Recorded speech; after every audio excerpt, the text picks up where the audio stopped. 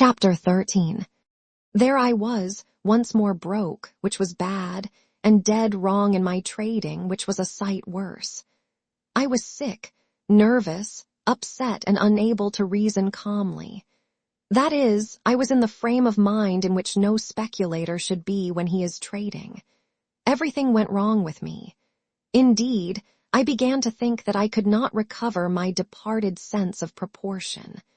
Having grown accustomed to swinging a big line, say, more than 100,000 shares of stock, I feared I would not show good judgment trading in a small way. It scarcely seemed worthwhile being right when all you carried was 100 shares of stock. After the habit of taking a big profit on a big line, I wasn't sure I would know when to take my profit on a small line. I can't describe to you how weaponless I felt.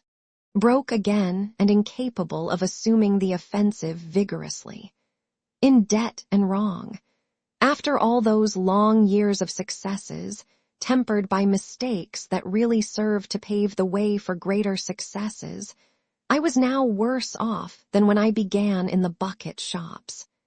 I had learned a great deal about the game of stock speculation, but I had not learned quite so much about the play of human weaknesses. There is no mind so machine-like that you can depend upon it to function with equal efficiency at all times. I now learned that I could not trust myself to remain equally unaffected by men and misfortunes at all times. Money losses have never worried me in the slightest, but 161 other troubles could and did. I studied my disaster in detail, and of course found no difficulty in seeing just where I had been silly. I spotted the exact time and place. A man must know himself thoroughly if he is going to make a good job out of trading in the speculative markets. To know what I was capable of in the line of folly was a long educational step. I sometimes think that no price is too high for a speculator to pay to learn that which will keep him from getting the swelled head. A great many smashes by brilliant men can be traced directly to the swelled head, an expensive disease everywhere to everybody, but particularly in Wall Street to a speculator. I was not happy in New York, feeling the way I did. I didn't want to trade because I wasn't in good trading trim. I decided to go away and seek a stake elsewhere. The change of scene could help me to find myself again, I thought. So once more I left New York, beaten by the game of speculation. I was worse than broke, since I owed over $100,000 spread among various brokers. I went to Chicago and there found a stake. It was not a very substantial stake, but that merely meant that I would need a little more time to win back my fortune. A house that I once had done business with had faith in my ability as a trader, and they were willing to prove it by allowing me to trade in their office in a small way.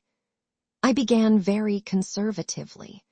I don't know how I might have fared had I stayed there, but one of the most remarkable experiences in my career cut short my stay in Chicago. It is an almost incredible story. One day I got a telegram from Lucius Tucker. I had known him when he was the office manager of a stock exchange firm that I had at times given some business to, but I had lost track of him. The telegram read, "Come to New York at once. Zell, Tucker."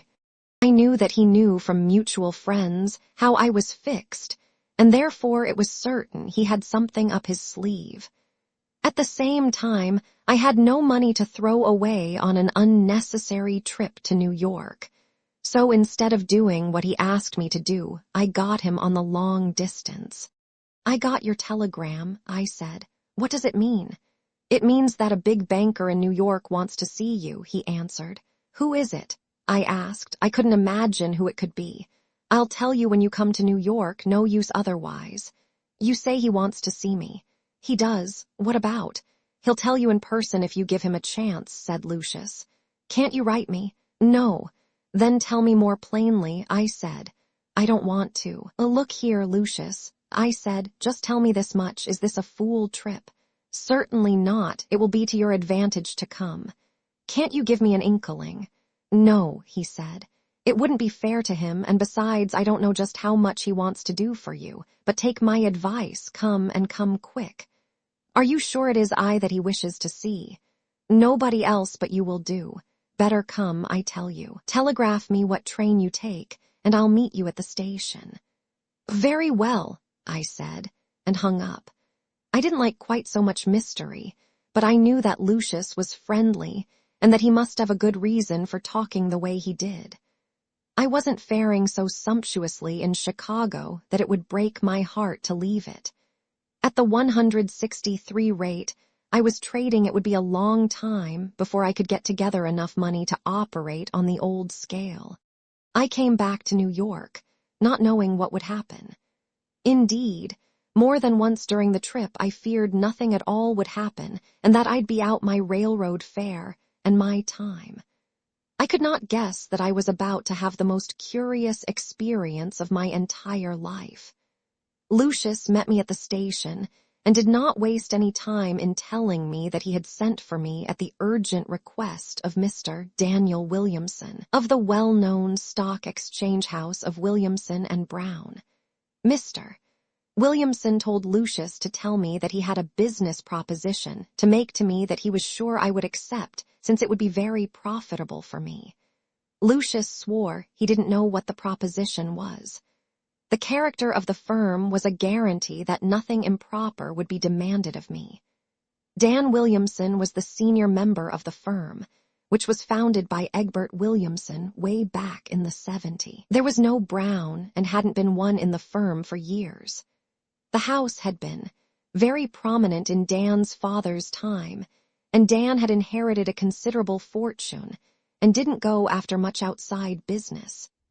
They had one customer who was worth 100 average customers, and that was Alvin Marquand, Williamson's brother-in-law, who in addition to being a director in a dozen banks and trust companies, was the president of the Great Chesapeake and Atlantic Railroad system. He was the most picturesque personality in the railroad world after James J. Hill, and was the spokesman and dominant member of the powerful banking coterie known as the Fort Dawson Gang. He was worth from $50 million to $500 million, the estimate depending upon the state of the speaker's liver. When he died, they found out that he was worth $250 million, all made in Wall Street. So you see he was some customer. Lucius told me he had just accepted a position with Williamson 164 and Brown, one that was made for him. He was supposed to be a sort of circulating general business getter. The firm was after a general commission business, and Lucius had induced Mr. Williamson to open a couple of branch offices, one in one of the big hotels uptown and the other in Chicago. I rather gathered that I was going to be offered a position in the latter place, possibly as office manager, which was something I would not accept. I didn't jump on Lucius because I thought I'd better wait until the offer was made before I refused it.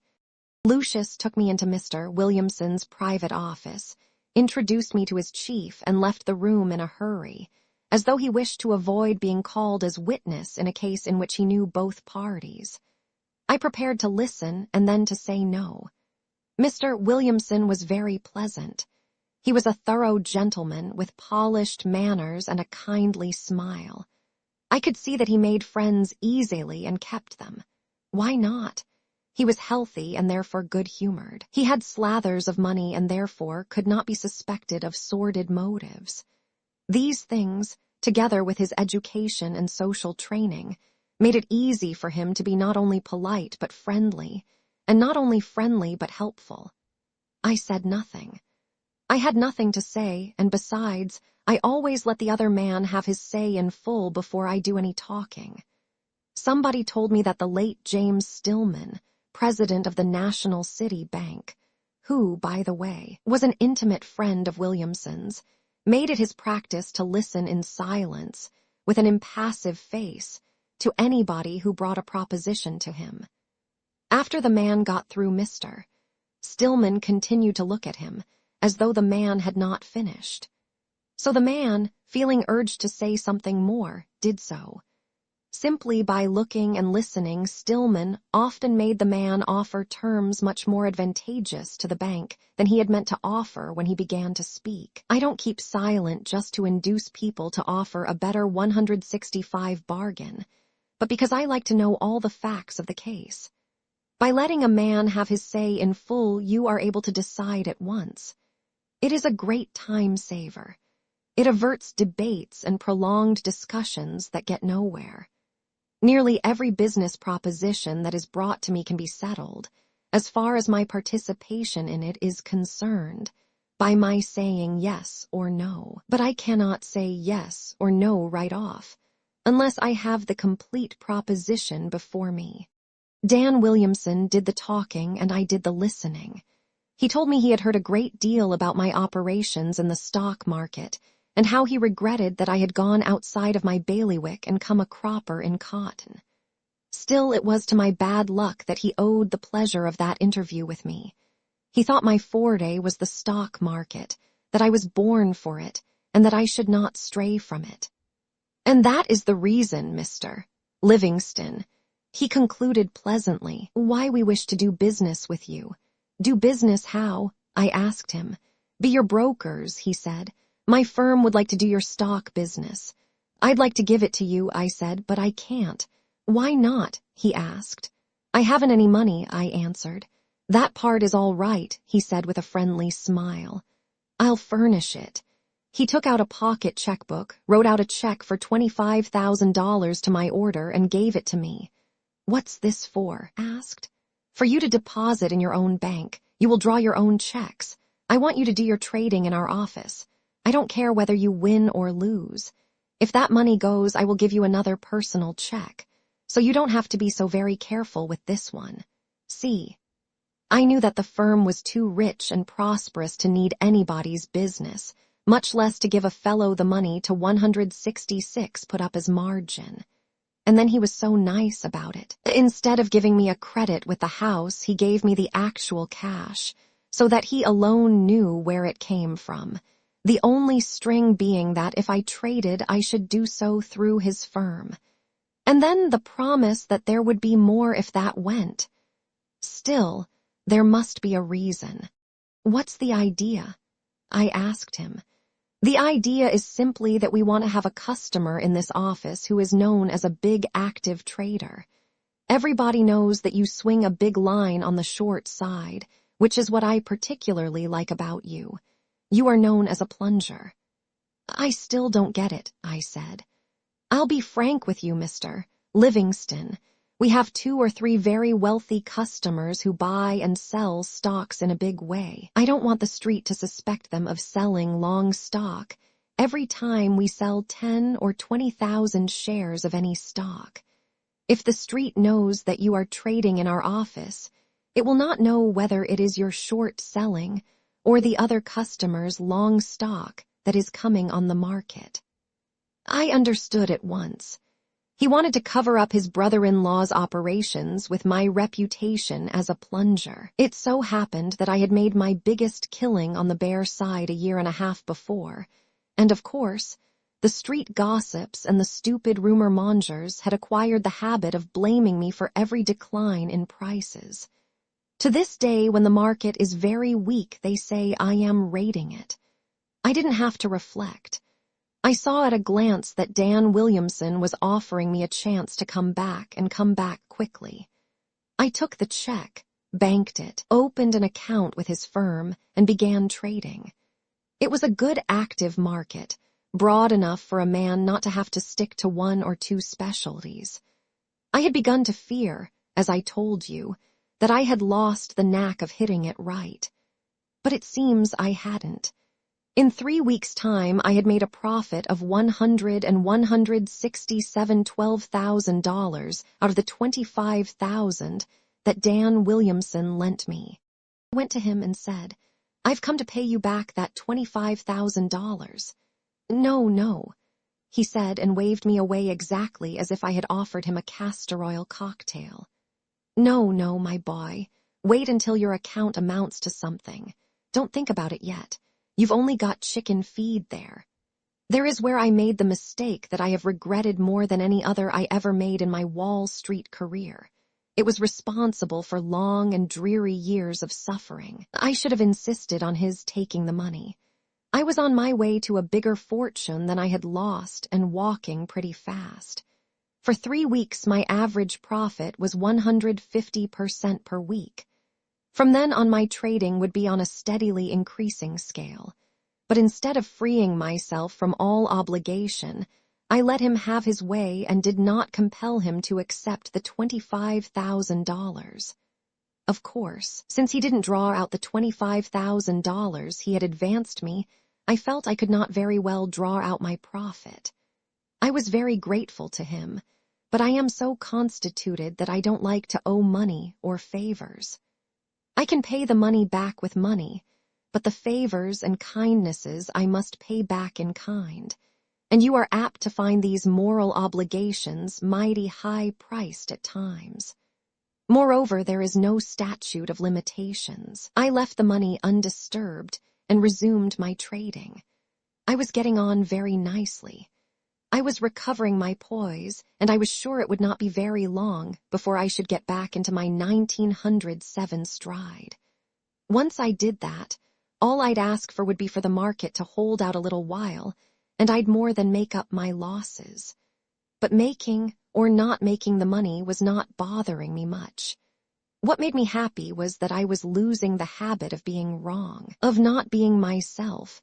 It had played havoc with me for months, but I had learned my lesson. Just about that time, I turned bare and I began to sell short several railroad stocks. Among them was Chesapeake and Atlantic. I think I put out a short line in it, about 8,000 shares. One morning, when I got downtown, Dan Williamson called me into his private office before the market opened and said to me, "Larry, don't do anything in Chesapeake and Atlantic just now. That was a bad play of yours, selling 8,000 short. I covered it for you this morning in London and went long." I was sure Chesapeake and Atlantic was going down. The tape told it to me quite plainly, and besides, I was bearish on the whole market, not violently or insanely bearish, but enough to feel comfortable with a moderate short line out. I said to Williamson, "What did you do that for? I am bearish on the whole market and they are all going lower." But he just shook his head and said, "I did it because I happen to know something about Chesapeake and Atlantic that you couldn't know. My advice to you is not to sell that stock short until I tell you it is safe to do so." What could I do? That wasn't an asinine tip. It was advice that came from the brother-in-law of the chairman of the board of directors. Dan was not only Alvin Marquand's closest friend, but he had been kind and generous to me. He had shown his faith in me and confidence in my word. I couldn't do less than to thank him, and so my feelings again won over my judgment and I gave in. To subordinate my judgment to his desires was the undoing of me. Gratitude is something a decent man can't help feeling, but it is for a fellow to keep it from completely tying him up. The first thing I knew, I not only had lost all my profit, but I owed the firm $150,000 besides. I felt pretty badly about it, but Dan told me not to worry. "I'll get you out of this hole," he promised. "I know I will, but I can only do it if you let me. You will have to stop doing business on your own hook. I can't be working for you 169 and then have you completely undo all my work in your behalf. Just lay off the market and give me a chance to make some money for you. Won't you, Larry?" Again, I ask you, what could I do? I thought of his kindliness, and I could not do anything that might be construed as lacking in appreciation. I had grown to like him. He was very pleasant and friendly. I remember that all I got from him was encouragement. He kept on assuring me that everything would come out okay. One day, perhaps 6 months later, he came to me with a pleased smile and gave me some credit slips. "I told you I would pull you out of that hole," he said, and I have. And then I discovered that not only had he wiped out the debt entirely, but I had a small credit balance besides. I think I could have run that up without much trouble, for the market was right, but he said to me, "I have bought you 10,000 shares of Southern Atlantic." That was another road controlled by his brother-in-law, Alvin Marquand, who also ruled the market destinies of the stock. When a man does for you what Dan Williamson did for me, you can't say anything but thank you, no matter what your market views may be. You may be sure you're right, but as Pat Hearn used to say, you can't tell till you bet. And Dan Williamson had bet for me, with his money. Well, Southern Atlantic went down and stayed down and I lost. I forget how much, on my 10,000 shares before Dan sold me out. I owed him more than ever, but you never saw a nicer or less importunate creditor in your life. Never a whimper from him. Instead, encouraging words and admonitions not to worry about it. In the end, the loss was made up for me in the same generous but mysterious way. He gave no details whatever. They were all numbered accounts.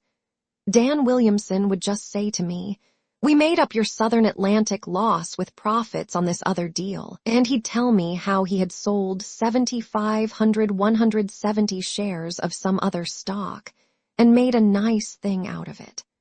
I can truthfully say that I never knew a blessed thing about those trades of mine until I was told that the indebtedness was wiped out. After that happened several times, I began to think, and I got to look at my case from a different angle. Finally, I tumbled. It was plain that I had been used by Dan Williamson. It made me angry to think it, but still angrier that I had not tumbled to it quicker. As soon as I had gone over the whole thing in my mind, I went to Dan Williamson, told him I was through with the firm, and I quit the office of Williamson and Brown. I had no words with him or any of his partners. What good would that have done me? But I will admit that I was sore, at myself quite as much as at Williamson and Brown. The loss of the money didn't bother me. Whenever I have lost money in the stock market, I have always considered that I have learned something, that if I have lost money, I have gained experience, so that the money really went for a tuition fee. A man has to have experience and he has to pay for it. But there was something that hurt a whole lot in that experience of mine in Dan Williamson's office, and that was the loss of a great opportunity. The money a man loses is nothing. He can make it up. But opportunities such as I had then do not come every day. The market, you see, had been a fine trading market. I was right. I mean, I was reading it accurately. The opportunity to make millions was there, but I allowed my gratitude to interfere with my play. I tied my own hands. I had to do what Dan Williamson in his kindness wished done. Altogether, it was more unsatisfactory than doing business with a relative. Bad business. And that wasn't the worst thing about it. It was that after that there was practically no opportunity for me to make big money. The market flattened out. Things drifted from bad to worse. I not only lost all I had but got into debt again, more heavily than ever. Those were long, lean years, 1911, 171, 1912, 1913, and 1914. There was no money to be made. The opportunity simply wasn't there, and so I was worse off than ever. It isn't uncomfortable to lose when the loss is not accompanied by a poignant vision of what might have been. That was precisely what I could not keep my mind from dwelling on, and of course it unsettled me further. I learned that the weaknesses to which a speculator is prone are almost numberless. It was proper for me as a man to act the way I did in Dan Williamson's office, but it was improper and unwise for me as a speculator to allow myself to be influenced by any consideration to act against my own judgment. Noblesse oblige, but not in the stock market, because the tape is not chivalrous and moreover does not reward loyalty. I realized that I couldn't have acted differently. I couldn't make myself over just because I wished to trade in the stock market. But business is business always, and my business as a speculator is to back my own judgment always. It was a very curious experience. I'll tell you what I think happened. Dan Williamson was perfectly sincere in what he told me when he first saw me. Every time his firm did a few thousand shares in any one stock, the street jumped at the conclusion that Alvin Marquand was buying or selling. He was the big trader of the office, to be sure, and he gave this firm all his business, and he was one of the best and biggest traders they have ever had in Wall Street. Well, I was to be used as a smoke screen, particularly for Marquand's selling. Alvin Marquand fell sick shortly after I went in. His ailment was early diagnosed as incurable, and Dan Williamson, of course, knew it long before Marquand himself did. That is why Dan covered my Chesapeake and Atlantic stock. He had begun to liquidate some of his brother-in-law's speculative holdings of that and other stocks. Of course, when Marquand died, the estate had to liquidate his speculative and semi-speculative lines, and by that time, we had run into a bear market. By tying me up the way he did, Dan was helping the estate a whole lot. I do not 172 speak boastfully when I say that I was a very heavy trader, and that I was dead right in my views on the stock market. I know that Williamson remembered my successful operations in the bear market of 1907, and he couldn't afford to run the risk of having me at large. Why? If I had kept on the way I was going, I'd have made so much money that by the time he was trying to liquidate part of Alvin Marquand's estate, I would have been trading in hundreds of thousands of shares. As an active bear, I would have done damage running into the millions of dollars to the Marquand heirs. For Alvin, left only a little over a couple of $100 million. It was much cheaper for them to let me get into debt, and then to pay off the debt, than to have me in some other office operating actively on the bear side. That is precisely what I would have been doing, but for my feeling that I must not be outdone in decency by Dan Williamson. I have always considered this the most interesting and most unfortunate of all my experiences as a stock operator. As a lesson, it cost me a disproportionately high price. It put off the time of my recovery several years. I was young enough to wait with patience for the strayed millions to come back. But 5 years is a long time for a man to be poor. Young or old, it is not to be relished. I could do without the yachts a great deal easier than I could without a market to come back on. The greatest opportunity of a lifetime was holding before my very nose the purse I had lost. I could not put out my hand and reach for it. A very shrewd boy, that Dan Williamson, as slick as they make them, far-sighted, ingenious, daring. He is a thinker, has imagination, detects the vulnerable spot in any man, and can plan cold-bloodedly to hit it. He did his own sizing up and soon doped out just what to do to me in order to reduce me to complete inoffensiveness in the market. He did not actually do me out of any money. On the contrary, he was to all appearances extremely nice about it. He loved his sister, Mrs. Marquand, and he did his duty toward her as he saw it. Chapter 14. It has always rankled in my mind that after I left Williamson and Brown's office, the cream was off the market. We ran smack into a long, moneyless period, 4 mighty lean years. There was not a penny to be made. As Billy Henriquez once said, it was the kind of market in which not even a skunk could make a cent. It looked to me as though I was in Dutch with destiny. It might have been the plan of Providence to chasten me, but really I had not been filled with such pride as called for a fall. I had not committed any of those speculative sins which a trader must expiate on the debtor side of the account. I was not guilty of a typical sucker play. What I had done, or, rather, what I had left undone, was something for which I would have received praise and not blame. North of 42nd Street, in Wall Street, it was absurd and costly. But by far the worst thing about it was the tendency it had to make a man a little less inclined to permit himself human feelings in the ticker district. I left Williamson's and tried other brokers' offices. In every one of them, I lost money. It served me right, because I was trying to force the market into giving me what it didn't have to give, to wit, opportunities for making money. I did not find any trouble in getting credit, because those who knew me had faith in me. You can get an idea of how strong their confidence was when I tell you that when I finally stopped trading on credit, I owed well over $1 million. The trouble was not that I had lost my grip, but that during those 4 wretched years, the opportunities for making money simply didn't exist. Still, I plugged along, trying to make a stake and succeeding only in increasing my indebtedness. After I ceased trading on my own hook, because I wouldn't owe my friends any more money, I made a living handling accounts for people who believed I knew the game well enough to beat it even in a dull market. For my services, I received a percentage of the profits, when there were any. That is how I lived. Well, say that is how I sustained life.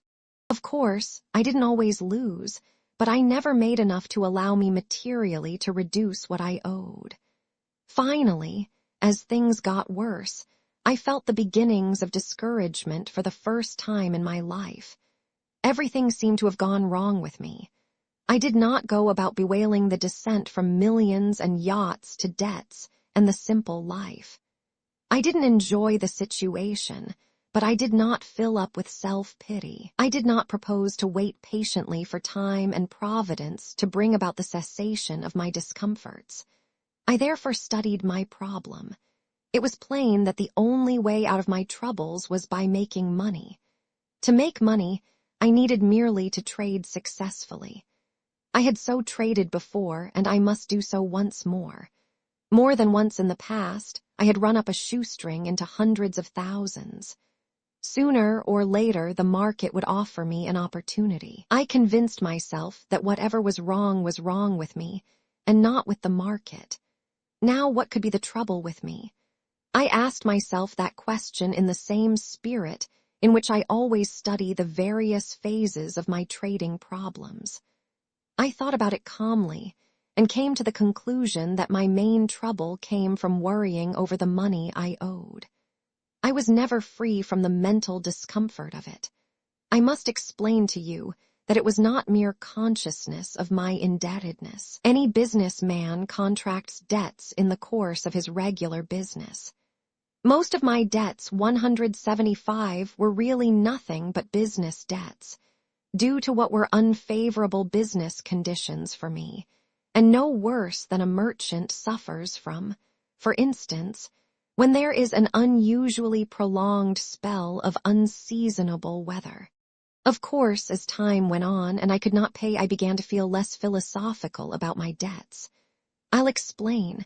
I owed over $1 million, all of its stock market losses, remember. Most of my creditors were very nice and didn't bother me, but there were 2 who did bedevil me. They used to follow me around. Every time I made a winning, each of them was Johnny on the spot, wanting to know all about it and insisting on getting theirs right off. One of them, to whom I owed $800, threatened to sue me, seize my furniture, and so forth. I can't conceive why he thought I was concealing assets, unless it was that I didn't quite look like a stage hobo about to die of destitution. As I studied the problem, I saw that it wasn't a case that called for reading the tape, but for reading my own self. I quite cold-bloodedly reached the conclusion that I would never be able to accomplish anything useful so long as I was worried, and it was equally plain that I should be worried so long as I owed money. I mean, as long as any creditor had the power to vex me or to interfere with my coming back by insisting upon being paid before I could get a decent stake together. This was all so obviously true that I said to myself, I must go through bankruptcy. What else could relieve my mind? It sounds both easy and sensible, doesn't it? But it was more than unpleasant, I can tell you. I hated to do it. I hated to put myself in a position to be misunderstood or misjudged. I myself never cared much for money. I never thought enough of it to consider it worthwhile lying for, but I knew that everybody didn't feel that way. Of course, I also knew that if I got on my feet again, I'd pay everybody off, for the obligation remained. But unless I was able to 176 trade in the old way, I'd never be able to pay back that million. I nerved myself and went to see my creditors. It was a mighty difficult thing for me to do, for all that most of them were personal friends or old acquaintances. I explained the situation quite frankly to them. I said, "I am not going to take this step because I don't wish to pay you, but because, in justice to both myself and you, I must put myself in a position to make money. I have been thinking of this solution off and on for over 2 years, but I simply didn't have the nerve to come out and say so frankly to you. It would have been infinitely better for all of us if I had. It all simmers down to this.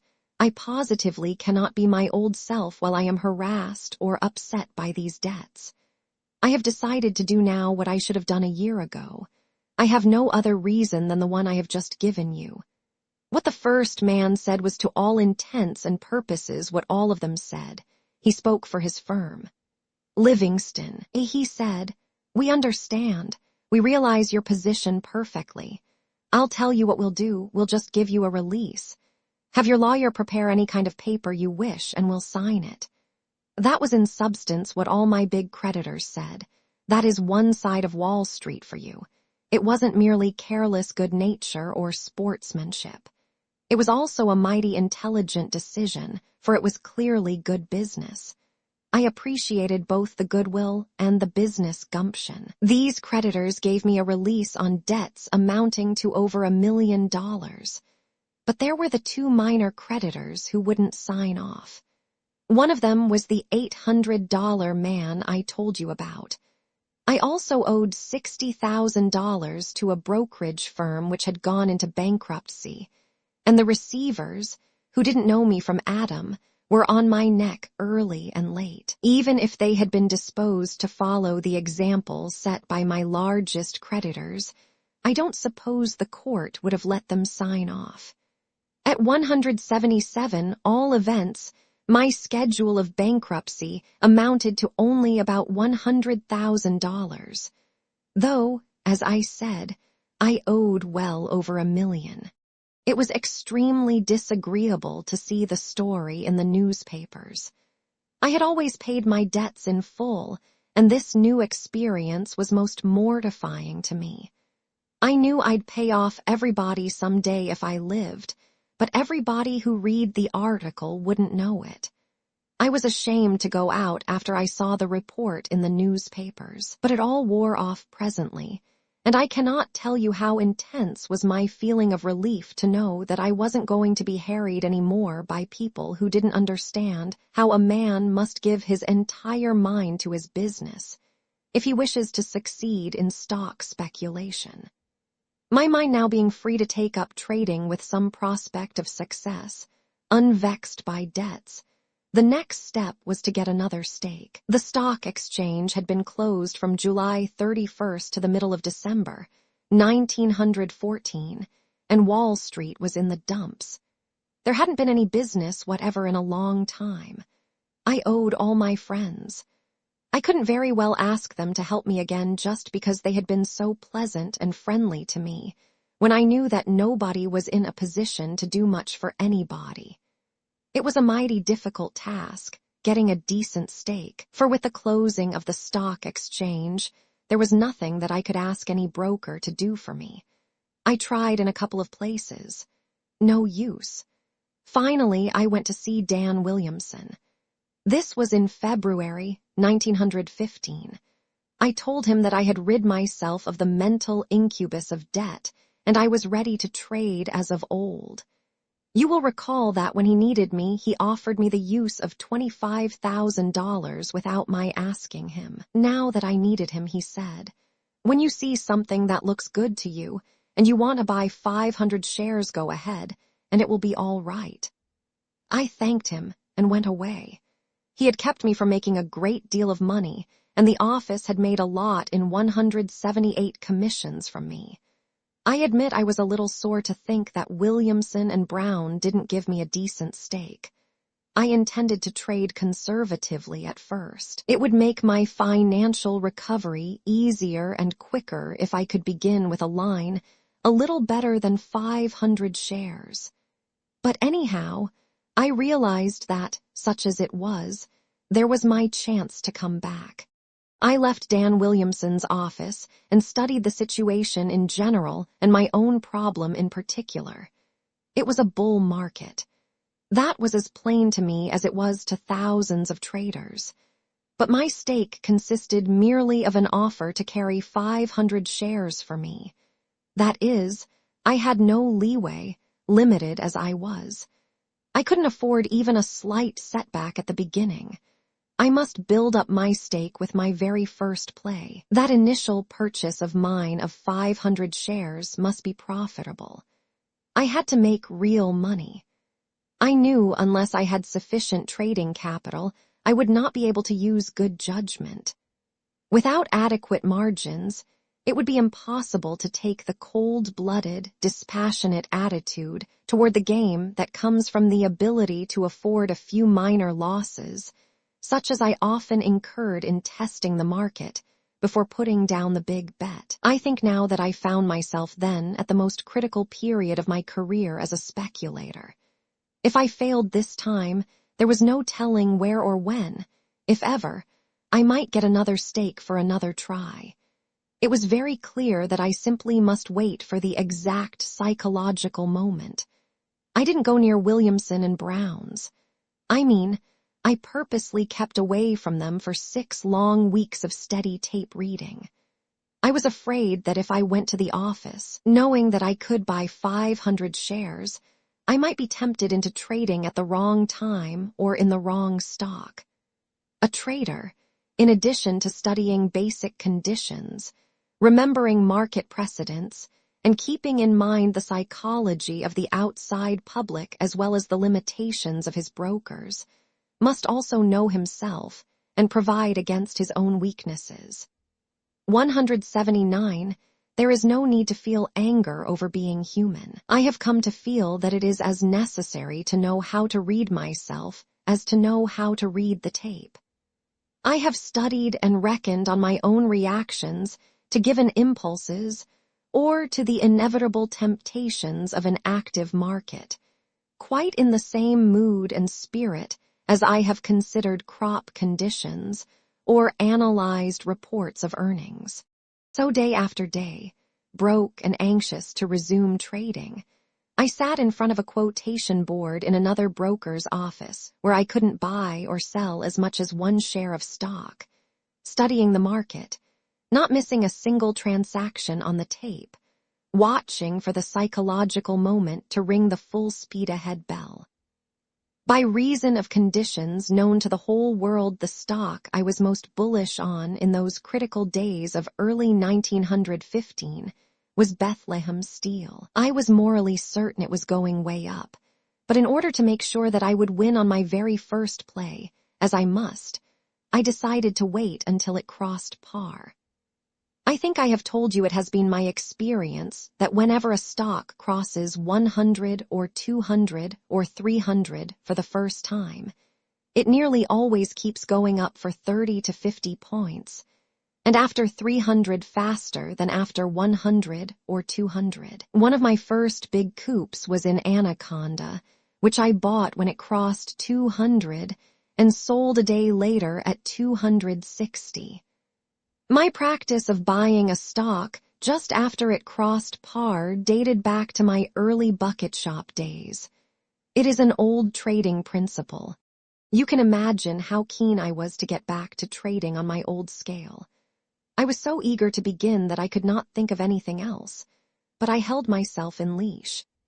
I saw Bethlehem Steel climb, every day, higher and higher, as I was sure it would, and yet there I was checking my impulse to run over to Williamson and Brown's office and buy 500 shares. I knew I simply had to make my initial operation as nearly a cinch as was humanly possible. Every point that stock went up meant $500, 180, I had not made. The first 10 points advance meant that I would have been able to pyramid, and instead of 500 shares, I might now be carrying 1,000 shares that would be earning for me $1,000 a point.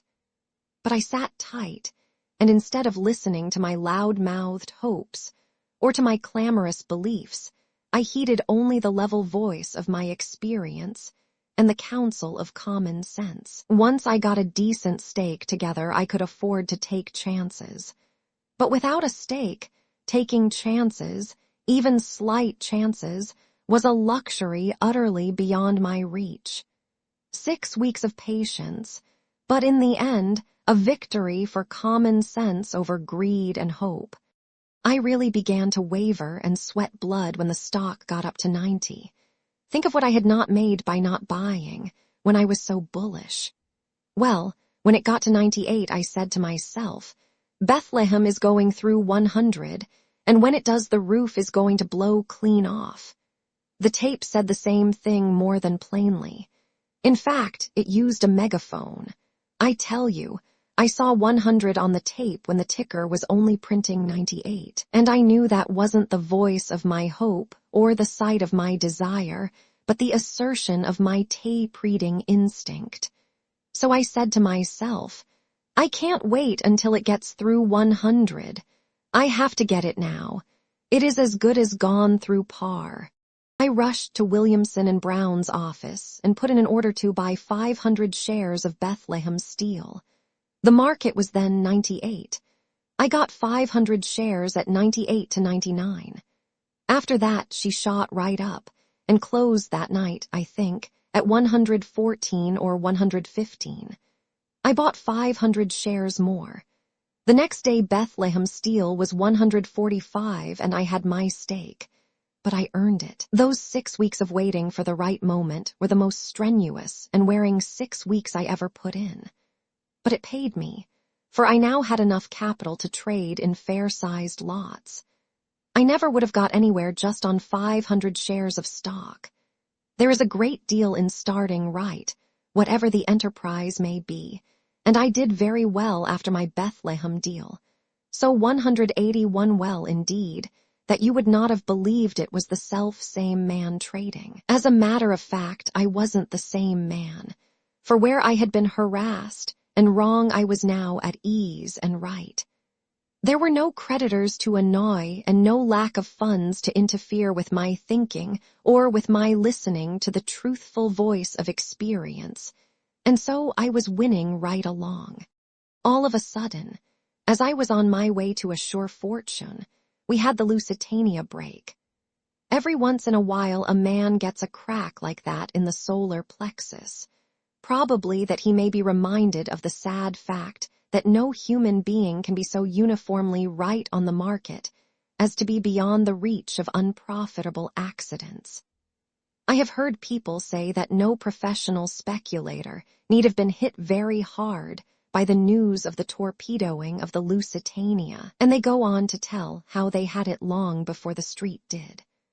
I was not clever enough to escape by means of advance information, and all I can tell you is that on account of what I lost through the Lusitania break and 1 or 2 other reverses that I wasn't wise enough to foresee, I found myself at the end of 1915 with a balance at my broker's of about $140,000. That was all I actually made, though I was consistently right on the market throughout the greater part of the year. I did much better during the following year. I was very lucky. I was rampantly bullish in a wild bull market. Things were certainly coming my way so that there wasn't anything to do but to make money. It made me remember a saying of the late H.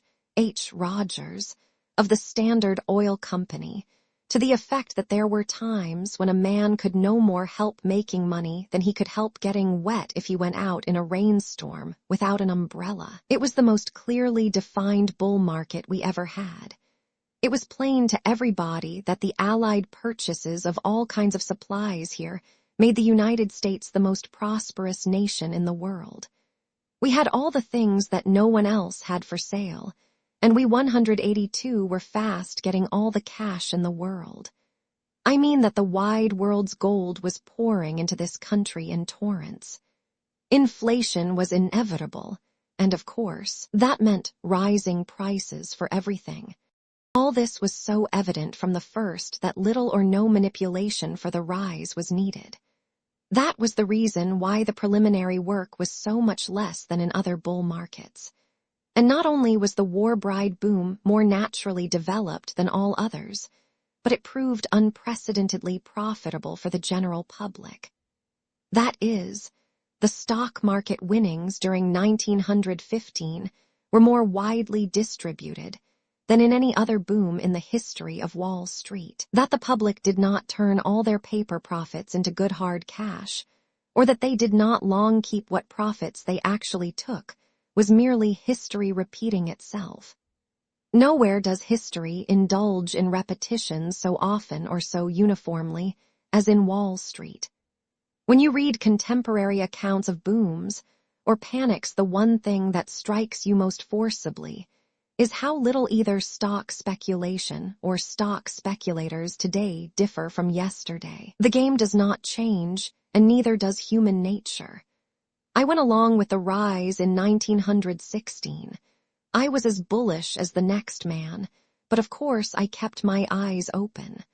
I knew, as everybody did, that there must be an end, and I was on the watch for warning signals. I wasn't particularly interested in guessing from which quarter the tip would come, and so I didn't stare at just one spot. I was not, and I never have felt that I was, wedded indissolubly to one or the other side of the market. That a bull market has added to my bank account, or a bear market has been particularly generous, I do not consider sufficient reason for sticking to the bull or the bear side after I receive the get-out warning. A man does not swear eternal allegiance to either the bull or the bear side. His concern lies with being right. And there is another thing to remember, and that is that a market does not culminate in one grand blaze of glory. 183 neither does it end with a sudden reversal of form. A market can and does often cease to be a bull market long before prices generally begin to break. My long-expected warning came to me when I noticed that, one after another, those stocks which had been the leaders of the market reacted several points from the top, and for the first time in many months, did not come back. Their race evidently was run, and that clearly necessitated a change in my trading tactics. It was simple enough. In a bull market, the trend of prices, of course, is decidedly and definitely upward. Therefore, whenever a stock goes against the general trend, you are justified in assuming that there is something wrong with that particular stock. It is enough for the experienced trader to perceive that something is wrong. He must not expect the tape to become a lecturer. His job is to listen for it to say, "Get out," and not wait for it to submit a legal brief for approval. As I said before, I noticed that stocks which had been the leaders of the wonderful advance had ceased to advance. They dropped 6 or 7 points and stayed there. At the same time, the rest of the market kept on advancing under new standard bearers. Since nothing wrong had developed with the companies themselves, the reason had to be sought elsewhere.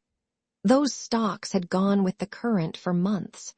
When they ceased to do so, though the bull tide was still running strong, it meant that, for those particular stocks, the bull market was over. For the rest of the list, the tendency was still decidedly upward. There was no need to be perplexed into inactivity, for there were really no cross currents. I did not turn bearish on the market then, because the tape didn't tell me to do so. The end of the bull market had not come, though it was within hailing distance. Pending its arrival, there was still bull money to be made. Such being the case, I merely turned bearish on the stocks which had stopped advancing, And as 184 the rest of the market had rising power behind it, I both bought and sold. The leaders that had ceased to lead I sold. I put out a short line of 5,000 shares in each of them, and then I went long of the new leaders. The stocks I was short of didn't do much, but my long stocks kept on rising. When finally these in turn ceased to advance, I sold them out and went short, 5,000 shares of each. By this time I was more bearish than bullish, because obviously the next big money was going to be made on the downside. While I felt certain that the bear market had really begun before the bull market had really ended, I knew the time for being a rampant bear was not yet. There was no sense in being more royalist than the king, especially in being so too soon. The tape merely said that patrolling parties from the main bear army had dashed by. Time to get ready. I kept on both buying and selling, until after about a month's trading I had out a short line of 60,000 shares. 5,000 shares, each in a dozen different stocks, which earlier in the year had been the public's favorites, because they had been the leaders of the great bull market. It was not a very heavy line, but don't forget that neither was the market definitely bearish. Then one day the entire market became quite weak, and prices of all stocks began to fall. When I had a profit of at least 4 points in each and every one of the 12 stocks that I was short of, I knew that I was right. The tape told me it was now safe to be bearish, so I promptly doubled up. I had my position. I was short of stocks in a market that now was plainly a bear market. There wasn't any need for me to push things along. The market was bound to go my way, and knowing that, I could afford to wait. After I doubled up, I didn't make another trade for a long time. About 7 weeks after I put out my full line, we had the famous leak, and stocks broke badly. It was said that somebody had advance news from Washington that President 185 Wilson was going to issue a message that would bring back the dove of peace to Europe in a hurry. Of course, the war bride boom was started and kept up by the World War, and peace was a bare item. When one of the cleverest traders on the floor was accused of profiting by advance information, he simply said he had sold stocks not on any news, but because he considered that the bull market was overripe. I myself had doubled my line of shorts 7 weeks before. On the news, the market broke badly, and I naturally covered. It was the only play possible. When something happens on which you did not count when you made your plans, it behooves you to utilize the opportunity that a kindly fate offers you. For one thing, on a bad break like that you have a big market, one that you can turn around in, and that is the time to turn your paper profits into real money. Even in a bear market, a man cannot always cover 120,000 shares of stock without putting up the price on himself. He must wait for the market that will allow him to buy that much at no damage to his profit as it stands him on paper. I should like to point out that I was not counting on that particular break at that particular time for that particular reason. But, as I have told you before, my experience of 30 years as a trader is that such accidents are usually along the line of least resistance on which I base my position in the market.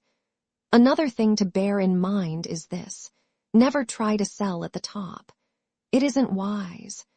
Sell after a reaction if there is no rally. I cleared about $3 million in 1916 by being bullish as long as the bull market lasted, and then by being bearish when the bear market started. As I said before, a man does not have to marry one side of the market till death do them part. That winter I went south, to Palm Beach, as I usually do for a vacation, because I am very fond of saltwater fishing. 186 I was short of stocks and wheat, and both lines showed me a handsome profit. There wasn't anything to annoy me, and I was having a good time. Of course, Unless I go to Europe, I cannot really be out of touch with the stock or commodities markets. For instance, in the Adirondacks, I have a direct wire from my broker's office to my house. In Palm Beach, I used to go to my broker's branch office regularly. I noticed that cotton, in which I had no interest, was strong and rising.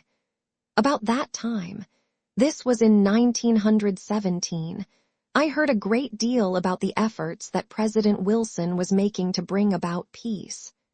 The reports came from Washington, both in the shape of press dispatches and private advice to friends in Palm Beach. That is the reason why one day I got the notion that the course of the various markets reflected confidence in Mr. Wilson's success. With peace supposedly close at hand, stocks and wheat ought to go down and cotton up. I was all set as far as stocks and wheat went, but I had not done anything in cotton in some time. At 2:20 that afternoon I did not own a single bale, but at 2:25 my belief that peace was impending made me buy 15,000 bales as a starter. I proposed to follow my old system of trading, that is, of buying my full line, which I have already described to you. That very afternoon, after the market closed, we got the unrestricted warfare note.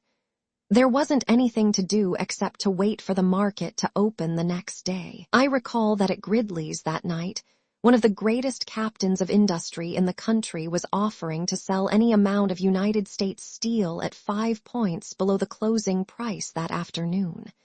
There were several Pittsburgh millionaires within hearing. Nobody took the big man's offer. They knew there was bound to be a whopping big break at the opening. Sure enough, the next morning the stock and commodity markets were in an uproar, as you can imagine. Some stocks opened 8 points below the previous night's close. To me, 187, that meant a heaven-sent opportunity to cover all my shorts profitably. As I said before, in a bear market, it is always wise to cover if complete demoralization suddenly develops. That is the only way, if you swing a good-sized line, of turning a big paper profit into real money both quickly and without regrettable reductions. For instance, I was short 50,000 shares of United States Steel alone. Of course, I was short of other stocks, and when I saw I had the market to cover in, I did. My profits amounted to about $1.5 million. It was not a chance to disregard. Cotton, of which I was long 15,000 bales, bought in the last half hour of the trading the previous afternoon, opened down 500 points. Some break. It meant an overnight loss of $375,000. While it was perfectly clear that the only wise play in stocks and wheat was to cover on the break, I was not so clear as to what I ought to do in cotton. There were various things to consider, and while I always take my loss the moment I am convinced I am wrong, I did not like to take that loss that morning. Then I reflected that I had gone south to have a good time fishing, instead of perplexing myself over the course of the cotton market. And moreover, I had taken such big profits in my wheat and in stocks that I decided to take my loss in cotton. I would figure that my profit had been a little more than 1 million instead of over 1.5 million. It was all a matter of bookkeeping, as promoters are apt to tell you when you ask too many questions. If I hadn't bought that cotton just before the market closed the day before, I would have saved that $400,000. It shows you how quickly a man may lose big money on a moderate line. My main position was absolutely correct, and I benefited by an accident of a nature diametrically opposite to the considerations that led me to take the position I did in stocks and wheat. Observe, please, that the speculative line of least resistance again demonstrated 188 its value to a trader. Prices went as I expected, notwithstanding the unexpected market factor introduced by the German note. If things had turned out as I had figured, I would have been 100% right in all three of my lines, for with peace stocks and wheat would have gone down and cotton would have gone kiting up. I would have cleaned up in all three. Irrespective of peace or war, I was right in my position on the stock market and in wheat, and that is why the unlooked-for event helped. In cotton, I based my play on something that might happen outside of the market. That is, I bet on Mr. Wilson's success in his peace negotiations. It was the German military leaders who made me lose the cotton bet. When I returned to New York early in 1917, I paid back all the money I owed, which was over $1 million. It was a great pleasure to me to pay my debts. I might have paid it back a few months earlier, but I didn't for a very simple reason. I was trading actively and successfully, and I needed all the capital I had. I owed it to myself, as well as to the men I considered my creditors, to take every advantage of the wonderful markets we had in 1915 and 1916. I knew that I would make a great deal of money, and I wasn't worrying, because I was letting them wait a few months longer for money many of them never expected to get back. I did not wish to pay off my obligations in driblets or to one man at a time, but in full to all at once. So as long as the market was doing all it could for me, I just kept on trading on as big a scale as my resources permitted. I wished to pay interest, but all those creditors who had signed releases positively refused to accept it. The man I paid off the last of all was the chap I owed the $800 to, who had made my life a burden and had upset me until I couldn't trade. I let him wait until he heard that I had paid off all the others. Then he got his money. I wanted to teach him to be considerate the next time somebody owed him a few hundreds, and that is how I came back. After I paid off my debts in full, I put a pretty fair amount into annuities. I made up my mind I wasn't going to be strapped and uncomfortable and minus a stake ever again. Of course, after I married, I put some money in trust for my wife. And after the boy came, I put some in trust for him. The reason I did this was not alone the fear that the stock market might take it away from me, but because I knew that a man will spend anything he can lay his hands on. By doing what I did, my wife and child are safe from me. More than one man I know has done the same thing, but has coaxed his wife to sign off when he needed the money, and he has lost it. But I have fixed it up so that no matter what I want or what my wife wants, that trust holds. It is absolutely safe from all attacks by either of us, safe from my market needs, safe even from a devoted wife's love. I'm taking no chances. Chapter 15. Among the hazards of speculation, the happening of the unexpected, I might even say of the unexpectable, ranks high. There are certain chances that the most prudent man is justified in taking, chances that he must take if he wishes to be more than a mercantile mollusk. Normal business hazards are no worse than the risks a man runs when he goes out of his house into the street or sets out on a railroad journey. When I lose money by reason of some development which nobody could foresee, I think no more vindictively of it than I do of an inconveniently timed storm. Life itself, from the cradle to the grave, is a gamble, and what happens to me because I do not possess the gift of second sight I can bear undisturbed. But there have been times in my career as a speculator when I have both been right and played square, and nevertheless I have been cheated out of my earnings by the sordid unfairness of unsportsmanlike opponents. Against misdeeds by crooks, cowards, and crowds, a quick-thinking or far-sighted businessman can protect himself. I have never gone up against downright dishonesty, except in a bucket shop or two, because even their honesty was the best policy. The big money was in being square and not in welshing. I have never thought it good business to play any game in any place where it was necessary to keep an eye on the dealer, because he was likely to cheat if unwatched. But against the whining welsher, the decent man is powerless. Fair play is fair play. I could tell you a dozen instances, 191, where I have been the victim of my own belief in the sacredness of the pledged word or of the inviolability of a gentleman's agreement. I shall not do so because no useful purpose can be served thereby. Fiction writers, clergymen and women are fond of alluding to the floor of the stock exchange as a boodler's battlefield and to Wall Street's daily business as a fight. It is quite dramatic but utterly misleading. I do not think that my business is strife and contest. I never fight either individuals or speculative cliques. I merely differ in opinion, that is, in my reading of basic conditions. What playwrights call battles of business are not fights between human beings. They are merely tests of business vision. I try to stick to facts and facts only and govern my actions accordingly. That is Bernard M. Baruch's recipe for success in wealth winning. Sometimes I do not see the facts, all the facts, clearly enough or early enough, or else I do not reason logically. Whenever any of these things happen, I lose. I am wrong, and it always costs me money to be wrong. No reasonable man objects to paying for his mistakes. There are no preferred creditors in mistake-making, and no exceptions or exemptions.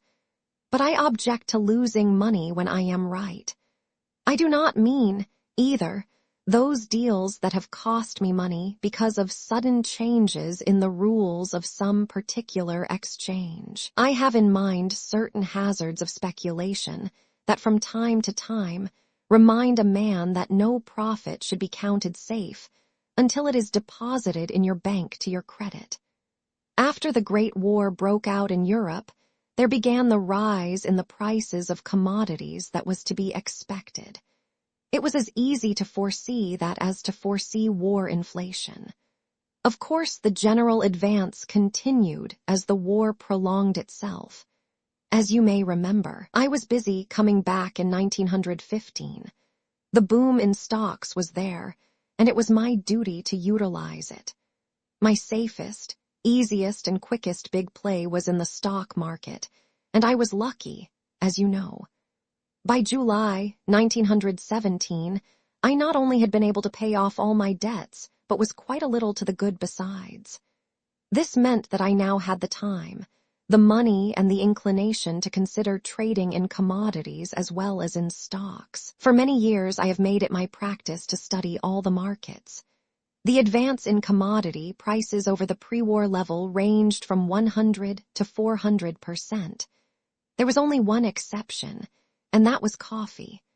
Of course, there was a reason for this. The breaking out of the war meant the closing up of European markets, and huge cargoes were sent to this country, which was the one big market. That led in time to an enormous surplus of raw coffee here, and that, in turn, kept the price low. Why, when I first began to consider its speculative possibilities, coffee was actually selling below pre-war prices. If the reasons for this anomaly were plain, no less plain was it that the active and increasingly efficient operation by the German and Austrian submarines must mean an appalling reduction in the number of ships available for commercial purposes. This eventually, in turn, must lead to dwindling imports of coffee. With reduced receipts and an unchanged consumption, the surplus stocks must be absorbed. And when that happened, the price of coffee must do what the prices of all other commodities had done, which was go way up. It didn't require a Sherlock Holmes to size up the situation. Why everybody did not buy coffee, I cannot tell you. When I decided to buy it, I did not consider it a speculation. It was much more of an investment. I knew it would take time to cash in, but I knew also that it was bound to yield a good profit. That made it a conservative investment operation, a banker's act rather than a gambler's play. I started my buying operations in the winter of 1917. I took quite a lot of coffee. The market, however, did nothing to speak of. It continued inactive, and as for the price, it did not go up as I had expected. The outcome of it all was that I simply carried my line to no purpose for 9 long months. 193, my contracts expired then, and I sold out all my options. I took a whopping big loss on that deal, and yet I was sure my views were sound. I had been clearly wrong in the matter of time, but I was confident that coffee must advance as all commodities had done, so that no sooner had I sold out my line than I started in to buy again. I bought 3 times as much coffee as I had so unprofitably carried during those 9 disappointing months.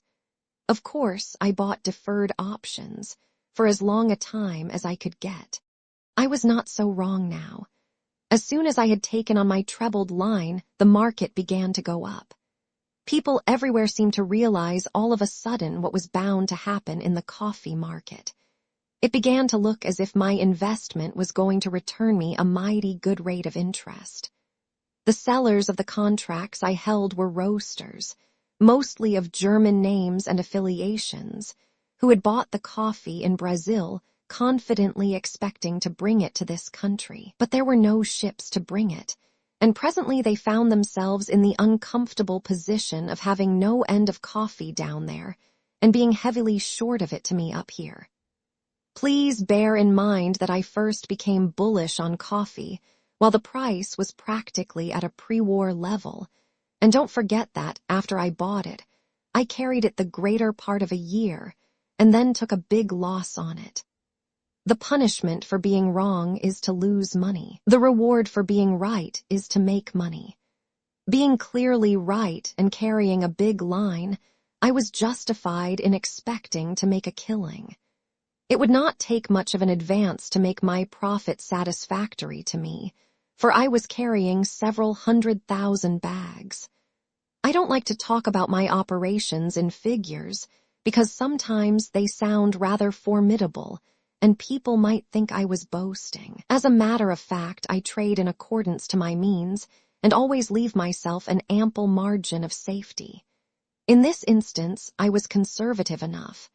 The reason I bought options so freely was because I couldn't see 194 how I could lose. Conditions were in my favor. I had been made to wait a year, but now I was going to be paid both for my waiting and for being right.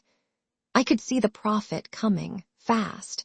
There wasn't any cleverness about it. It was simply that I wasn't blind. Coming sure and fast, that profit of millions, but it never reached me.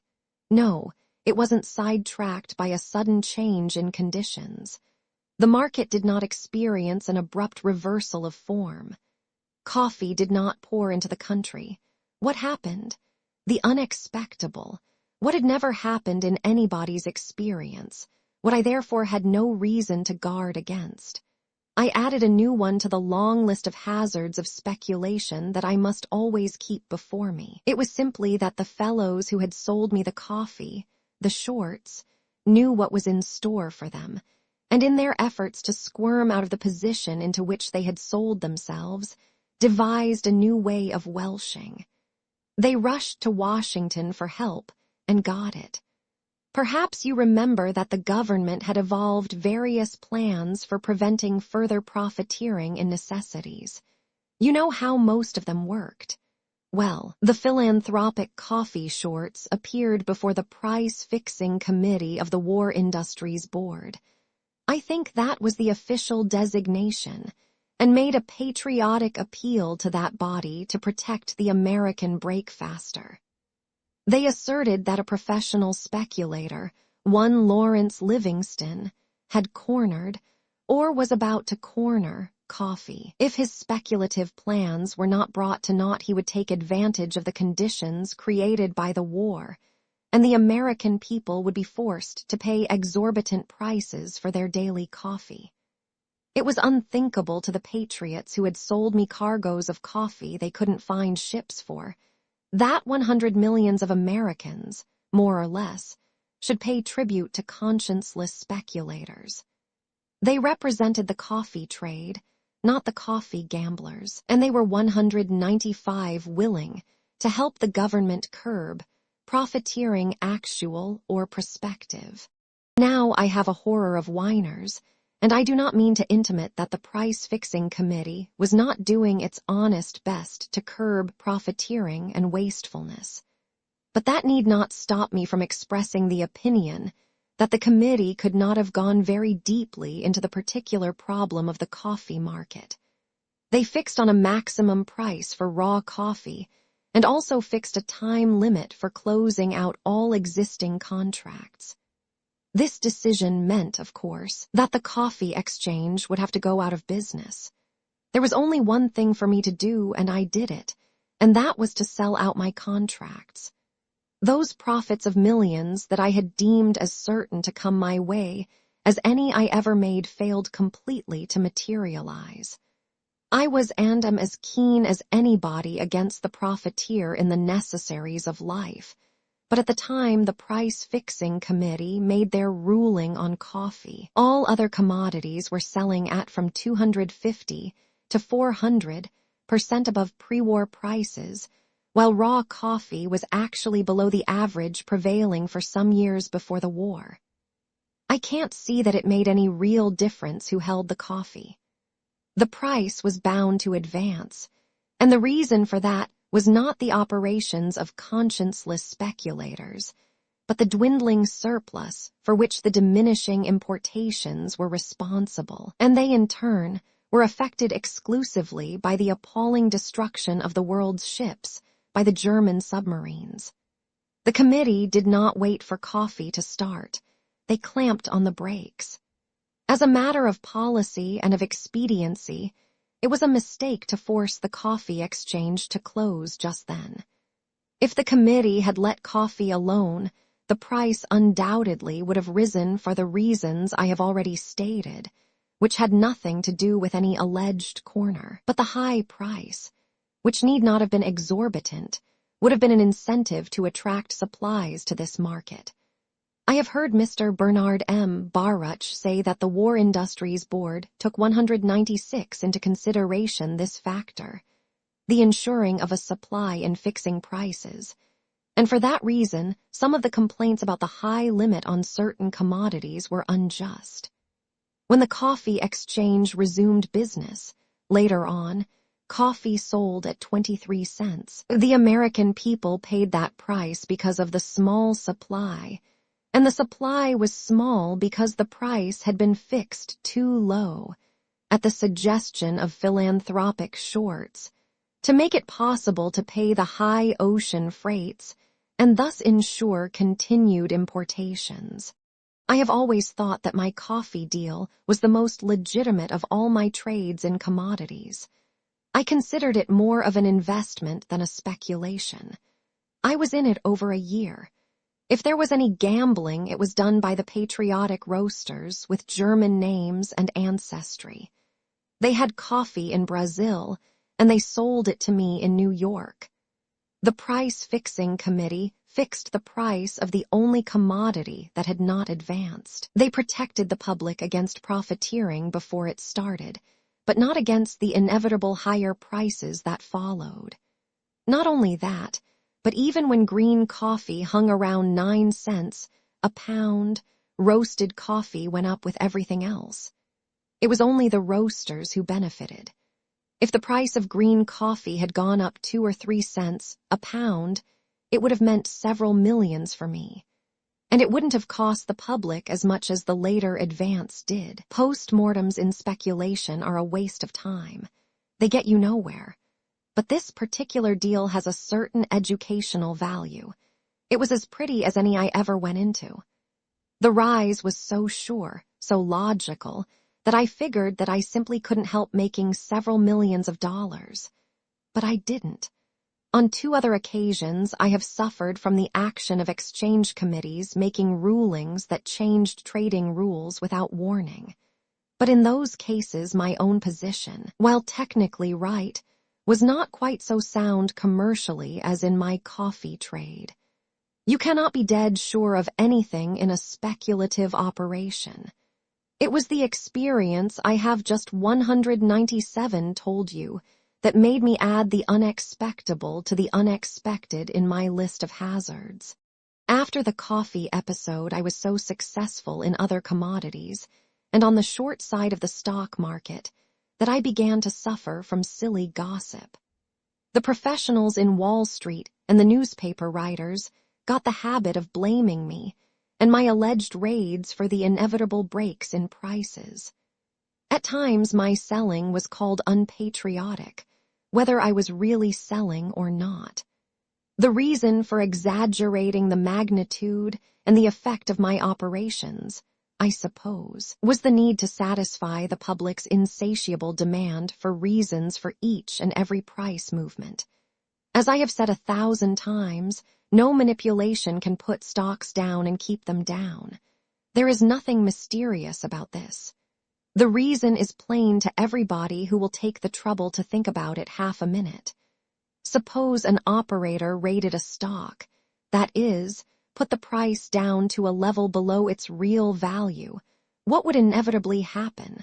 Why, the rater would at once be up against the best kind of inside buying. The people who know what a stock is worth will always buy it when it is selling at bargain prices. If the insiders are not able to buy, it will be because general conditions are against their free command of their own resources, and such conditions are not bull conditions. When people speak about raids, the inference is that the raids are unjustified, almost criminal, but selling a stock down to a price much below what it is worth is mighty dangerous business. It is well to bear in mind that a rated stock that fails to rally is not getting much inside buying, and where there is a raid, that is, unjustified short selling, there is usually apt to be inside buying, and when there is that, the price does not stay down. I should say that in 99 cases out of 100, so-called raids are really legitimate declines, accelerated at times, but not primarily caused by the operations of a professional trader, however big a line he may be able to swing. The theory that most of the sudden declines or particular sharp breaks are the results of some plunger's operations probably was invented as an easy way of supplying reasons to those speculators, who, being nothing but blind gamblers, will believe anything that is told them rather than do a little thinking. The raid excuse for losses that unfortunate speculators so often receive from brokers and financial gossipers is really an inverted tip. The difference lies in this. A bear tip is distinct, positive advice to sell short, but the inverted tip, that is, the explanation that does not explain, serves merely to keep you from wisely selling short. The natural tendency when a stock breaks badly is to sell it. There is a reason, an unknown reason but a good reason, therefore get out. But it is not wise to get out when the break is the result of a raid by an operator, because the moment he stops, the price must rebound. Inverted tips. Chapter 16. Tips, how people want tips. They crave not only to get them, but to give them. There is greed involved and vanity. It is very amusing at times to watch really intelligent people fish for them. And the tip giver need not hesitate about the quality, for the tip seeker is not really after good tips, but after any tip. If it makes good, fine. If it doesn't, better luck with the next. I am thinking of the average customer of the average commission house. There is a type of promoter or manipulator that believes in tips first, last, and all the time. A good flow of tips is considered by him as a sort of sublimated publicity work, the best merchandising dope in the world. For, since tip seekers and tip takers are invariably tip passers, tip broadcasting becomes a sort of endless chain advertising. The tipster promoter labors under the delusion that no human being breathes who can resist a tip if properly delivered. He studies the art of handing them out artistically. I get tips by the hundreds every day from all sorts of people.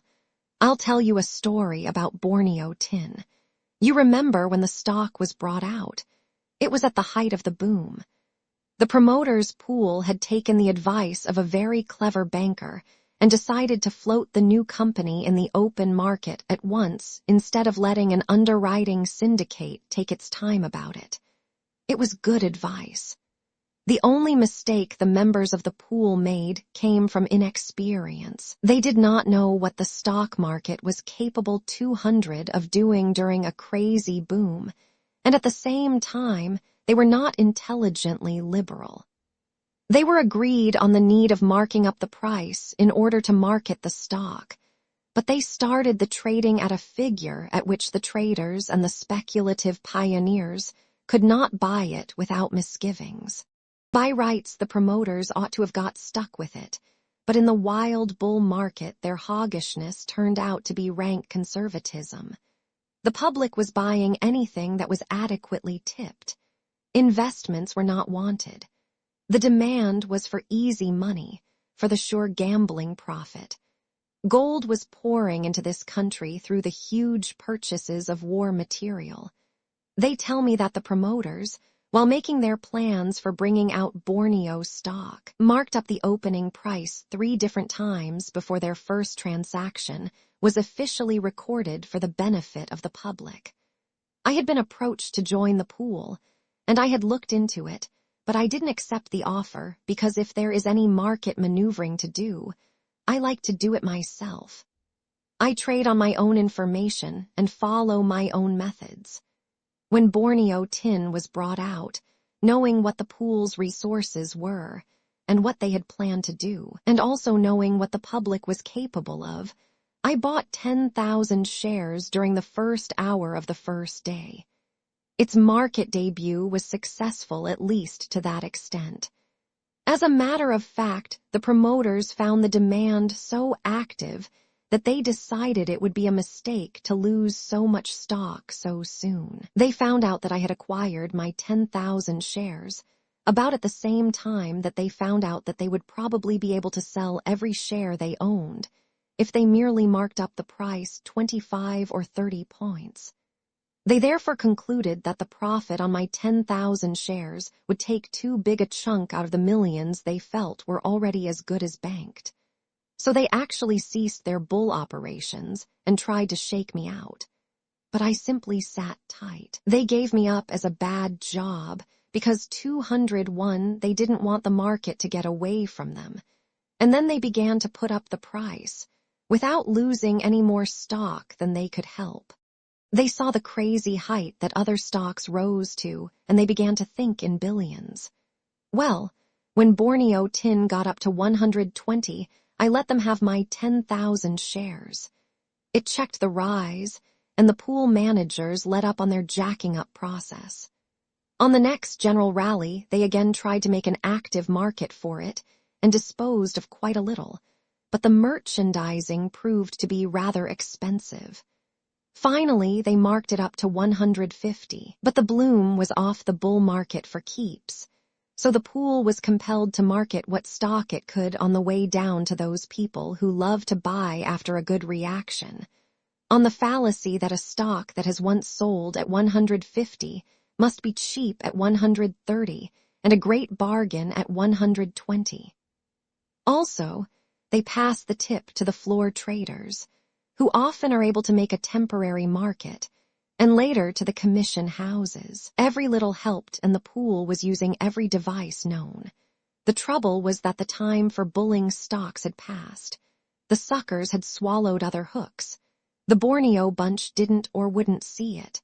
I was down in Palm Beach with my wife. One day I made a little money at Gridley's, and when I got home I gave Mrs. Livingston a $500 bill out of it. It was a curious coincidence, but that same night she met at a dinner the president of the Borneo Tin Company, a Mr. Weissenstein, who had become the manager of the stock pool. We didn't learn until some time afterward that this Weissenstein deliberately maneuvered so that he sat next to Mrs., Livingston at dinner. He laid himself out to be particularly nice to her and talked most entertainingly. In the end, he told her, very confidentially, "Mrs. Livingston, I'm going to do something I've never done before. I am very glad to do it because you know exactly what it means." He stopped and looked at Mrs. 202 Livingston anxiously to make sure she was not only wise but discreet. She could read it on his face, plain as print, but all she said was, "Yes." "Yes, Mrs. Livingston. It has been a very great pleasure to meet you and your husband, and I want to prove that I am sincere in saying this because I hope to see a great deal of both of you. I am sure I don't have to tell you that what I am going to say is strictly confidential." Then he whispered, "If you will buy some Borneo tin, you will make a great deal of money." "Do you think so?" she asked. "Just before I left the hotel," he said, "I received some cables with news that won't be known to the public for several days at least. I am going to gather in as much of the stock as I can.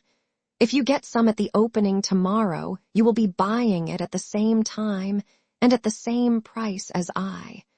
I give you my word that Borneo tin will surely advance. You are the only person that I have told this to. Absolutely the only one." She thanked him, and then she told him that she didn't know anything about speculating in stocks. But he assured her it wasn't necessary for her to know any more than he had told her. To make sure she heard it correctly, he repeated his advice to her. "All you have to do is to buy as much Borneo tin as you wish. I can give you my word that if you do, you will not lose a cent. I've never before told a woman, or a man, for that matter, to buy anything in my life, but I am so sure the stock won't stop this side of 200 that I'd like you to make some money. I can't buy all the stock myself, you know, and if somebody besides myself is going to benefit by the rise, I'd rather it was you than some stranger. Much rather. I've told you in confidence because I know you won't talk about it. Take my word for it, Mrs. Livingston, and buy Borneo tin." He was very earnest about it, and succeeded in so impressing her that she began to think she had found an excellent 203 use for the $500 I had given her that afternoon. That money hadn't cost me anything and was outside of her allowance. In other words, it was easy money to lose if the luck went against her. But he had said she would surely win. It would be nice to make money on her own hook, and tell me all about it afterwards. Well, sir, the very next morning before the market opened, she went into Harding's office and said to the manager, "Mr. Haley, I want to buy some stock, but I don't want it to go in my regular account because I don't wish my husband to know anything about it until I've made some money. Can you fix it for me?" Haley, the manager, said, "Oh, yes. We can make it a special account. What's the stock and how much of it do you want to buy?" She gave him the $500 and told him, "Listen, please. I do not wish to lose more than this money. If that goes, I don't want to owe you anything. And remember, I don't want Mr. Livingston to know anything about this. Buy me as much Borneo tin as you can for the money at the opening." Haley took the money and told her he'd never say a word to a soul, and bought her 100 shares at the opening. I think she got it at 108. The stock was very active that day and closed at an advance of 3 points. Mrs. Livingston was so delighted with her exploit that it was all she could do to keep from telling me all about it. It so happened that I had been getting more and more bearish on the general market. The unusual activity in Borneo tin drew my attention to it. I didn't think the time was right for any stock to advance, much less one like that. I had decided to begin my bear operations that very day, and I started by selling about 10,000 shares of Borneo. If I had not, I rather think the stock would have gone up 5 or 6 points instead of 3. On the very next day, I sold 2,000 shares at the 204 opening and 2,000 shares just before the close, and the stock broke to 102. Haley, the manager of Harding Brothers' Palm Beach branch, was waiting for Mrs. Livingston to call there on the third morning. She usually strolled in about 11 to see how things were, if I was doing anything. Haley took her aside and said, "Mrs. Livingston, if you want me to carry that 100 shares of Borneo tin for you, you will have to give me more margin." "But I haven't any more," she told him. "I can transfer it to your regular account," he said. "No," she objected, "because that way L would learn about it." "But the account already shows a loss of," he began. "But I told you distinctly I didn't want to lose more than the $500. I didn't even want to lose that," she said. "I know, Mrs. Livingston, but I didn't want to sell it without consulting you, and now unless you authorize me to hold it, I'll have to let it go."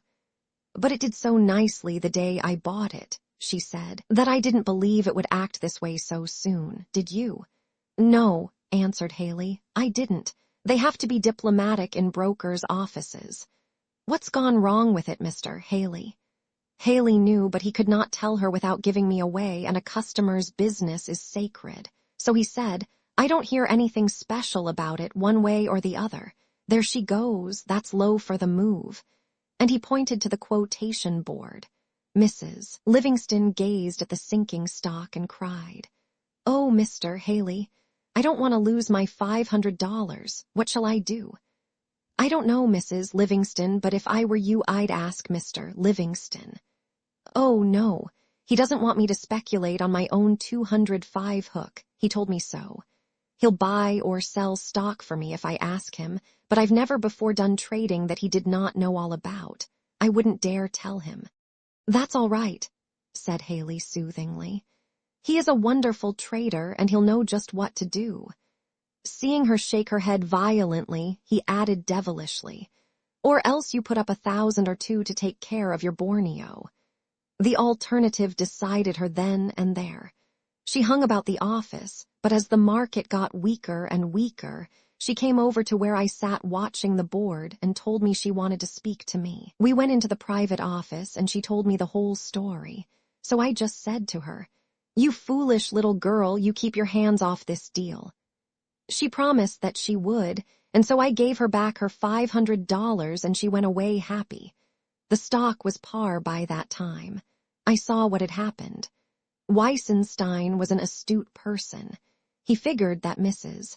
Livingston would tell me what he had told her and I'd study the stock. He knew that activity always attracted me, and I was known to swing a pretty fair line. I suppose he thought I'd buy 10 or 20,000 shares. It was one of the most cleverly planned and artistically propelled tips I've ever heard of. But it went wrong. It had to.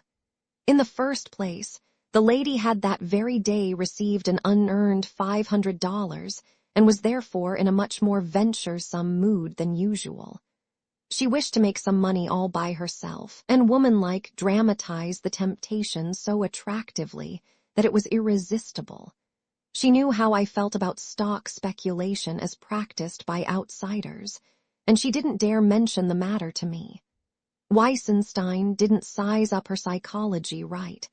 He also was utterly wrong in his guess about the kind of trader I was. I never take tips, and I was bearish on the entire market. The tactics that he thought would prove effective in inducing me to buy Borneo, that is, the activity and 206, the 3-point rise, were precisely what made me pick Borneo as a starter when I decided to sell the entire market. After I heard Mrs. Livingston's story, I was keener than ever to sell Borneo. Every morning at the opening and every afternoon just before closing, I let him have some stock regularly, until I saw a chance to take in my shorts at a handsome profit. It has always seemed to me the height of damn foolishness to trade on tips.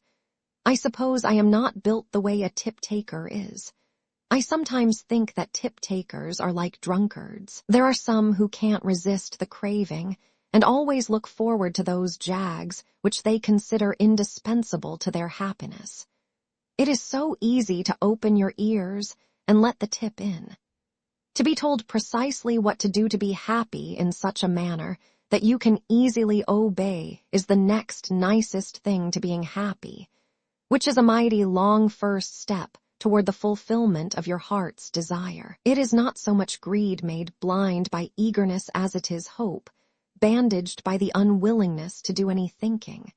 And it is not only among the outside public that you find inveterate tip-takers. The professional trader on the floor of the New York Stock Exchange is quite as bad.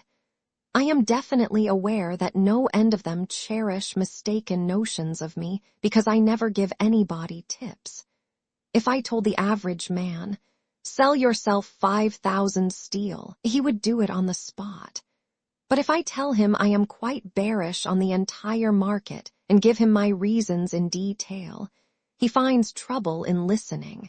And after I'm done talking, he will glare at me for wasting his time expressing my views on general conditions, instead of giving him a direct and specific tip, like a real philanthropist of the type that is so abundant in Wall Street, the sort who loves to put millions into the pockets of friends, acquaintances, and utter strangers alike.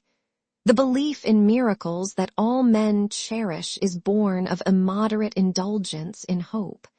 There are people who go on hope sprees periodically, and we all know the chronic hope 207 drunkard that is held up before us as an exemplary optimist. Tip-takers are all they really are. I have an acquaintance, a member of the New York Stock Exchange, who was one of those who thought I was a selfish, cold-blooded pig because I never gave tips or put friends into things.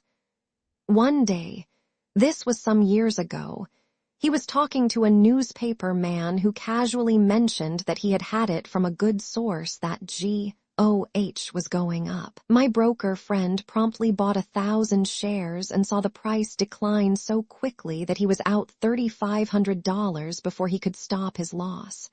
He met the newspaper man a day or two later while he was still sore. "That was a hell of a tip you gave me," he complained.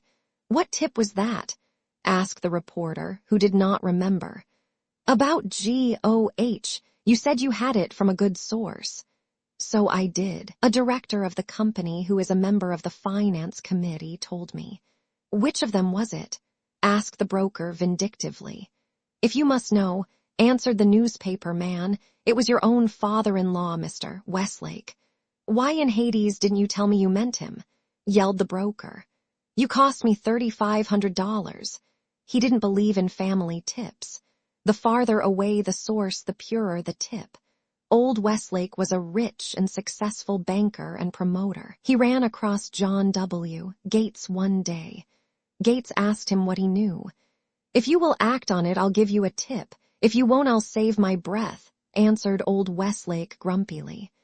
"Of course I'll act on it," promised Gates cheerfully. "Sell reading, there is a sure 25 points in it and possibly more, but 25 absolutely certain," said Westlake impressively. "I'm much obliged to you, and bet you a million." Gates, 208, shook hands warmly, and went away in the direction of his broker's office. Westlake had specialized on reading. He knew all about the company and stood in with the insiders, so that the market for the stock was an open book to him, and everybody knew it. Now he was advising the Western Plunger to go short of it. Well, reading never stopped going up. It rose something like 100 points in a few weeks. One day old Westlake ran smack up against John W. in the street, but he made out he hadn't seen him and was walking on. John W. Gates caught up with him, his face all smiles, and held out his hand. Old Westlake shook it dazedly. "I want to thank you for that tip you gave me on reading," said Gates. "I didn't give you any tip," said Westlake, frowning. "Sure you did, and it was a Jim Hickey of a tip, too. I made $60,000. "Made $60,000. "Sure, don't you remember? You told me to sell reading, so I bought it." "I've always made money coppering your tips, Westlake," said John W. Gates pleasantly. "Always." Old Westlake looked at the bluff Westerner and presently remarked admiringly, "Gates, what a rich man I'd be if I had your brains." The other day I met Mr. W.A. Rogers, the famous cartoonist, whose Wall Street drawings brokers so greatly admire. His daily cartoons in the New York Herald for years gave pleasure to thousands. Well, he told me a story. It was just before we went to war with Spain. He was spending an evening with a broker friend. When he left, he picked up his derby hat from the rack. At least he thought it was his hat, for it was the same shape and fitted him perfectly.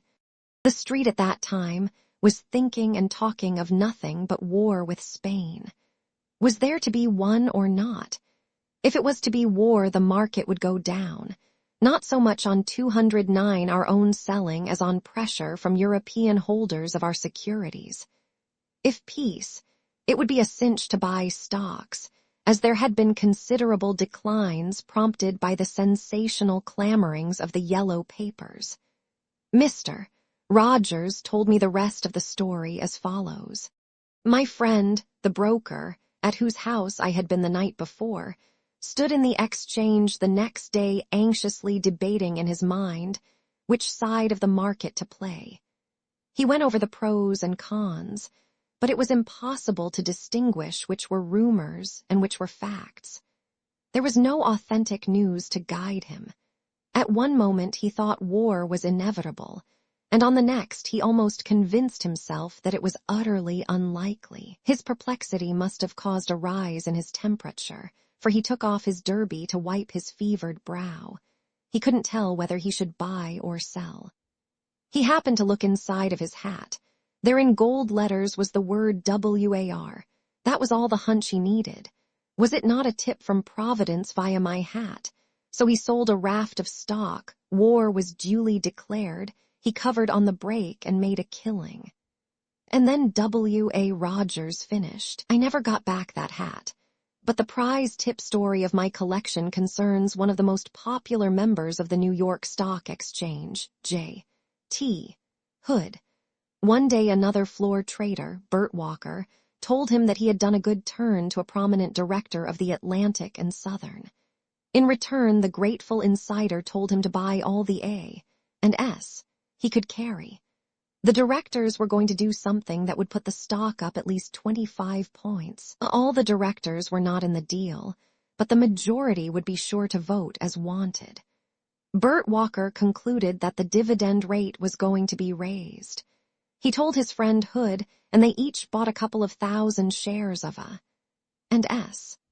The stock was very weak before and after they bought, but Hood said that was 210, obviously intended to facilitate accumulation by the inside clique, headed by Bert's grateful friend.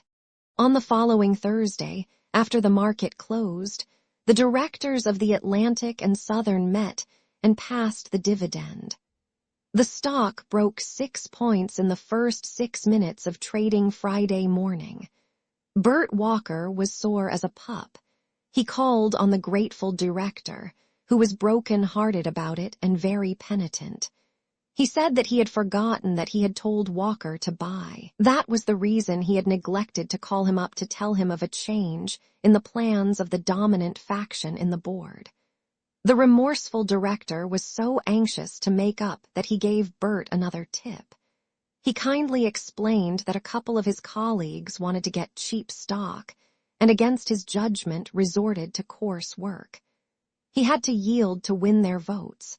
But now that they all had accumulated their full lines, there was nothing to stop the advance. It was a double-riveted lead-pipe cinch to buy A and S now. Bert not only forgave him, but shook hands warmly with the high financier.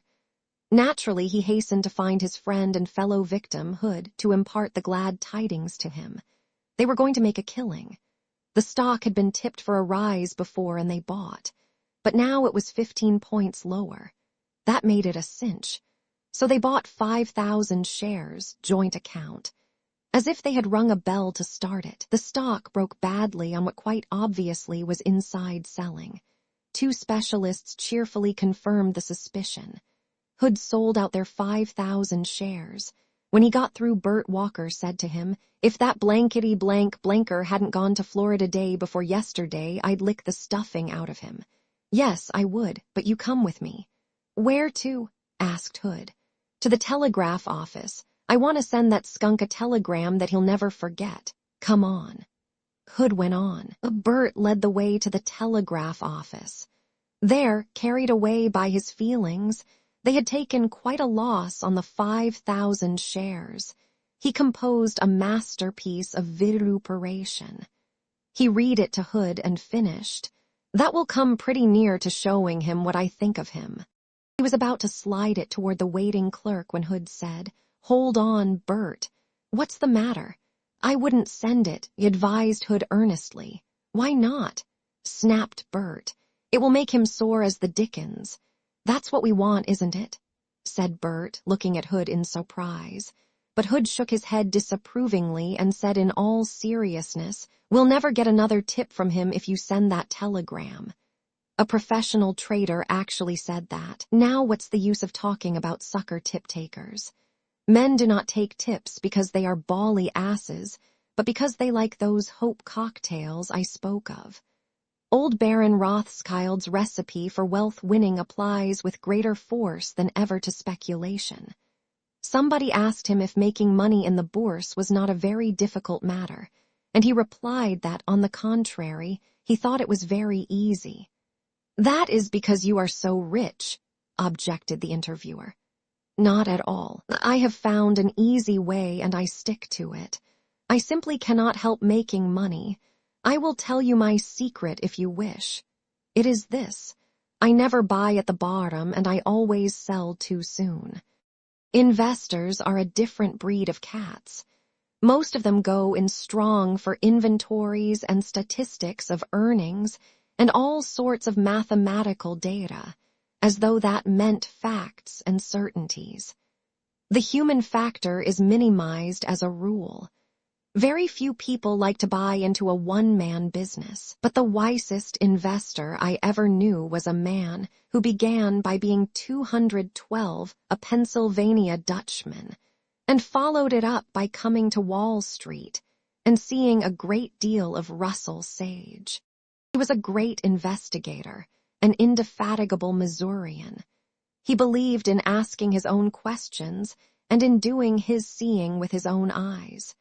He had no use for another man's spectacles. This was years ago. It seems he held quite a little Atchison. Presently he began to hear disquieting reports about the company and its management. He was told that Mr. Reinhardt, the president, instead of being the marvel he was credited with being, in reality, was a most extravagant manager whose recklessness was fast pushing the company into a mess. There would be the deuce to pay on the inevitable day of reckoning. This was precisely the kind of news that was as the breath of life to the Pennsylvania Dutchman. He hurried over to Boston to interview Mr. Reinhardt and ask him a few questions. The questions consisted of repeating the accusations he had heard and then asking the president of the Atchison, Topeka and Santa Fe Railroad if they were true. Mr. Reinhardt not only denied the allegations emphatically, but said even more. He proceeded to prove by figures that the alligators were malicious liars. The Pennsylvania Dutchman had asked for exact information, and the president gave it to him, showing him what the company was doing and how it stood financially, to a cent. The Pennsylvania Dutchman thanked President Reinhardt, returned to New York, and promptly sold all his Atchison holdings. A week or so later, he used his idle funds to buy a big lot of Delaware, Lackawanna, and Western. Years afterward, we were talking of lucky swaps, and he cited his own case. He explained what prompted him to make it. You see, he said, I noticed that President Reinhardt, when he wrote down figures, took sheets of letter paper from a pigeonhole in his mahogany roll-top desk. It was fine, heavy linen paper with beautifully engraved letterheads in 213 colors. It was not only very expensive, but worse. It was unnecessarily expensive. He would write a few figures on a sheet to show me exactly what the company was earning on certain divisions, or to prove how they were cutting down expenses, or reducing operating costs. And then he would crumple up the sheet of the expensive paper and throw it in the waste basket. Pretty soon he would want to impress me with the economies they were introducing, and he would reach for a fresh sheet of the beautiful note paper with the engraved letterheads in 2 colors. A few figures, and bingo, into the waste basket. More money wasted without a thought. It struck me that if the president was that kind of a man, he would scarcely be likely to insist upon having or rewarding economical assistance. I therefore decided to believe the people who had told me the management was extravagant instead of accepting the president's version, and I sold what Atchison stock I held.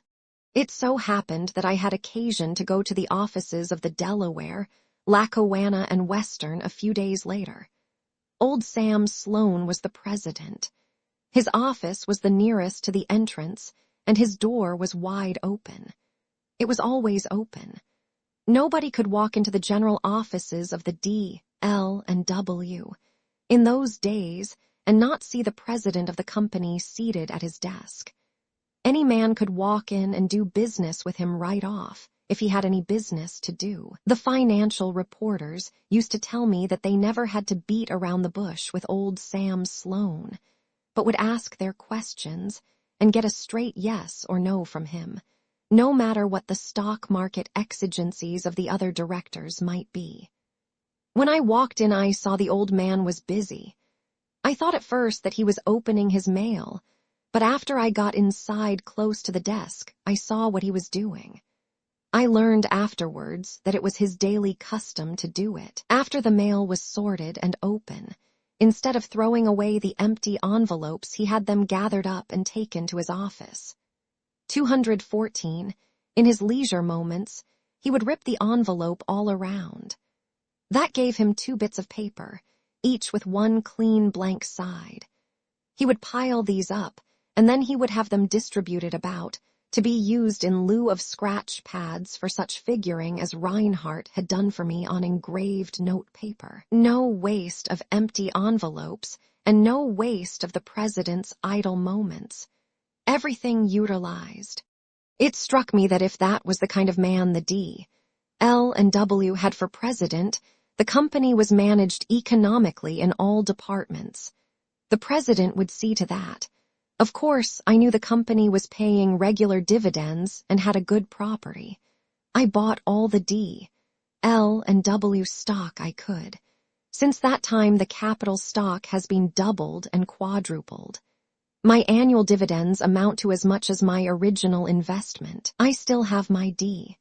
L and W and Atchison went into the hands of a receiver a few months after I saw the president throwing sheet after sheet of linen paper, with engraved letterheads in 2 colors into the waste basket to prove to me with figures that he was not extravagant. And the beauty of that story is that it is true, and that no other stock that the Pennsylvania Dutchman could have bought would have proved to be so good an investment as D, L, and W. Chapter 17. One of my most intimate friends is very fond of telling stories about what he calls my hunches. He is forever ascribing to me powers that defy analysis. He declares I merely follow blindly certain mysterious impulses and thereby get out of the stock market at precisely the right time.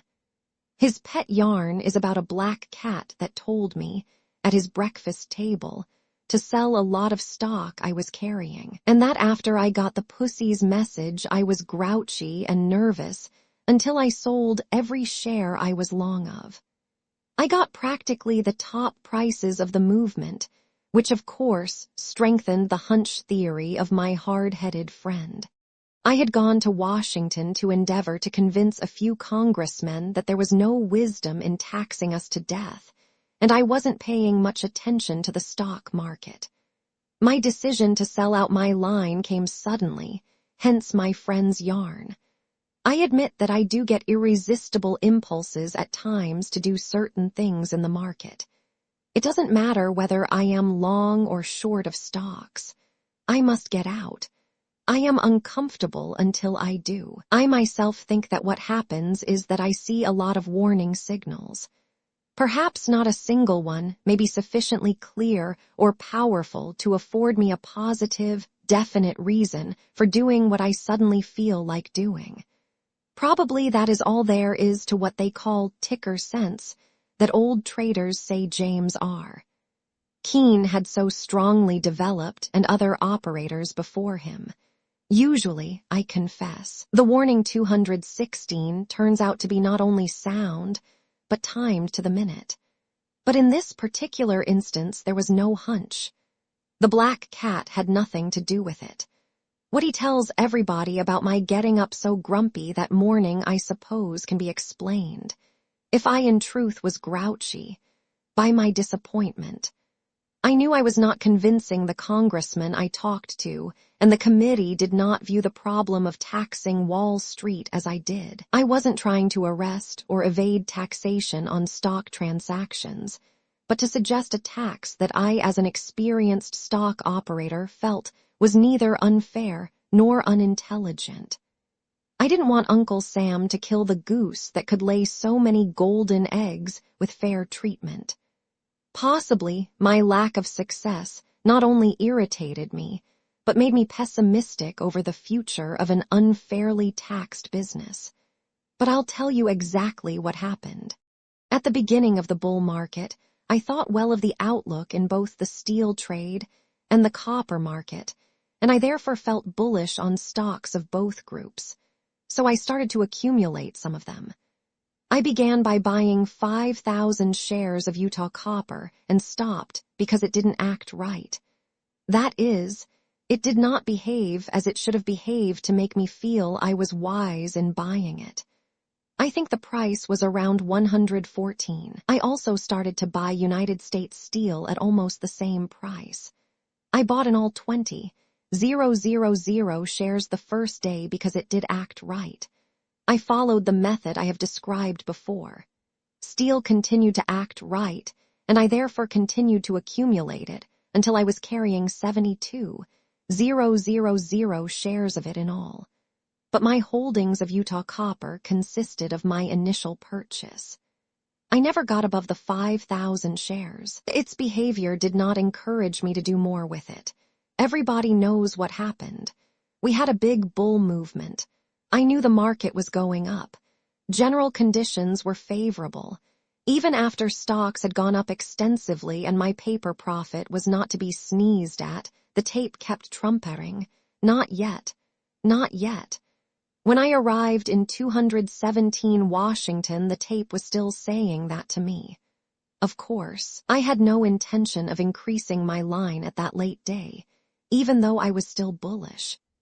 At the same time, the market was plainly going my way, and there was no occasion for me to sit in front of a quotation board all day, in hourly expectation of getting a tip to get out.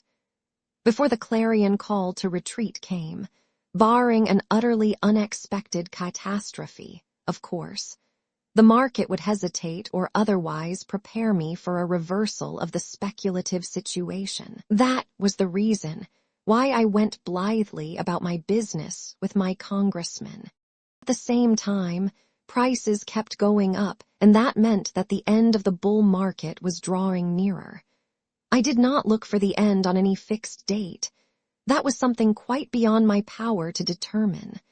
But I needn't tell you that I was on the watch for the tip-off. I always am, anyhow. It has become a matter of business habit with me. I cannot swear to it, but I rather suspect that the day before I sold out, seeing the high prices made me think of the magnitude of my paper profit, as well as of the line I was carrying, and, later on, of my vain efforts to induce our legislators to deal fairly and intelligently by Wall Street. That was probably the way, and the time the seed was sown within me. The subconscious mind worked on it all night. In the morning, I thought of the market and began to wonder how it would act that day. When I went down to the office, I saw not so much that prices were still higher and that I had a satisfying profit, but that there was a great big market with a tremendous power of absorption. I could sell any amount of stock in that market. And of course, when a man is carrying his full line of stocks, he must be on the watch for an opportunity to change his paper profit into actual cash. He should try to lose as little of the profit as possible in the swapping. Experience has taught me that a man can always find an opportunity to make his profits real, and that this opportunity 218 usually comes at the end of the move. That isn't tape reading or a hunch. Of course, when I found that morning a market in which I could sell out all my stocks without any trouble, I did so. When you are selling out, it is no wiser or braver to sell 50 shares than 50,000. But 50 shares you can sell in the dullest market without breaking the price, and 50,000 shares of a single stock is a different proposition. I had 72,000 shares of U.S. steel. This may not seem a colossal line, but you can't always sell that much without losing some of that profit that looks so nice on paper when you figure it out, and that hurts as much to lose as if you actually had it safe in the bank. I had a total profit of about $1,500,000, and I grabbed it while the grabbing was good. But that wasn't the principal reason for thinking that I did the right thing in selling out when I did. The market proved it for me, and that was indeed a source of satisfaction for me. It was this way. I succeeded in selling my entire line of 72,000 shares of U.S. steel at a price which averaged me just 1 point from the top of the day and of the movement. It proved that I was right to the minute. But when, on the very same hour of the very same day, I came to sell my 5,000 shares of Utah copper, the price broke 5 points. Please recall that I began buying both stocks at the same time, and that I acted wisely in increasing my line of U.S. steel from 20,000 shares to 72,000, and equally wisely in not increasing my line of Utah from the original 5,000 shares. The reason why I didn't sell out my Utah copper before was that I was bullish on the copper trade, and it was a bull market in stocks, and I didn't think that Utah would hurt me much even if I didn't make a killing in it. But as for hunches, there weren't any. The training of a stock trader is like a medical education. The physician has to spend long years learning anatomy, physiology, materia medica, and collateral subjects by the 219 dozen. He learns the theory and then proceeds to devote his life to the practice. He observes and classifies all sorts of pathological phenomena. He learns to diagnose. If his diagnosis is correct, and that depends upon the accuracy of his observation, he ought to do pretty well in his prognosis, always keeping in mind, of course, that human fallibility and the utterly unforeseen will keep him from scoring 100% of bullseyes. And then, as he gains in experience, he learns not only to do the right thing but to do it instantly, so that many people will think he does it instinctively. It really isn't automatism. It is that he has diagnosed the case according to his observations of such cases during a period of many years. And naturally, after he has diagnosed it, he can only treat it in the way that experience has taught him is the proper treatment. You can transmit knowledge, that is, your particular collection of card-indexed facts, but not your experience. A man may know what to do and lose money if he doesn't do it quickly enough. Observation, experience, memory, and mathematics, these are what the successful trader must depend on. He must not only observe accurately but remember at all times what he has observed. He cannot bet on the unreasonable or on the unexpected, however strong his personal convictions may be about man's unreasonableness, or however certain he may feel that the unexpected happens very frequently. He must bet always on probabilities, that is, try to anticipate them. Years of practice at the game, of constant study, of always remembering, enable the trader to act on the instant when the unexpected happens, as well as when the expected comes to pass. A man can have great mathematical ability and an unusual power of accurate observation, and yet fail in speculation unless he also possesses the experience and the memory. And then, like the physician who keeps up with the advances of science, the wise trader never ceases to study general conditions, to keep track of developments everywhere 220 that are likely to affect or influence the course of the various markets. After years at the game, it becomes a habit to keep posted. He acts almost automatically. He requires the invaluable professional attitude, and that enables him to beat the game. At times. This difference between the professional and the amateur or occasional trader cannot be overemphasized. I find, for instance, that memory and mathematics help me very much. Wall Street makes its money on a mathematical basis. I mean, it makes its money by dealing with facts and figures.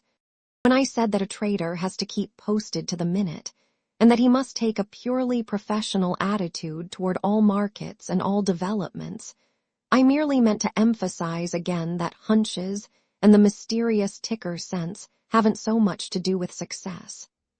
Of course, it often happens that an experienced trader acts so quickly that he hasn't time to give all his reasons in advance. But nevertheless, they are good and sufficient reasons, because they are based on facts collected by him in his years of working and thinking, and seeing things from the angle of the professional, to whom everything that comes to his mill is grist. Let me illustrate what I mean by professional attitude. I keep track of the commodities markets, always. It is a habit of years. As you know, the government reports indicated a winter wheat crop about the same as last year and a bigger spring wheat crop than in 1921. The condition was much better, and we probably would have an earlier harvest than usual. When I got the figures of condition, and I saw what we might expect in the way of yield, mathematics, I also thought at once of the coal miners' strike and the railroad shopmen's strike. I couldn't help thinking of them because my mind always thinks of all developments that have a bearing on the markets. It instantly struck me that the strike, which had already affected the movement of freight everywhere, must affect wheat prices adversely. I figured this way. There was bound to be considerable delay in moving 221 winter wheat to market by reason of the strike-crippled transportation facilities. And by the time those improved, the spring wheat crop would be ready to move. That meant that when the railroads were able to move wheat in quantity, they would be bringing in both crops together, the delayed winter and the early spring wheat, and that would mean a vast quantity of wheat pouring into the market at one fell swoop. Such being the facts of the case, the obvious probabilities, the traders, who would know and figure as I did, would not bull wheat for a while. They would not feel like buying it unless the price declined to such figures as made the purchase of wheat a good investment. With no buying power in the market, the price ought to go down. Thinking the way I did, I must find whether I was right or not. As old Pat Hearn used to remark, you can't tell till you bet. Between being bearish and selling, there is no need to waste time. Experience has taught me that the way a market behaves is an excellent guide for an operator to follow. It is like taking a patient's temperature and pulse, or noting the color of the eyeballs and the coating of the tongue. Now, ordinarily a man ought to be able to buy or sell 1,000,000 bushels of wheat within a range of 1/4 cent. On this day, when I sold the 250,000 bushels to test the market for timeliness, the price went down 1/4 cent. Then, since the reaction did not definitely tell me all I wished to know, I sold another 250,000 bushels. I noticed that it was taken in driblets. That is, the buying was in lots of 10, 000 or 15, 000 bushels instead of being taken in 2 or 3 transactions, which would have been the normal way. In addition to the homeopathic buying, the price went down 1/4 cents on my selling. Now, I need not waste my time pointing out that the way in which the market took my wheat and the disproportionate decline on my selling told me that there was no buying power there. Such being the case, what was the only thing to do? Of course, to sell a lot more. Following the 222 dictates of experience may possibly fool you now and then, but not following them invariably makes an ass of you. So I sold 2,000 bushels, and the price went down some more. A few days later, the market's behavior practically compelled me to sell an additional 2,000 bushels, and the price declined further still. A few days later, wheat started to break badly and slumped off 6 cents a bushel. And it didn't stop there. It has been going down, with short-lived rallies. Now I didn't follow a hunch. Nobody gave me a tip. It was my habitual or professional mental attitude toward the commodities markets that gave me the profit, and that attitude came from my years at this business. I study because my business is to trade. The moment the tape told me that I was on the right track, my business duty was to increase my line. I did. That is all there is to it. I have found that experience is apt to be a steady dividend payer in this game, and that observation gives you the best tips of all. The behavior of a certain stock is all you need at times. You observe it. Then experience shows you how to profit by variations from the usual, that is, from the probable. For example, we know that all stocks do not move one way together, but that all the stocks of a group will move up in a bull market and down in a bear market. This is a commonplace of speculation. It is the commonest of all self-given tips, and the commission houses are well aware of it and pass it on to any customer who has not thought of it himself. I mean, the advice to trade in those stocks which have lagged behind other stocks of the same group. Thus, if steel goes up, it is logically assumed that it is only a matter of time when Crucible or Republic or Bethlehem will follow suit. Trade conditions and prospects should work alike with all stocks of a group, and the prosperity should be shared by all. On the theory, corroborated by experience times without number, that every dog has his day in the 223 market, the public will buy A, B steel, because it has not advanced, while C, D steel and X, Y steel have gone up. I never buy a stock, even in a bull market, if it doesn't act as it ought to act in that kind of market. I have sometimes bought a stock during an undoubted bull market and found out that other stocks in the same group were not acting bullishly, and I have sold out my stock. Why? Experience tells me that it is not wise to buck against what I may call the manifest group tendency. I cannot expect to play certainties only. I must reckon on probabilities and anticipate them. An old broker once said to me, "If I am walking along a railroad track and I see a train coming toward me at 60 miles an hour, do I keep on walking on the ties? Friend, I sidestep. And I don't even pat myself on the back for being so wise and prudent." Last year, after the general bull movement was well underway, I noticed that one stock in a certain group was not going with the rest of the group, though the group with that one exception was going with the rest of the market. I was long a very fair amount of Blackwood Motors. Everybody knew that the company was doing a very big business. The price was rising from 1 to 3 points a day, and the public was coming in more and more. This naturally centered attention on the group, and all the various motor stocks began to go up. One of them, however, persistently held back, and that was Chester.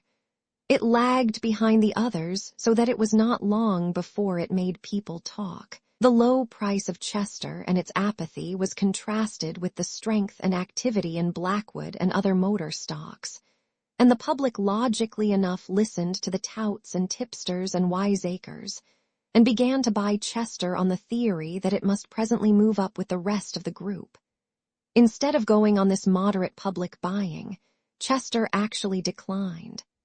Now, it would have been no job to put it up in that bull market, considering that Blackwood, a stock of the same group, was one of the sensational leaders of the 224 general advance, and we were hearing nothing but the wonderful improvement in the demand for automobiles of all kinds and the record output. It was thus plain that the inside clique in Chester were not doing any of the things that inside cliques invariably do in a bull market. For this failure to do the usual thing, there might be two reasons. Perhaps the insiders did not put it up because they wished to accumulate more stock before advancing the price. But this was an untenable theory if you analyzed the volume and character of the trading in Chester. The other reason was that they did not put it up because they were afraid of getting stock if they tried to. When the men who ought to want a stock don't want it, why should I want it? I figured that no matter how prosperous other automobile companies might be, it was a cinch to sell Chester short.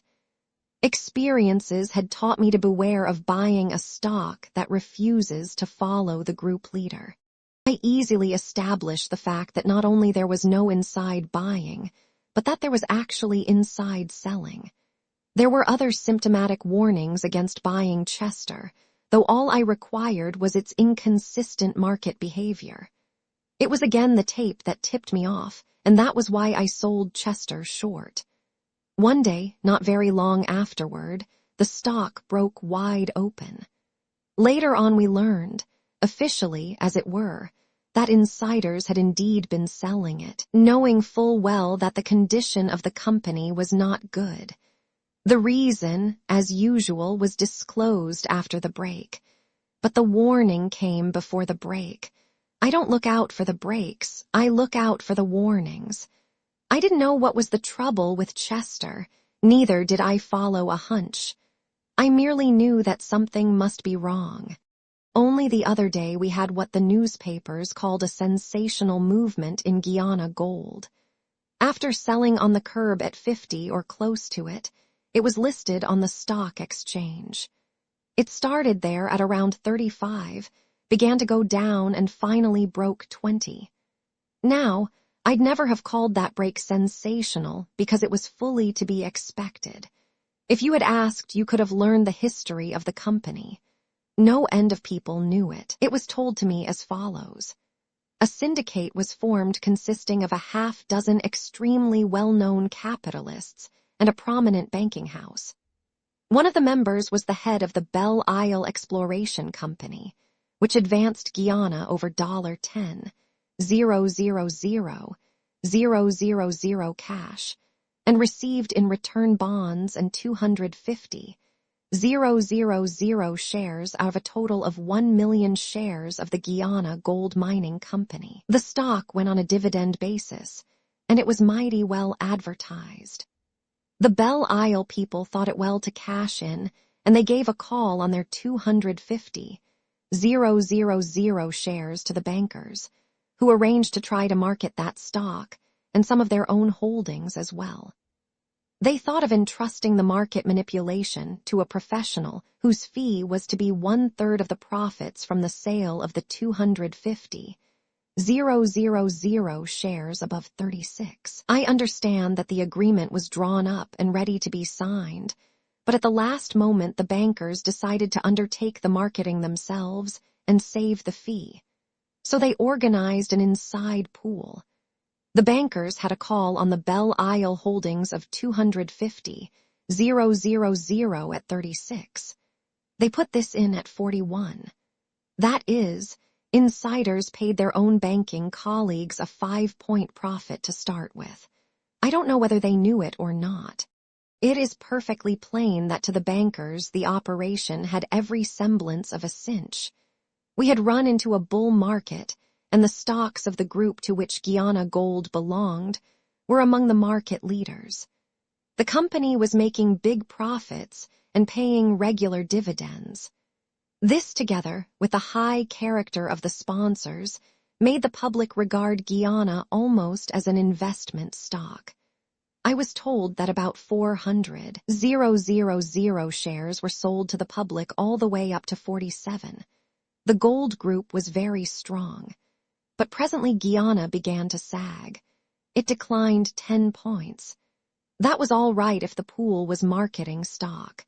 But pretty soon the street began to hear that things were not altogether satisfactory 226, and the property was not bearing out the high expectations of the promoters. Then, of course, the reason for the decline became plain. But before the reason was known, I had the warning and had taken steps to test the market for Guyana. The stock was acting pretty much as Chester Motors did. I sold Guyana. The price went down. I sold more. The price went still lower. The stock was repeating the performance of Chester and of a dozen other stocks whose clinical history I remembered. The tape plainly told me that there was something wrong, something that kept insiders from buying it, insiders who knew exactly why they should not buy their own stock in a bull market. On the other hand, outsiders who did not know were now buying because having sold at 45 and higher the stock looked cheap at 35 and lower. The dividend was still being paid. The stock was a bargain. Then the news came. It reached me, as important market news often does before it reached the public. But the confirmation of the reports of striking barren rock instead of rich or merely gave me the reason for the earlier inside selling. I myself didn't sell on the news. I had sold long before on the stock's behavior. My concern with it was not philosophical. I am a trader and therefore looked for one sign, inside buying. There wasn't any. I didn't have to know why the insiders did not think enough of their own stock to buy it on the decline. It was enough that their market plans plainly did not include further manipulation for the rise. That made it a cinch to sell the stock short. The public had bought almost 500,000 shares, and the only change in ownership possible was from one set of ignorant outsiders who would sell in the hope of stopping losses to another set of ignorant outsiders who might buy in the hope of making money. I am not telling you this to moralize on the public's losses through their buying of Guyana, or on my profit through my selling of it, but to emphasize how important the study of group behaviorism is and how its lessons are disregarded 227 by inadequately equipped traders, big and little. And it is not only in the stock market that the tape warns you. It blows the whistle quite as loudly in commodities. I had an interesting experience in cotton. I was bearish on stocks and put out a moderate short line. At the same time, I sold cotton short, 50,000 bales. My stock deal proved profitable and I neglected my cotton.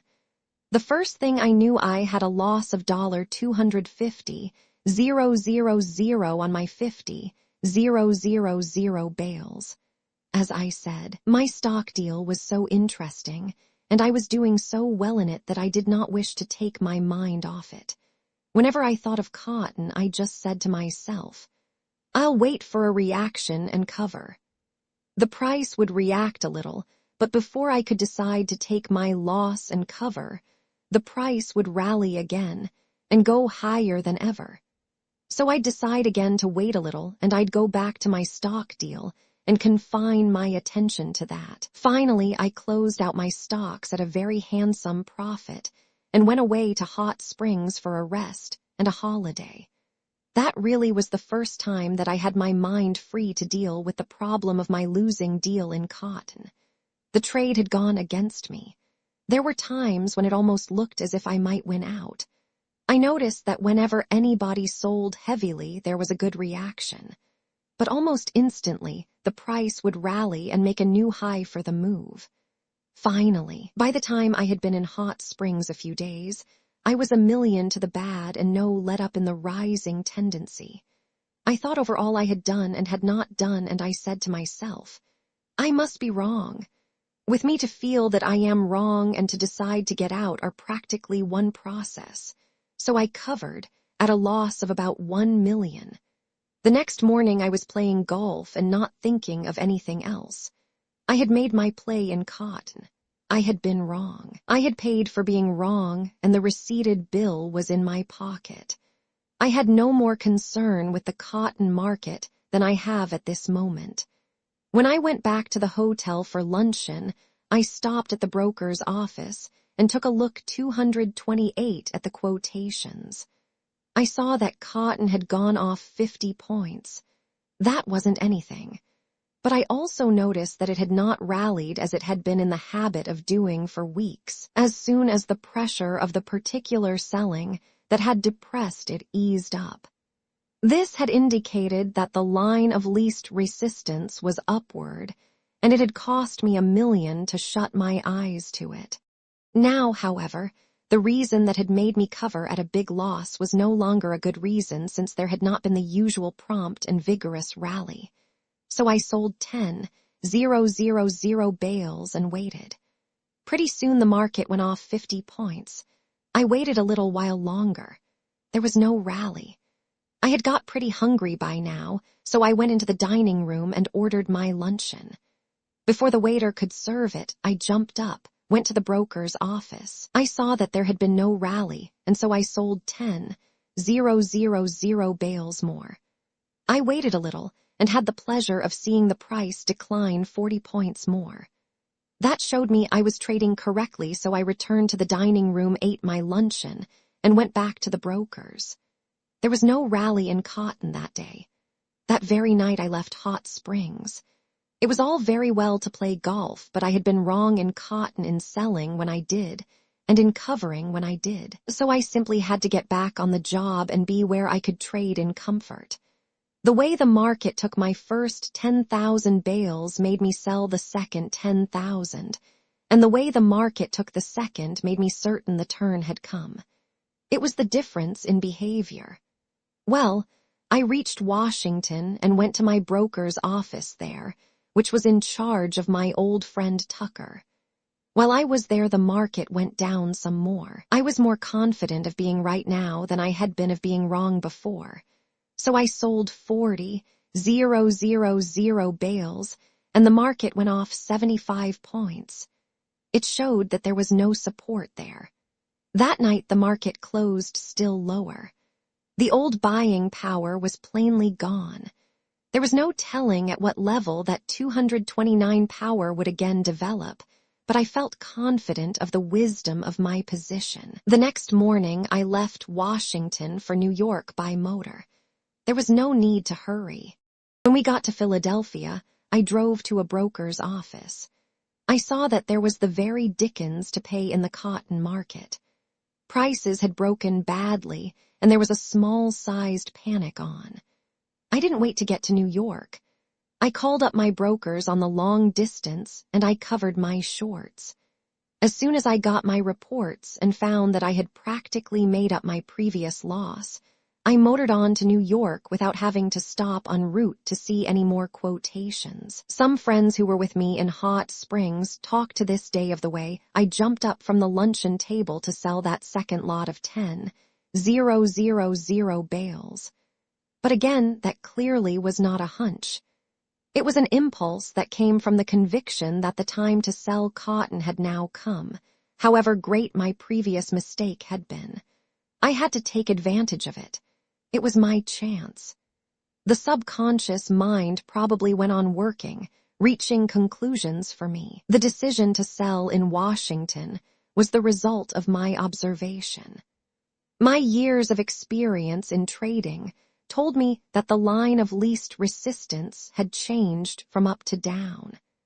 I bore the cotton market no grudge for taking $1 million out of me, and I did not hate myself for making a mistake of that caliber any more than I felt proud for covering in Philadelphia and making up my loss. My trading mind concerns itself with trading problems, and I think I am justified in asserting that I made up my first loss because I had the experience and the memory. Chapter 18. History repeats itself all the time in Wall Street. Do you remember a story I told you about covering my shorts at the time Stratton had corn cornered? Well, another time I used practically the same tactics in the stock market.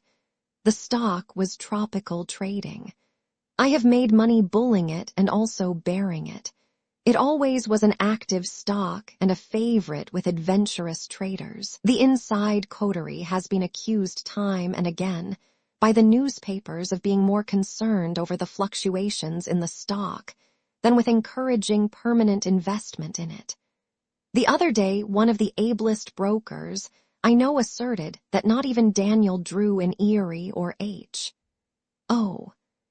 Havemeyer in sugar developed so perfect a method for milking the market for a stock as President Mulligan and his friends have done in tropical trading. Many times they have encouraged the bears to sell TT short and then have proceeded to squeeze them with businesslike thoroughness.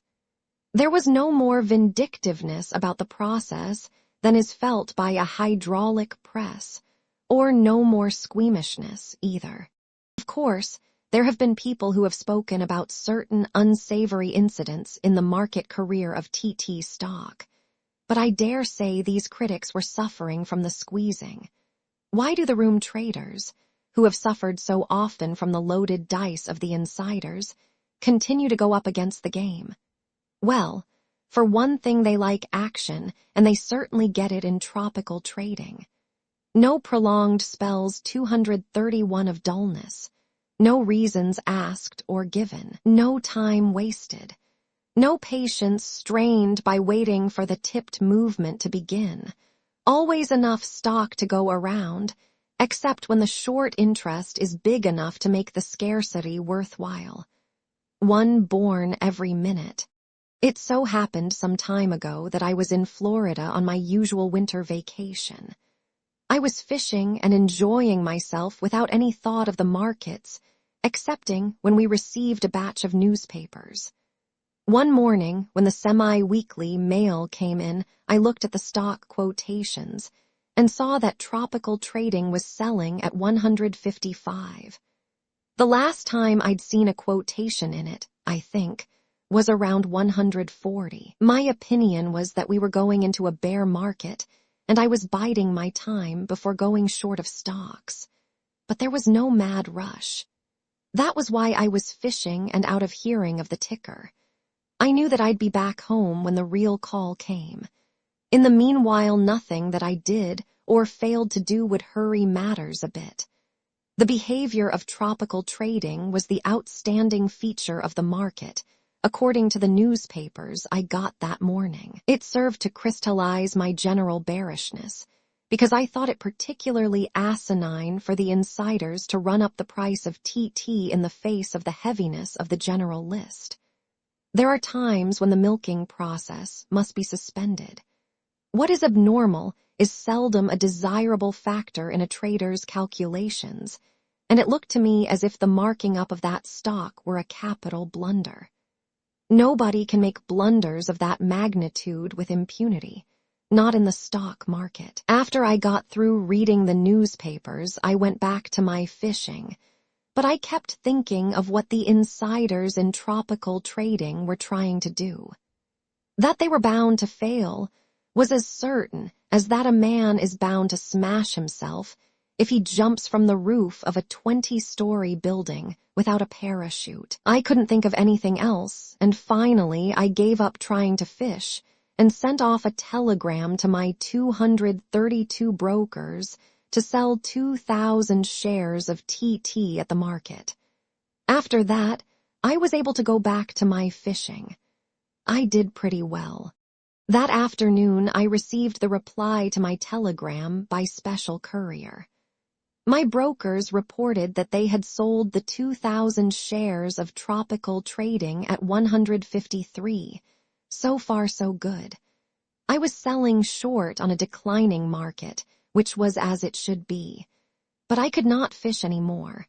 I was too far away from a quotation board. I discovered this after I began to think of all the reasons why tropical trading should go down with the rest of the market, instead of going up on inside manipulation.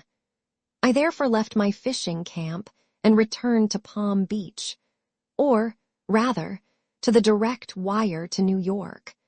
The moment I got to Palm Beach and saw what the misguided insiders were still trying to do, I let them have a second lot of 2,000 TT. Back came the report and I sold another 2,000 shares. The market behaved excellently. That is, it declined on my selling. Everything being satisfactory, I went out and had a chair ride. But I wasn't happy. The more I thought, the unhappier it made me to think that I hadn't sold more. So back I went to the broker's office and sold another 2,000 shares. I was happy only when I was selling that stock. Presently I was short 10,000 shares. Then I decided to return to New York. I had business to do now. My fishing I would do some other time. When I arrived in New York, I made it a point to get a line on the company's business, actual and prospective. What I learned strengthened my conviction that the insiders had been worse than reckless in jacking up the price at a time when such an advance was not justified either by the tone of the general market or by the company's earnings. The rise, illogical and ill-timed though it was, had developed some public following, and this doubtless encouraged the insiders to pursue their unwise tactics. Therefore I sold more stock. The insiders ceased their folly. So I tested the market again and again, in accordance with my trading 233 methods, until finally I was short 30,000 shares of the stock of the tropical trading company. By then the price was 133. I had been warned that the TT insiders knew the exact whereabouts of every stock certificate in the street, and the precise dimensions and identity of the short interest, as well as other facts of tactical importance. They were able men and shrewd traders. Altogether, it was a dangerous combination to go up against. But facts are facts, and the strongest of all allies are conditions. Of course, on the way down from 153 to 133, the short interest had grown, and the public that buys on reactions began to argue as usual. That stock had been considered a good purchase at 153 and higher. Now 20 points lower, it was necessarily a much better purchase. Same stock, same dividend rate, same officers, same business. Great bargain. The public's purchases reduced the floating supply, and the insiders, knowing that a lot of room traders were short, thought the time propitious for a squeezing. The price was duly run up to 150. I dare say there was plenty of covering, but I stayed pat. Why shouldn't I? The insiders might know that a short line of 30,000 shares had not been taken in, but why should that frighten me? The reasons that had impelled me to begin selling at 153 and keep at it on the way down to 133 not only still existed, but were stronger than ever. The insiders might desire to force me to cover, but they adduced no convincing arguments. Fundamental conditions were fighting for me. It was not difficult to be both fearless and patient. A speculator must have faith in himself and in his judgment. The late Dixon G. Watts, ex-president of the New York Cotton Exchange and famous author of Speculation as a Fine Art, says that courage in a speculator is merely confidence to act on the decision of his mind. With me, I cannot fear to be wrong because I never think I am wrong until I am proven wrong. In fact, I am uncomfortable unless I am capitalizing my experience. The course of the 234 market at a given time does not necessarily prove me wrong. It is the character of the advance, or of the decline, that determines for me the correctness or the fallacy of my market position. I can only rise by knowledge. If I fall, it must be by my own blunders. There was nothing in the character of the rally from 133 to 150 to frighten me into covering, and presently the stock, as was to be expected, started down again. It broke 140 before the inside clique began to give it support. Their buying was coincident with a flood of bull rumors about the stock. The company, we heard, was making perfectly fabulous profits, and the earnings justified an increase in the regular dividend rate. Also, the short interest was said to be perfectly huge, and the squeeze of the century was about to be inflicted on the bear party in general, and in particular on a certain operator who was more than overextended. I couldn't begin to tell you all I heard as they ran the price up 10 points. The manipulation did not seem particularly dangerous to me, but when the price touched 149, I decided that it was not wise to let the street accept as true all the bull statements that were floating around.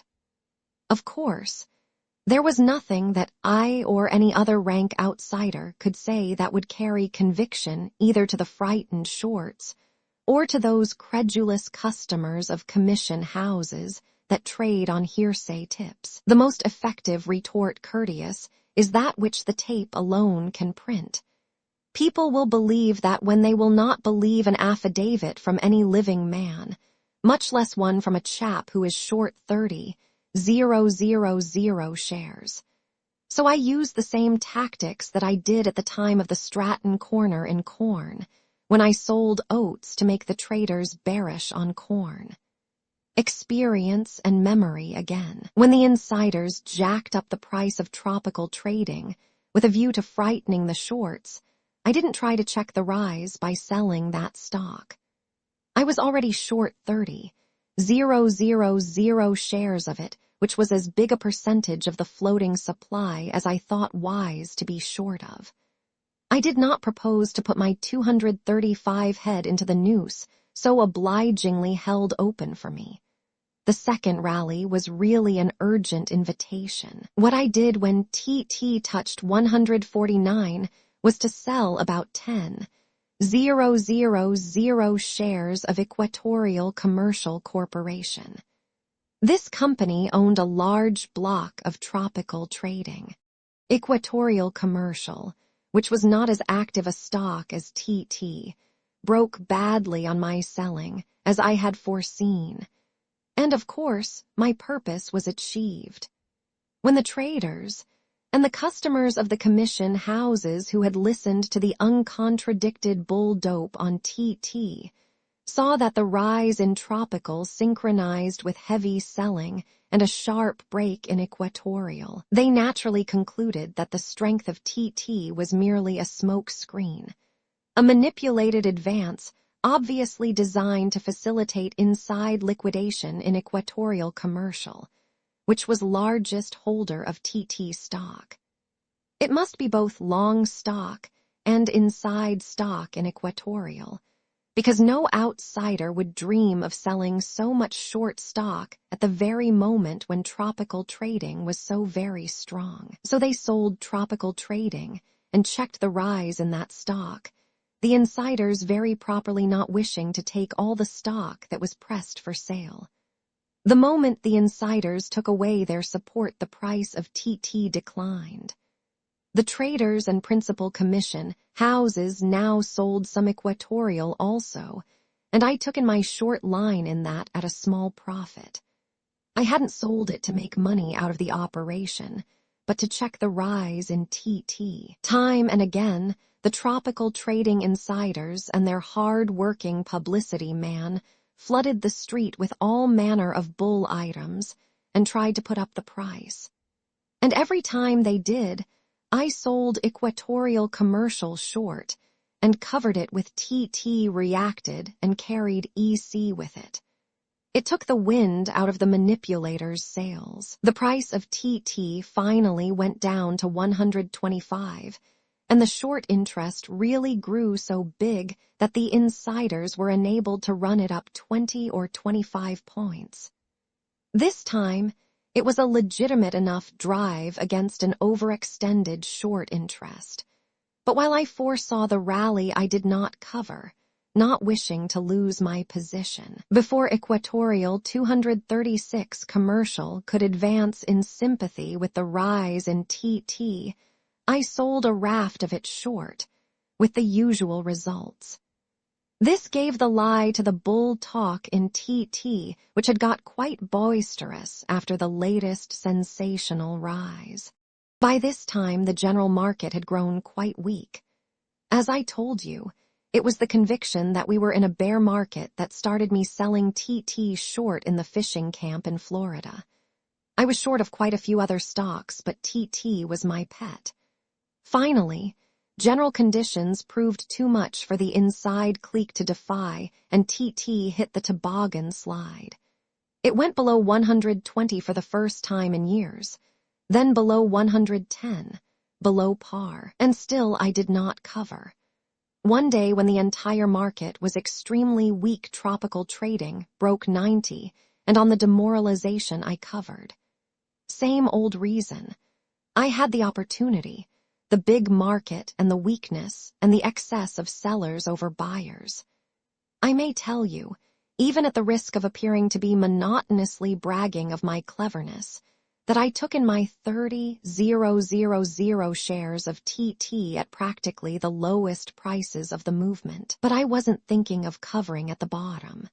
I was intent on turning my paper profits into cash without losing much of the profit in the changing. I stood pat throughout because I knew my position was sound. I wasn't bucking the trend of the market or going against basic conditions, but the reverse. And that was what made me so sure of the failure of an overconfident inside clique. What they tried to do others had tried before, and it had always failed. The frequent rallies, even when I knew as well as anybody that they were due, could not frighten me. I knew I'd do much better in the end by staying pat than by trying to cover to put out a new short line at a higher price.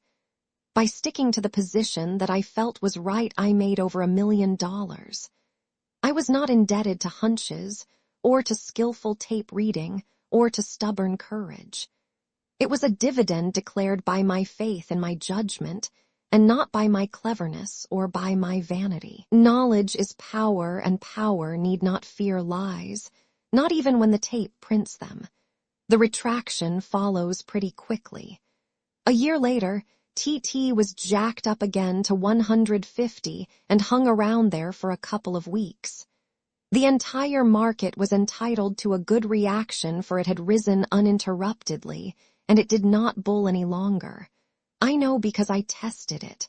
Now, the group to which TT belonged had been suffering from very poor business, and I couldn't see anything to bull those stocks on anyhow, even if the rest of the market were due for a rise, which it wasn't. So I began to sell tropical trading. I intended to put out 10,000 shares in all. The price broke on my selling. I couldn't see that there was any support whatever. Then, suddenly, the character of the buying changed. I am not trying to make myself out a wizard when I assure you that I could tell the moment support came in. It instantly struck me that if the insiders in that stock, who never felt a moral obligation to keep the price up, were now buying the stock in the face of a declining general market, there must be a reason. They were not ignorant asses, nor philanthropists, nor yet bankers, concerned with keeping the price up to sell more securities over the counter. The price rose notwithstanding my selling and the selling of others.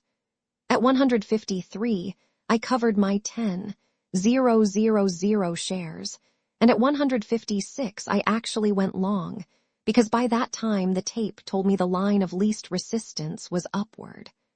I was bearish on the general market, but I was confronted by a trading condition in a certain stock, and not by a speculative theory in general. The price went out of sight, above 200. It was the sensation of the year. I was flattered by reports spoken and printed that I had been squeezed out of 8 or 9 millions of dollars. As a matter of fact, instead of being short, I was long of TT all the way up. In fact, I held on a little too long and let some of my paper profits get away. Do you wish to know why I did? Because I thought the TT insiders would naturally do what I would have done had I been in their place. But that was something I had no business to think, because my business is to trade. That is, to stick to the facts before me and not to what I think other people ought to do. Chapter 19. I do not know when or by whom the word manipulation was first used in connection with what really are no more than common merchandising processes applied to the sale in bulk of securities on the stock exchange. Rigging the market to facilitate cheap purchases of a stock which it is desired to accumulate is also manipulation. But it is different.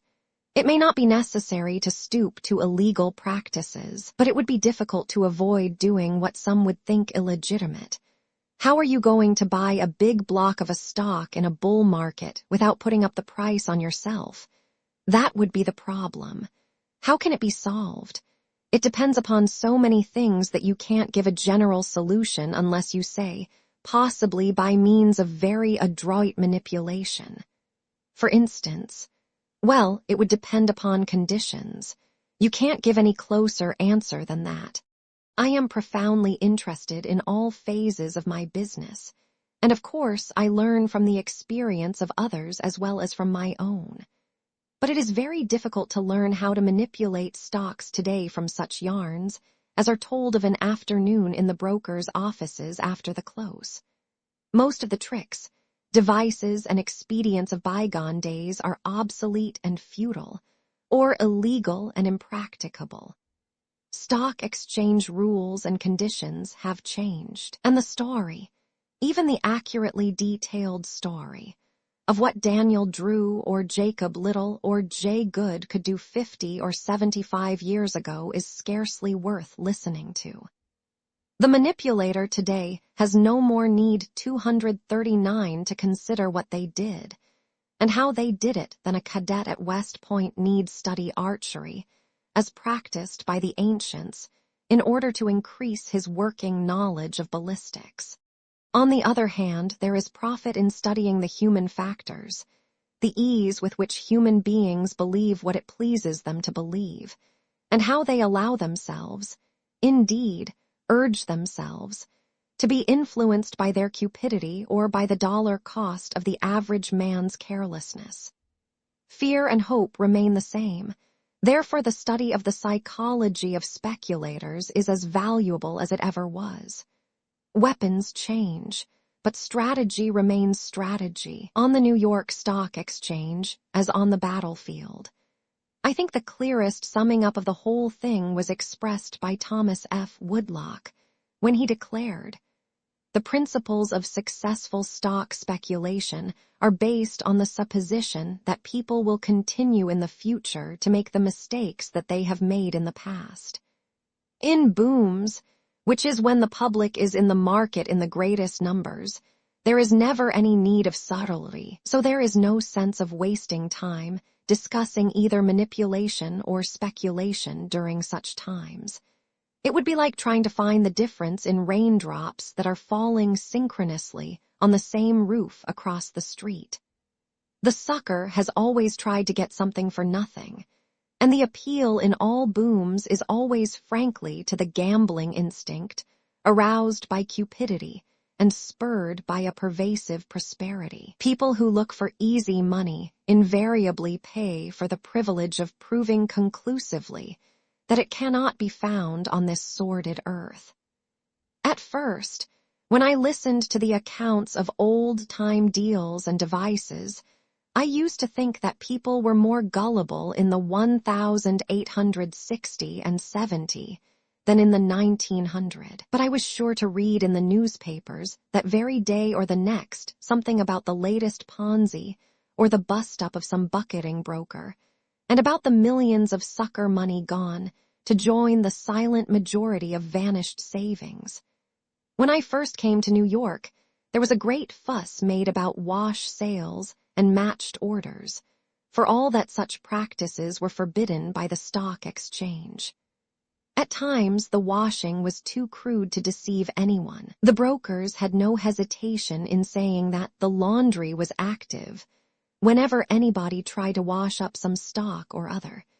And as I have said before, more than once they had what were frankly referred to as bucket shop drives. When a stock was offered down 2 or 3 points in a jiffy, just to establish the decline on the tape and wipe up the myriad shoestring traders who were long of the stock in the bucket shops. As for matched orders, they were always used with some misgivings by reason of the difficulty of coordinating and synchronizing operations by brokers, all such business being against stock exchange rules. A few years ago, a famous operator canceled the selling, but not the buying part of his matched orders, and the result was that an innocent broker ran up the price 25 points or so in a few minutes, only to see it break with equal celerity as soon as his buying ceased. The original intention was to create an appearance of activity. Bad business, playing with such unreliable weapons. You see, you can't take your best brokers into your confidence, not if you want them to remain members of the New York Stock Exchange. Then also, the taxes have made all practices involving fictitious transactions much more expensive than they used to be in the old times. The dictionary definition of manipulation includes corners. Now, a corner might be the result of manipulation, or it might be the result of competitive buying, as, for instance, the Northern Pacific corner on May 9, 1901, which certainly was not manipulation. The Stutz corner was expensive to everybody concerned, both in money and in prestige. And it was not a deliberately engineered corner at that. As a matter of fact, very few of the great corners were profitable to the engineers of them. Both Commodore Vanderbilt's Harlem corners paid big, but the old chap deserved 241 the millions he made out of a lot of short sports, crooked legislators and aldermen who tried to double-cross him. On the other hand, J. Good lost in his northwestern corner. Deacon S.V. White made $1 million in his Lackawanna corner, but Jim Keene dropped $1 million in the Hannibal and sent Joe Deal. The financial success of a corner, of course, depends upon the marketing of the accumulated holdings at higher than cost, and the short interest has to be of some magnitude for that to happen easily. I used to wonder why corners were so popular among the big operators of a half-century ago. They were men of ability and experience, wide awake and not prone to childlike trust in the philanthropy of their fellow traders. Yet they used to get stung with an astonishing frequency. A wise old broker told me that all the big operators of the 60 and 70 had one ambition, and that was to work a corner. In many cases, this was the offspring of vanity, in others, of the desire for revenge. At all events, to be pointed out as the man who had successfully cornered this or the other stock was in reality recognition of brains, boldness, and boodle. It gave the cornerer the right to be haughty. He accepted the plaudits of his fellows as fully earned. It was more than the prospective money profit that prompted the engineers of corners to do their damnedest. It was the vanity complex asserting itself among cold-blooded operators. Dog certainly ate dog in those days with relish and ease. I think I told you before that I have managed to escape being squeezed more than once, not because of the possession of a mysterious ticker sense, but because I can generally tell the moment the character of the buying in the stock makes it imprudent for me to be short of it. This I do by common sense tests, which must have been tried in the old times also. Old Daniel Drew used to squeeze the boys with some frequency, and make them pay high prices for the eerie shears they had sold short to him. He was himself squeezed by Commodore Vanderbilt in Erie, and when old Drew 242 begged for mercy, the Commodore grimly quoted the Great Bear's own deathless distich. "He that sells what isn't hisson must buy it back or go to prison."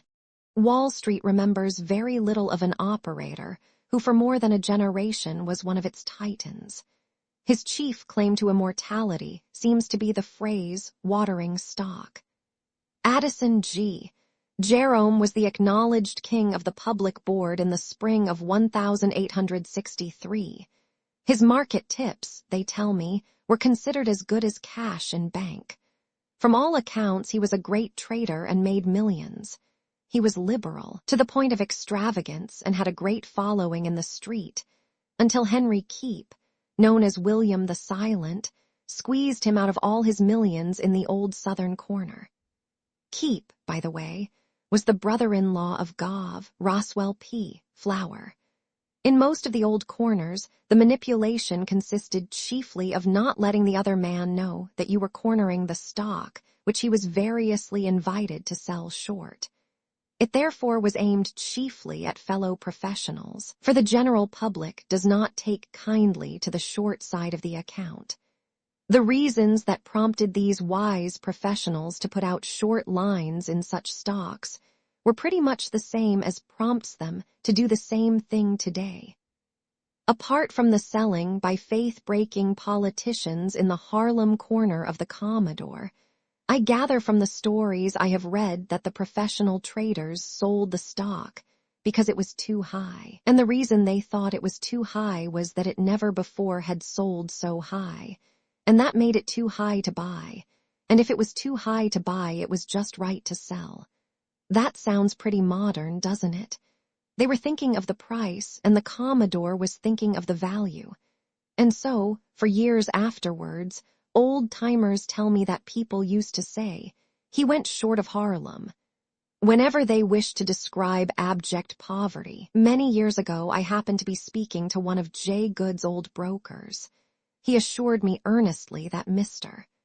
Good not only was a most unusual man, it was of him that old Daniel Drew shiveringly remarked, "His touch is death," but that he was head and shoulders above all other manipulators past and present. He must have been a financial wizard indeed to have done what he did. There can be no question of that. Even at this distance, I can see that he had an amazing knack for adapting himself to new conditions, and that is valuable in a trader.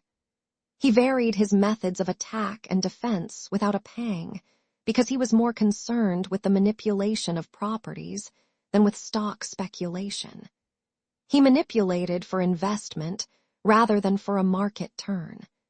He early saw that the big money was in owning the railroads instead of rigging their securities on the floor of the stock exchange. He utilized the stock market, of course, but I suspect it was because that was the quickest and easiest way to quick and easy money, and he needed many millions, just as old Colley's P. Huntington was always hard up because he always needed 20 or 30 millions more than the bankers were willing to lend him. Vision without money means heartaches. With money, it means achievement, and that means power, and that means money, and that means achievement, and so on, over and over and over. Of course, manipulation was not confined to the great figures of those days. There were scores of minor manipulators. I remember a story an old broker told me about the manners and morals of the early 60s. He said, "The earliest recollection I have of Wall Street is of my first visit to the financial district. My father had some business to attend to there, and for some reason or other took me with him. We came down Broadway, and I remember turning off at Wall Street. We walked down Wall, and just as we came to Broad, or rather Nassau Street, to the corner where the Bankers Trust Company's building now stands, I saw a crowd following two men. The first was walking eastward, 244 trying to look unconcerned. He was followed by the other, a red-faced man who was wildly waving his hat with one hand and shaking the other fist in the air. He was yelling to beat the band, Shylock. Shylock. What's the price of money? Shylock. Shylock, I could see heads sticking out of windows.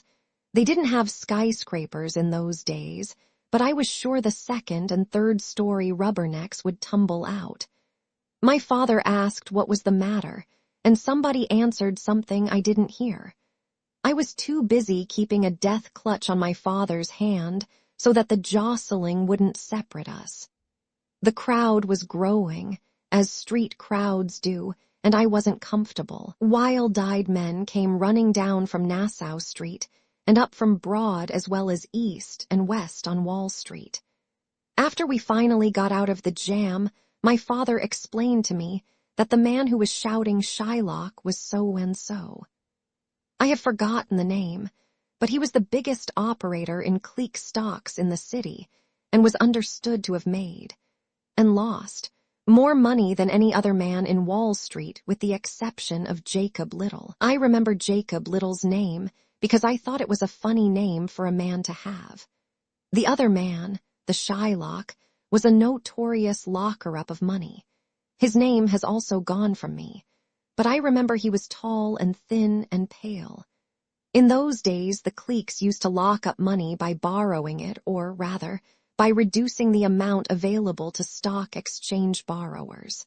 They would borrow it and get a certified check. They wouldn't actually take the money out and use it. Of course, that was rigging. It was a form of manipulation, I think. I agree with the old chap. It was a phase of manipulation that we don't have nowadays. Chapter 20. I myself never spoke to any of the great stock manipulators that the street still talks about. I don't mean leaders, I mean manipulators. They were all before my time, although when I first came to New York, James R. Keene, greatest of them all, was in his prime.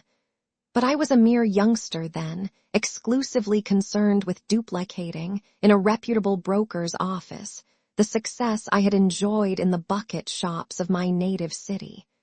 And then, too, at the time Keene was busy with the U.S. Steel stocks, his manipulative masterpiece. I had no experience with manipulation, no real knowledge of it or of its value or meaning, and, for that matter, no great need of such knowledge. If I thought about it at all, I suppose I must have regarded it as a well-dressed form of thimble rigging, of which the lowbrow form was such tricks as had been tried on me in the bucket shops. Such talk as I since have heard on the subject has consisted in great part of surmises and suspicions, of guesses rather than intelligent analyses. More than one man who knew him well has told me that Keene was the boldest and most brilliant operator that ever worked in Wall Street. That is saying a great deal, for there have been some great traders. Their names are now all but forgotten, but nevertheless they were kings in their day. For a day, they were pulled up out of obscurity into the sunlight of financial fame by the ticker tape, and the little paper ribbon didn't prove strong enough to keep them suspended 246 there long enough for them to become historical fixtures. At all events, Keene was by all odds the best manipulator of his day, and it was a long and exciting day. He capitalized his knowledge of the game, his experience as an operator and his talents when he sold his services to the Havemeyer brothers, who wanted him to develop a market for the sugar stocks.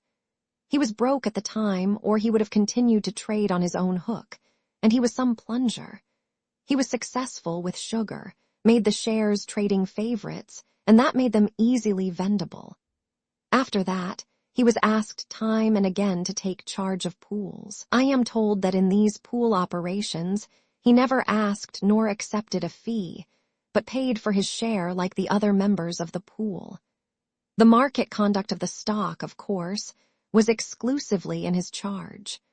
Often there was talk of treachery on both sides.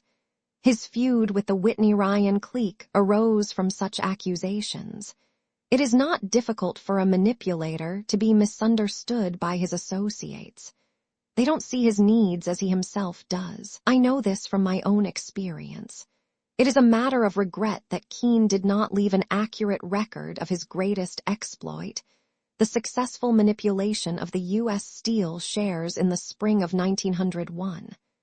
As I understand it, Keene never had an interview with J.P. Morgan about it. Morgan's firm dealt with or through Talbot J. Taylor & Co., at whose office Keene made his headquarters. Talbot Taylor was Keene's son-in-law. I am assured that Keene's fee for his work consisted of the pleasure he derived from the work. That he made millions trading in the market he helped to put up that spring is well known. He told a friend of mine that in the course of a few weeks he sold in the open market for the underwriters syndicate more than 750,000 shares. Not bad when you consider two things: that they were new and untried stocks of a corporation whose capitalization was greater than the entire debt of the United States at that time. And second, 247 that men like D. G. Reed, W. B. Leeds, the Moore brothers, Henry Phipps, H. C. Frick, and the other steel magnates also sold hundreds of thousands of shares to the public at the same time in the same market that Keene helped to create. Of course, general conditions favored him. Not only actual business but sentiment and his unlimited financial backing made possible his success. What we had was not merely a big bull market, but a boom and a state of mind not likely to be seen again. The undigested securities panic came later, when Steel Common, which Keene had marked up to 55 in 1901, sold at 10 in 1903, and at 8 in 1904. We can't analyze Keene's manipulative campaigns. His books are not available. The adequately detailed record is non-existent. For example, it would be interesting to see how he worked in amalgamated copper. H. Rogers and William Rockefeller had tried to dispose of their surplus stock in the market and had failed. Finally, they asked Keene to market their line, and he agreed. Bear in mind that H. Rogers was one of the ablest businessmen of his day in Wall Street, and that William Rockefeller was the boldest speculator of the entire Standard Oil coterie. They had practically unlimited resources and vast prestige as well as years of experience in the stock market game. And yet they had to go to Keene. I mention this to show you that there are some tasks which it requires a specialist to perform. Here was a widely touted stock, sponsored by America's greatest capitalists, that could not be sold except at a great sacrifice of money and prestige.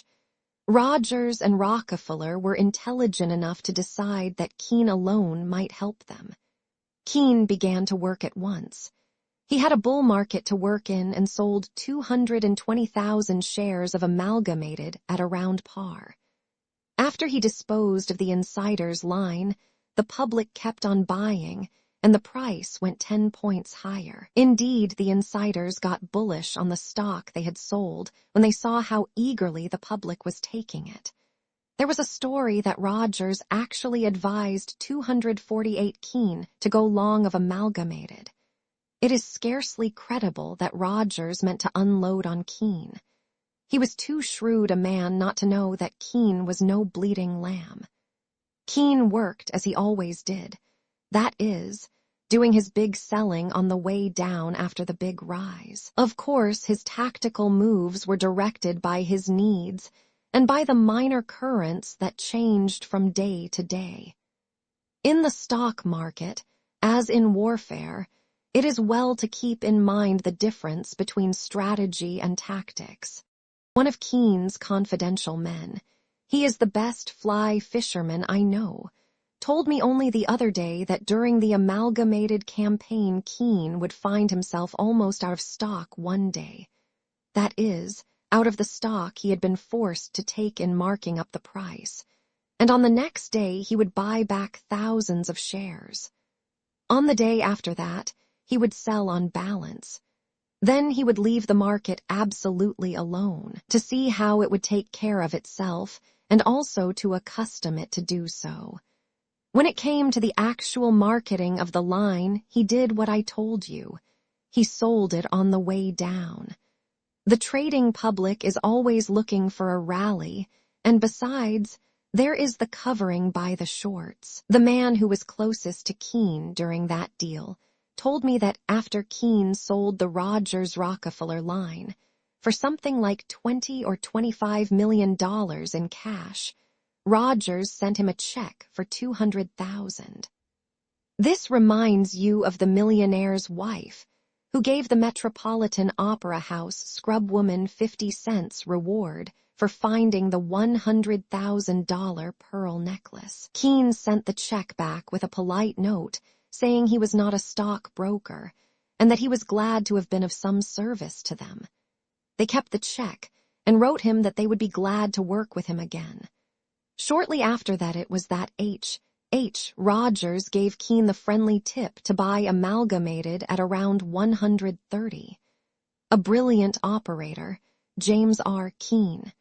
His private secretary told me that when the market was going his way, Mr. Keene 249 was irascible, and those who knew him say his irascibility was expressed in sardonic phrases that lingered long in the memory of his hearers. But when he was losing, he was in the best of humor, a polished man of the world, agreeable, epigrammatic, interesting. He had in superlative degree the qualities of mind that are associated with successful speculators anywhere. That he did not argue with the tape is plain. He was utterly fearless but never reckless. He could and did turn in a twinkling if he found he was wrong. Since his day, there have been so many changes in stock exchange rules and so much more rigorous enforcement of old rules, so many new taxes on stock sales and profits, and so on, that the game seems different. Devices that Keene could use with skill and profit can no longer be utilized. Also, we are assured, the business morality of Wall Street is on a higher plane. Nevertheless, it is fair to say that in any period of our financial history, Keene would have been a great manipulator because he was a great stock operator and knew the game of speculation from the ground up.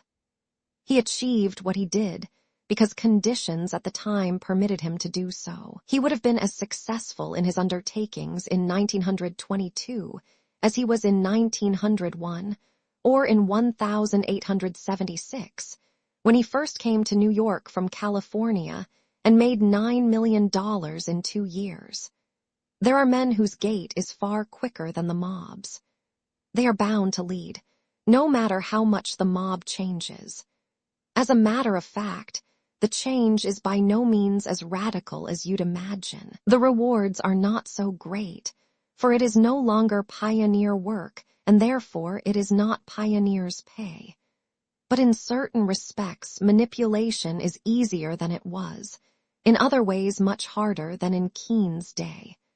There is no question that advertising is an art, and manipulation is the art of advertising through the medium of the tape. The tape should tell the story the manipulator wishes its readers to see. The truer the story, the more convincing it 250 is bound to be, and the more convincing it is, the better the advertising is. A manipulator today, for instance, has not only to make a stock look strong, but also to make it be strong.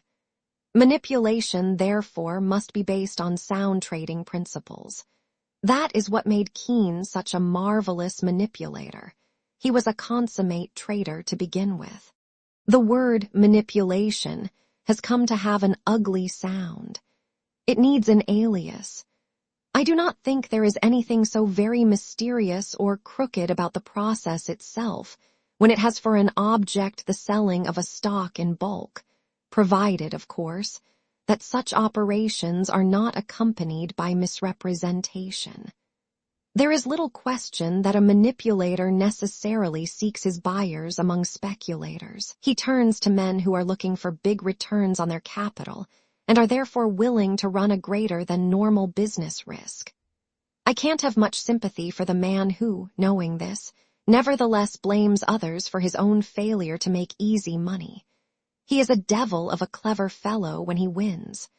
But when he loses money, the other fellow was a crook, a manipulator. In such moments, and from such lips, the word connotes the use of marked cards. But this is not so. Usually the object of manipulation is to develop marketability. That is, the ability to dispose of fair-sized blocks at some price at any time. Of course, a pool, by reason of a reversal of general market conditions, may find itself unable to sell except at a sacrifice too great to be pleasing. They then may decide to employ a professional, believing that his skill and experience will enable him to conduct an orderly retreat instead of suffering an appalling rout. You will notice that I do not speak of manipulation designed to permit considerable accumulation of a stock as cheaply as possible, as, for instance, in buying for control, because this does not happen often nowadays.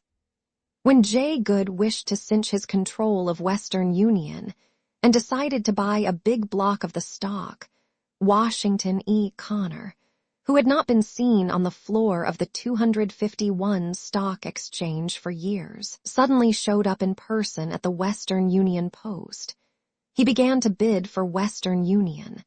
The traders to a man laughed at his stupidity in thinking them so simple, and they cheerfully sold him all the stock he wanted to buy. It was too raw a trick to think he could put up the price by acting as though Mr. Goode wanted to buy Western Union. Was that manipulation? I think I can only answer that by saying no and yes.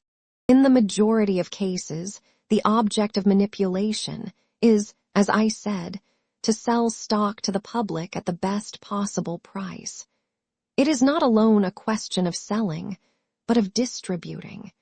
It is obviously better in every way for a stock to be held by 1,000 people than by one man, better for the market in it. So it is not alone the sale at a good price, but the character of the distribution that a manipulator must consider. There is no sense in marking up the price to a very high level if you cannot induce the public to take it off your hands later. Whenever inexperienced manipulators try to unload at the top and fail, old-timers look mighty wise and tell you that you can lead a horse to water, but you cannot make him drink. Original devils. As a matter of fact, it is well to remember a rule of manipulation, a rule that Keene and his able predecessors well knew. It is this: stocks are manipulated to the highest point possible and then sold to the public on the way down. Let me begin at the beginning. Assume that there is someone, an underwriting syndicate or a pool or an individual, that has a block of stock which it is desired to sell at the best price possible. It is a stock duly listed on the New York Stock Exchange. The best place for selling it ought to be the open market, and the best buyer ought to be the general public. The negotiations for the sale are in charge of a man. He, or some present or former associate, has tried to sell the stock on the stock exchange and has not succeeded. He is, or soon becomes, sufficiently familiar with stock market operations to realize that more experience and greater aptitude 252 for the work are needed than he possesses. He knows personally, or by hearsay, several men who have been successful in their handling of similar deals, and he decides to avail himself of their professional skill. He seeks one of them as he would seek a physician if he were ill, or an engineer, if he needed that kind of expert. Suppose he has heard of me as a man who knows the game. Well, I take it that he tries to find out all he can about me. He then arranges for an interview and in due time calls at my office. Of course, the chances are that I know about the stock and what it represents. It is my business to know. That is how I make my living. My visitor tells me what he and his associates wish to do and asks me to undertake the deal. It is then my turn to talk. I ask for whatever information I deem necessary to give me a clear understanding of what I am asked to undertake. I determine the value and estimate the market possibilities of that stock. That and my reading of current conditions in turn help me to gauge the likelihood of success for the proposed operation. If my information inclines me to a favorable view, I accept the proposition and tell him then and there what my terms will be for my services. If he in turn accepts my terms, the honorarium and the conditions, I begin my work at once. I generally ask and receive calls on a block of stock. I insist upon graduated calls as the fairest to all concerned. The price of the call begins at a little below the prevailing market price and goes up. Say, for example, that I get calls on 100,000 shares and the stock is quoted at 40. I begin with a call for some thousands of shares at 35, another at 37, another at 40, and at 45 and 50, and so on up to 75 or 80. If as the result of my professional work, my manipulation, the price goes up, and if at the highest level there is a good demand for the stock so that I can sell fair-sized blocks, 253 of it I of course call the stock. I am making money, but so are my clients making money. This is as it should be. If my skill is what they are paying for, they ought to get value. Of course, there are times when a pool may be wound up at a loss, but that is seldom, for I do not undertake the work unless I see my way clear to a profit. This year I was not so fortunate in 1 or 2 deals, and I did not make a profit. There are reasons, but that is another story to be told later, perhaps. The first step in a bull movement in a stock is to advertise the fact that there is a bull movement on. Sounds silly, doesn't it? Well, think a moment. It isn't as silly as it sounded, is it? The most effective way to advertise what, in effect, are your honorable intentions is to make the stock active and strong. After all is said and done, the greatest publicity agent in the wide world is the ticker, and by far the best advertising medium is the tape. I do not need to put out any literature for my clients. I do not have to inform the daily press as to the value of the stock or to work the financial reviews for notices about the company's prospects. Neither do I have to get a following. I accomplish all these highly desirable things by merely making the stock active. When there is activity, there is a synchronous demand for explanations, and that means, of course, that the necessary reasons for publication supply themselves without the slightest aid from me. Activity is all that the floor traders ask. They will buy or sell any stock at any level if only there is a free market for it. They will deal in thousands of shares wherever they see activity, and their aggregate capacity is considerable. It necessarily happens that they constitute the manipulator's first crop of buyers. They will follow you all the way up, and they thus are a great help at all the stages of the operation.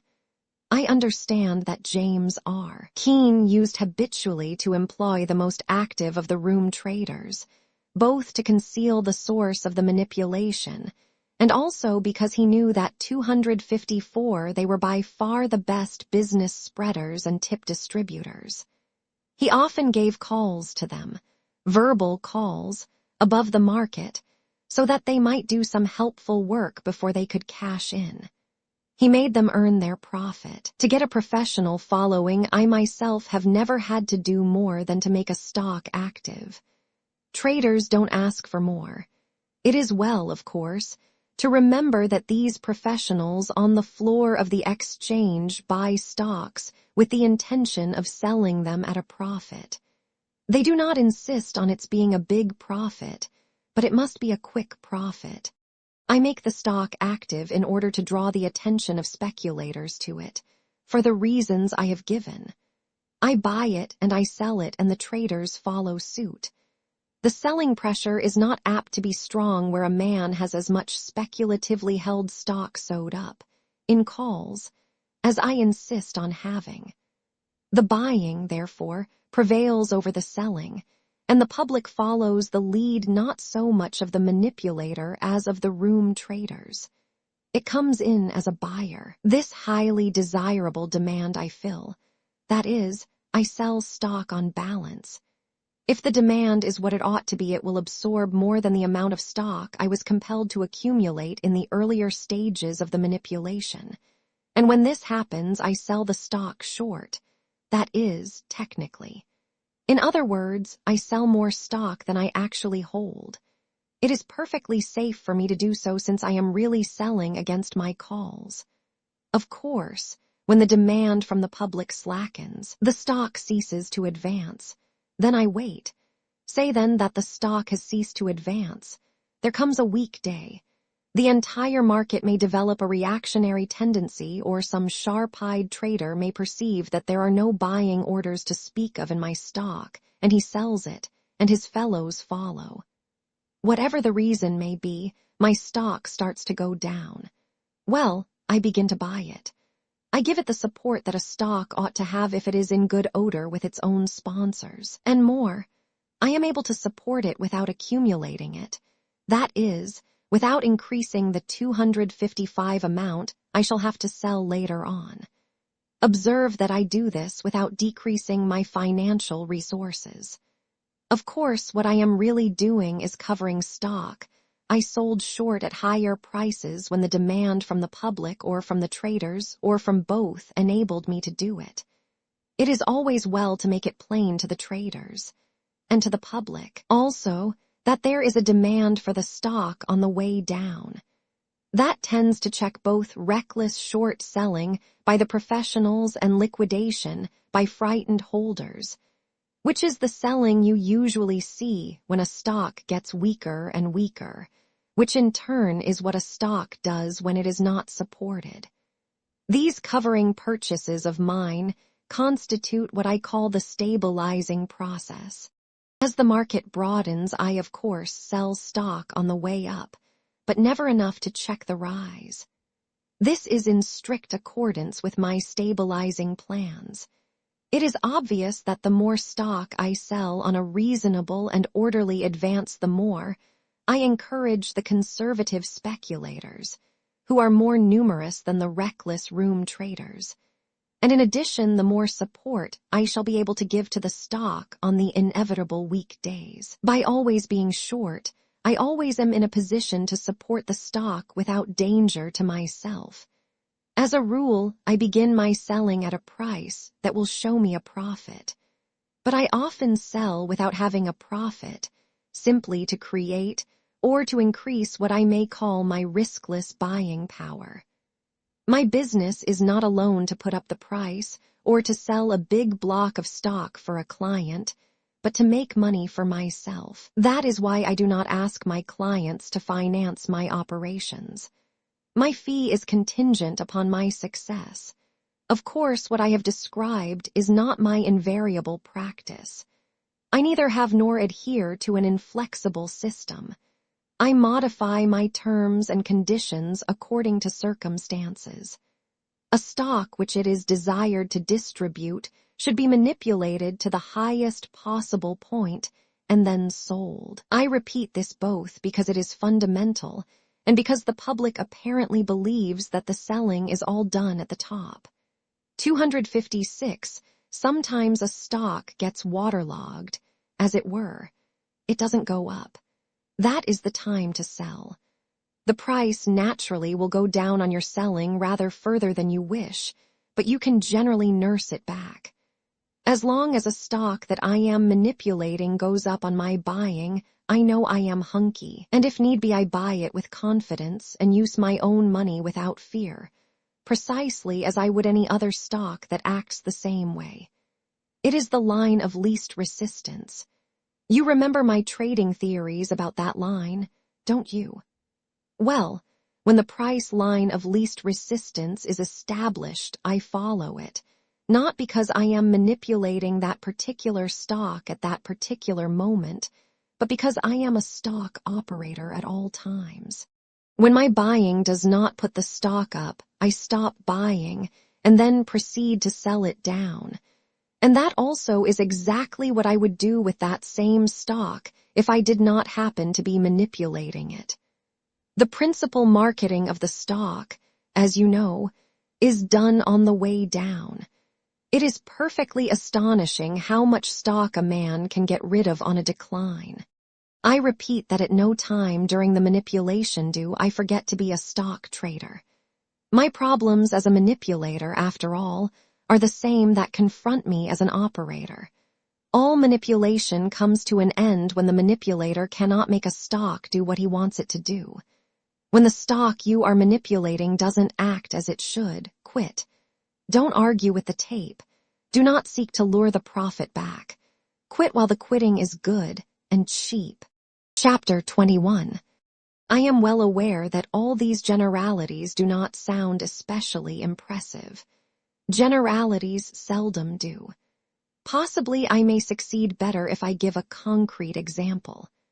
I'll tell you how I marked up the price of a stock 30 points, and in so doing accumulated only 7,000 shares and developed a market that would absorb almost any amount of stock. It was Imperial Steel. The stock had been brought out by reputable people, and it had been fairly well tipped as a property of value. About 30% of the capital stock was placed with the general public through various Wall Street houses, but there had been no significant activity in the shares after they were listed. From time to time, somebody would ask about it, and one or another insider, members of the original underwriting syndicate, would say that the company's earnings were better than expected and the prospects more than encouraging. This was true enough and very good as far as it went, but not exactly thrilling. The speculative appeal was absent, and from the investor's point of view, the price stability and dividend permanency of the stock were not yet demonstrated. It was a stock that never behaved sensationally. It was so gentlemanly that no corroborative rise ever followed the insider's eminently truthful reports. On the other hand, neither did the price decline. Imperial Steel remained unhonored and unsung and untipped, content to be one of those stocks that don't go down because nobody sells, and that nobody sells because nobody 258 likes to go short of a stock that is not well distributed. The seller is too much at the mercy of the loaded-up inside clique. Similarly, there is no inducement to buy such a stock. To the investor, Imperial Steel therefore remained a speculation. To the speculator, it was a dead one, the kind that makes an investor of you against your will by the simple expedient of falling into a trance the moment you go long of it. The chap who is compelled to lug a corpse a year or two always loses more than the original cost of the deceased. He is sure to find himself tied up with it when some really good things come his way. One day, the foremost member of the Imperial Steel Syndicate, acting for himself and associates, came to see me. They wished to create a market for the stock, of which they controlled the undistributed 70%. They wanted me to dispose of their holdings at better prices than they thought they would obtain if they tried to sell in the open market. They wanted to know on what terms I would undertake the job. I told him that I would let him know in a few days. Then I looked into the property. I had experts go over the various departments of the company, industrial, commercial, and financial. They made reports to me which were unbiased. I wasn't looking for the good or the bad points, but for the facts, such as they were. The reports showed that it was a valuable property. The prospects justified purchases of the stock at the prevailing market price if the investor were willing to wait a little. Under the circumstances, an advance in the price would in reality be the commonest and most legitimate of all market movements, to wit, the process of discounting the future. There was therefore no reason that I could see why I should not conscientiously and confidently undertake the bull manipulation of Imperial Steel. I let my man know my mind, and he called at my office to talk the deal over in detail. I told him what my terms were. $259. For my services, I asked no cash, but calls on 100,000 shares of the Imperial Steel stock. The price of the calls ran up from 70 to 100. That may seem like a big fee to some, but they should consider that the insiders were certain they themselves could not sell 100,000 shares, or even 50,000 shares, at 70. There was no market for the stock. All the talk about wonderful earnings and excellent prospects had not brought in buyers, not to any great extent. In addition, I could not get my fee in cash without my clients first making some millions of dollars. What I stood to make was not an exorbitant selling commission. It was a fair contingent fee.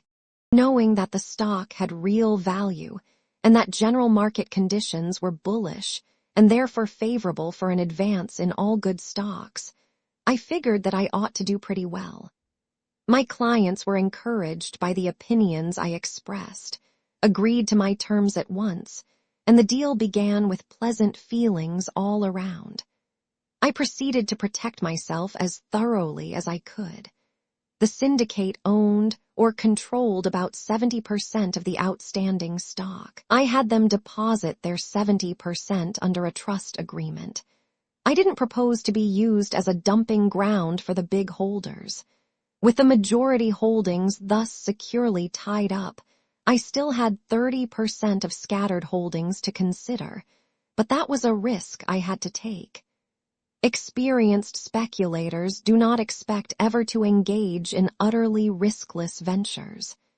As a matter of fact, it was not much more likely that all the untrusted stock would be thrown on the market at one fell swoop than that all the policyholders of a life insurance company would die at the same hour, the same day. There are unprinted actuarial tables of stock market risks, as well as of human mortality. Having protected myself from some of the avoidable dangers of a stock market deal of that sort, I was ready to begin my campaign. Its objective was to make my calls valuable. To do this, I must put up the price and develop a market in 260, which I could sell 100,000 shares, the stock in which I held options. The first thing I did was to find out how much stock was likely to come on the market on an advance. This was easily done through my brokers, who had no trouble in ascertaining what stock was for sale at or a little above the market. I don't know whether the specialists told them what orders they had on their books or not. The price was nominally 70, but I could not have sold 1,000 shares at that price. I had no evidence of even a moderate demand at that figure or even a few points lower.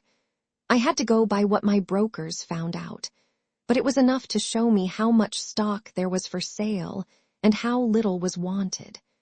As soon as I had a line on these points, I quietly took all the stock that was for sale at 70 and higher.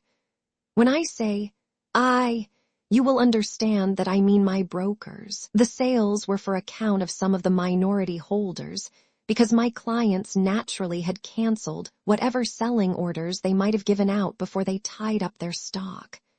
I didn't have to buy very much stock.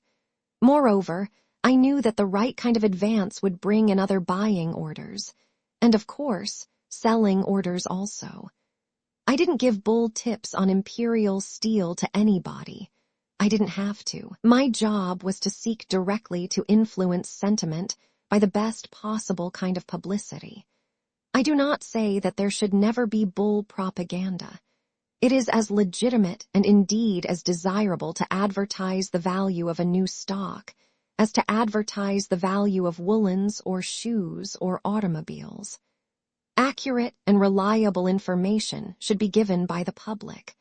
But what I meant was that the tape did all that was needed for my purpose. As I said before, the reputable newspapers always try to print explanations for market movements.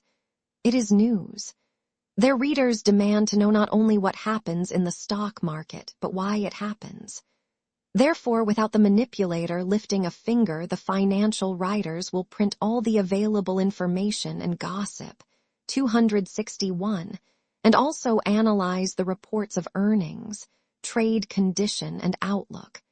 In short, whatever may throw light on the advance. Whenever a newspaperman or an acquaintance asks my opinion of a stock, and I have one, I do not hesitate to express it.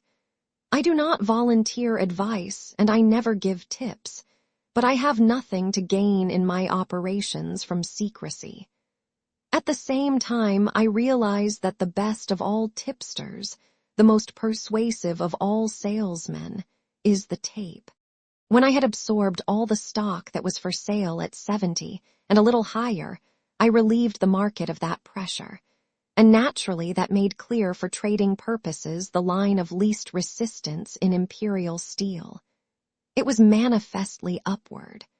The moment that fact was perceived by the observant traders, on the floor they logically assumed that the stock was in for an advance the extent of which they could not know, but they knew enough to begin buying. Their demand for imperial steel, created exclusively by the obviousness of the stock's rising tendency, the tape's infallible bull tip. I promptly filled. I sold to the traders the stock that I had bought from the tired-out holders at the beginning. Of course, this selling was judiciously done. I contented myself with supplying the demand. I was not forcing my stock on the market, and I did not want too rapid an advance. It wouldn't have been good business to sell out the half of my 100,000 shares at that stage of the proceedings. My job was to make a market on which I might sell my entire line. But even though I sold only as much as the traders were anxious to buy, the market was temporarily deprived of my own buying power, which I had hitherto exerted steadily. In due course, the traders' purchases ceased, and the price stopped rising. As soon as that happened, there began the selling by disappointed bulls, or by those traders whose reasons for buying disappeared the instant the rising tendency was checked. But I was ready for this selling, and on the way down I bought back the stock I had sold to the traders 262 a couple of points higher. This buying of stock, I knew, was bound to be sold in turn, checked the downward course, and when the price stopped going down, the selling orders stopped coming in. I then began all over again. I took all the stock that was for sale on the way up. It wasn't very much, and the price began to rise a second time, from a higher starting point than 70. Don't forget that on the way down there are many holders who wish to heaven they had sold theirs, but won't do it 3 or 4 points from the top. Such speculators always vow they will surely sell out if there is a rally. They put in their orders to sell on the way up, and then they change their minds with the change in the stock's price trend. Of course, there is always profit taking from safe-playing, quick runners to whom a profit is always a profit to be taken. All I had to do after that was to repeat the process, alternately buying and selling, but always working higher.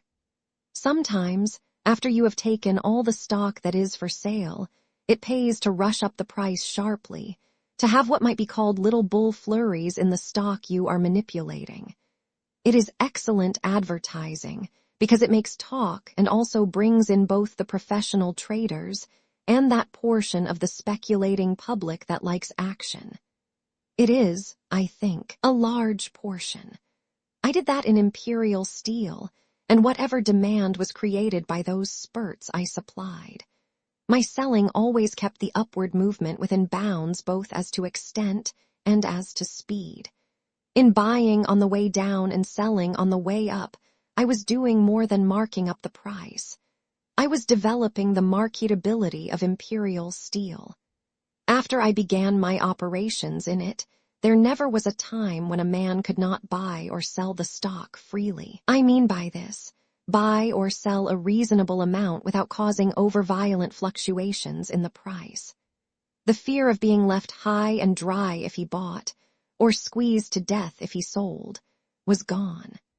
The gradual spread among the professionals and the 263 public of a belief in the permanence of the market for imperial steel had much to do with creating confidence in the movement. And of course, the activity also put an end to a lot of other objections. The result was that after buying and selling a good many thousands of shares, I succeeded in making the stocks sell at par. At $100 a share, everybody wanted to buy imperial steel. Why not? Everybody now knew that it was a good stock, that it had been and still was a bargain. The proof was the rise. A stock that could go 30 points from 70 could go up 30 more from par. That is the way a good many argued. In the course of marking up the price those 30 points, I accumulated only 7,000 shares. The price on this line averaged me almost exactly 85. That meant a profit of 15 points on it. But of course, my entire profit, still on paper, was much more. It was a safe enough profit, for I had a market for all I wanted to sell. The stock would sell higher on judicious manipulation, and I had graduated calls on 100,000 shares beginning at 70 and ending at 100. Circumstances prevented me from carrying out certain plans of mine for converting my paper profits into good hard cash. It had been, if I do say so myself, a beautiful piece of manipulation, strictly legitimate and deservedly successful. The property of the company was valuable, and the stock was not dear at the higher price. One of the members of the original syndicate developed a desire to secure the control of the property, a prominent banking house with ample resources. The control of a prosperous and growing concern like the Imperial Steel Corporation is possibly more valuable to a banking firm than to individual investors. At all events, this firm made me an offer for all my options on the stock. It meant an enormous profit for me, and I instantly took it. I am always willing to sell out when I can do so in a lump at a good profit. I was quite content with what I made out of it. Before I disposed of my calls on the 100,000 shares, I learned that these bankers had employed more experts, 264, to make a still more thorough examination of the property.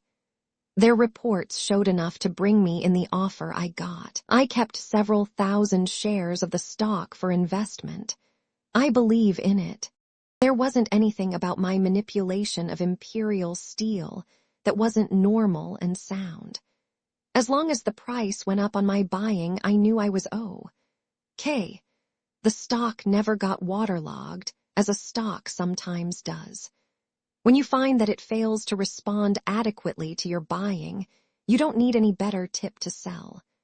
You know that if there is any value to a stock and general market conditions are right, you can always nurse it back after a decline, no matter if it's 20 points. But I never had to do anything like that in imperial steel. In my manipulation of stocks, I never lose sight of basic trading principles. Perhaps you wonder why I repeat this, or why I keep on harping on the fact that I never argue with the tape or lose my temper at the market because of its behavior. You would think, wouldn't you, that shrewd men who have made millions in their own business, and in addition have successfully operated in Wall Street at times, would realize the wisdom of playing the game dispassionately. Well, you would be surprised at the frequency with which some of our most successful promoters behave like peevish women, because the market does not act the way they wish it to act. They seem to take it as a personal slight, and they proceed to lose money by first losing their temper. There has been much gossip about a disagreement between John Prentice and myself. People have been led to expect a dramatic narrative of a stock market deal that went wrong or some double crossing that cost me, or him, millions, or something of that sort. Well, it wasn't. Prentice and I had been friendly for years. He had given me at various times information that I was able to utilize profitably, and I had given him advice which he may or may not have followed. If he did, he saved money. He was largely instrumental in the organization and promotion of the petroleum products company. After a more or less successful market debut, general conditions changed for the worse, and the new stock did not fare as well as Prentice and his associates had hoped. When basic conditions took a turn for the better, Prentice formed a pool and began operations in peat products. I cannot tell you anything about his technique. He didn't tell me how he worked, and I didn't ask him. But it was plain that notwithstanding his Wall Street experience and his undoubted cleverness, whatever it was he did proved of little value, and it didn't take the pool long to find out that they couldn't get rid of much stock. He must have tried everything he knew, because a pool manager does not ask to be superseded by an outsider unless he feels unequal to the task. And that is the last thing the average man likes to admit.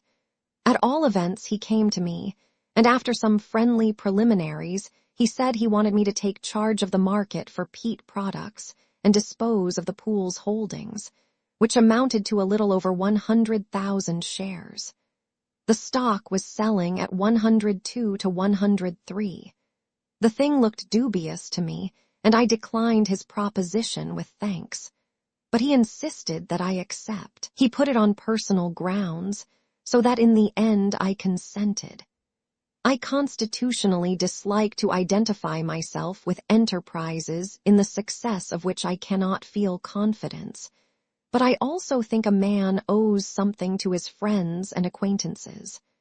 I said I would do my best, but I told him I did not feel very cocky about it, and I enumerated the adverse factors that I would have to contend with. But all Prentice said to that was that he wasn't asking me to guarantee millions in profits to the pool. He was sure that if I took hold, I'd make out well enough to satisfy any reasonable being. Well, there I was, engaged in doing something against my own judgment. I found, as I feared, a pretty tough state of affairs, due in great measure to Prentice's own mistakes, while 266, he was manipulating the stock for account of the pool. But the chief factor against me was time. I was convinced that we were rapidly approaching the end of a bull's swing, and therefore that the improvement in the market, which had so encouraged Prentice, would prove to be merely a short-lived rally. I feared that the market would turn definitely bearish before I could accomplish much with peat products. However, I had given my promise, and I decided to work as hard as I knew how. I started to put up the price. I had moderate success. I think I ran it up to 107 or thereabouts, which was pretty fair, and I was even able to sell a little stock on balance. It wasn't much, but I was glad not to have increased the pool's holdings. There were a lot of people not in the pool who were just waiting for a small rise to dump their stock, and I was a godsend to them. Had general conditions been better, I also would have done better. It was too bad that I wasn't called in earlier. All I could do now, I felt, was to get out with as little loss as possible to the pool. I sent for Prentice and told him my views, but he started to object. I then explained to him why I took the position I did. I said, "Prentice, I can feel very plainly the pulse of the market. There is no follow-up in your stock. It is no trick to see just what the public's reaction is to my manipulation. Listen, when peat products is made as attractive to traders as possible, and you give it all the support needed at all times, and notwithstanding all that you find that the public leaves it alone, you may be sure that there is something wrong, not with the stock, but with the market. There is absolutely no use in trying to force matters. You are bound to lose if you do. A pool manager should be willing to buy his own stock when he has company, but when he is the only buyer in the market, he'd be an ass to buy it. For every 5,000 shares I buy, the public ought to be willing or able to buy 5,000 more. But I certainly am not going to do all the buying. If I did, all I would succeed in doing would be 267 to get soaked with a lot of long stock that I don't want. There is only one thing to do, and that is to sell. and the only way to sell is to sell.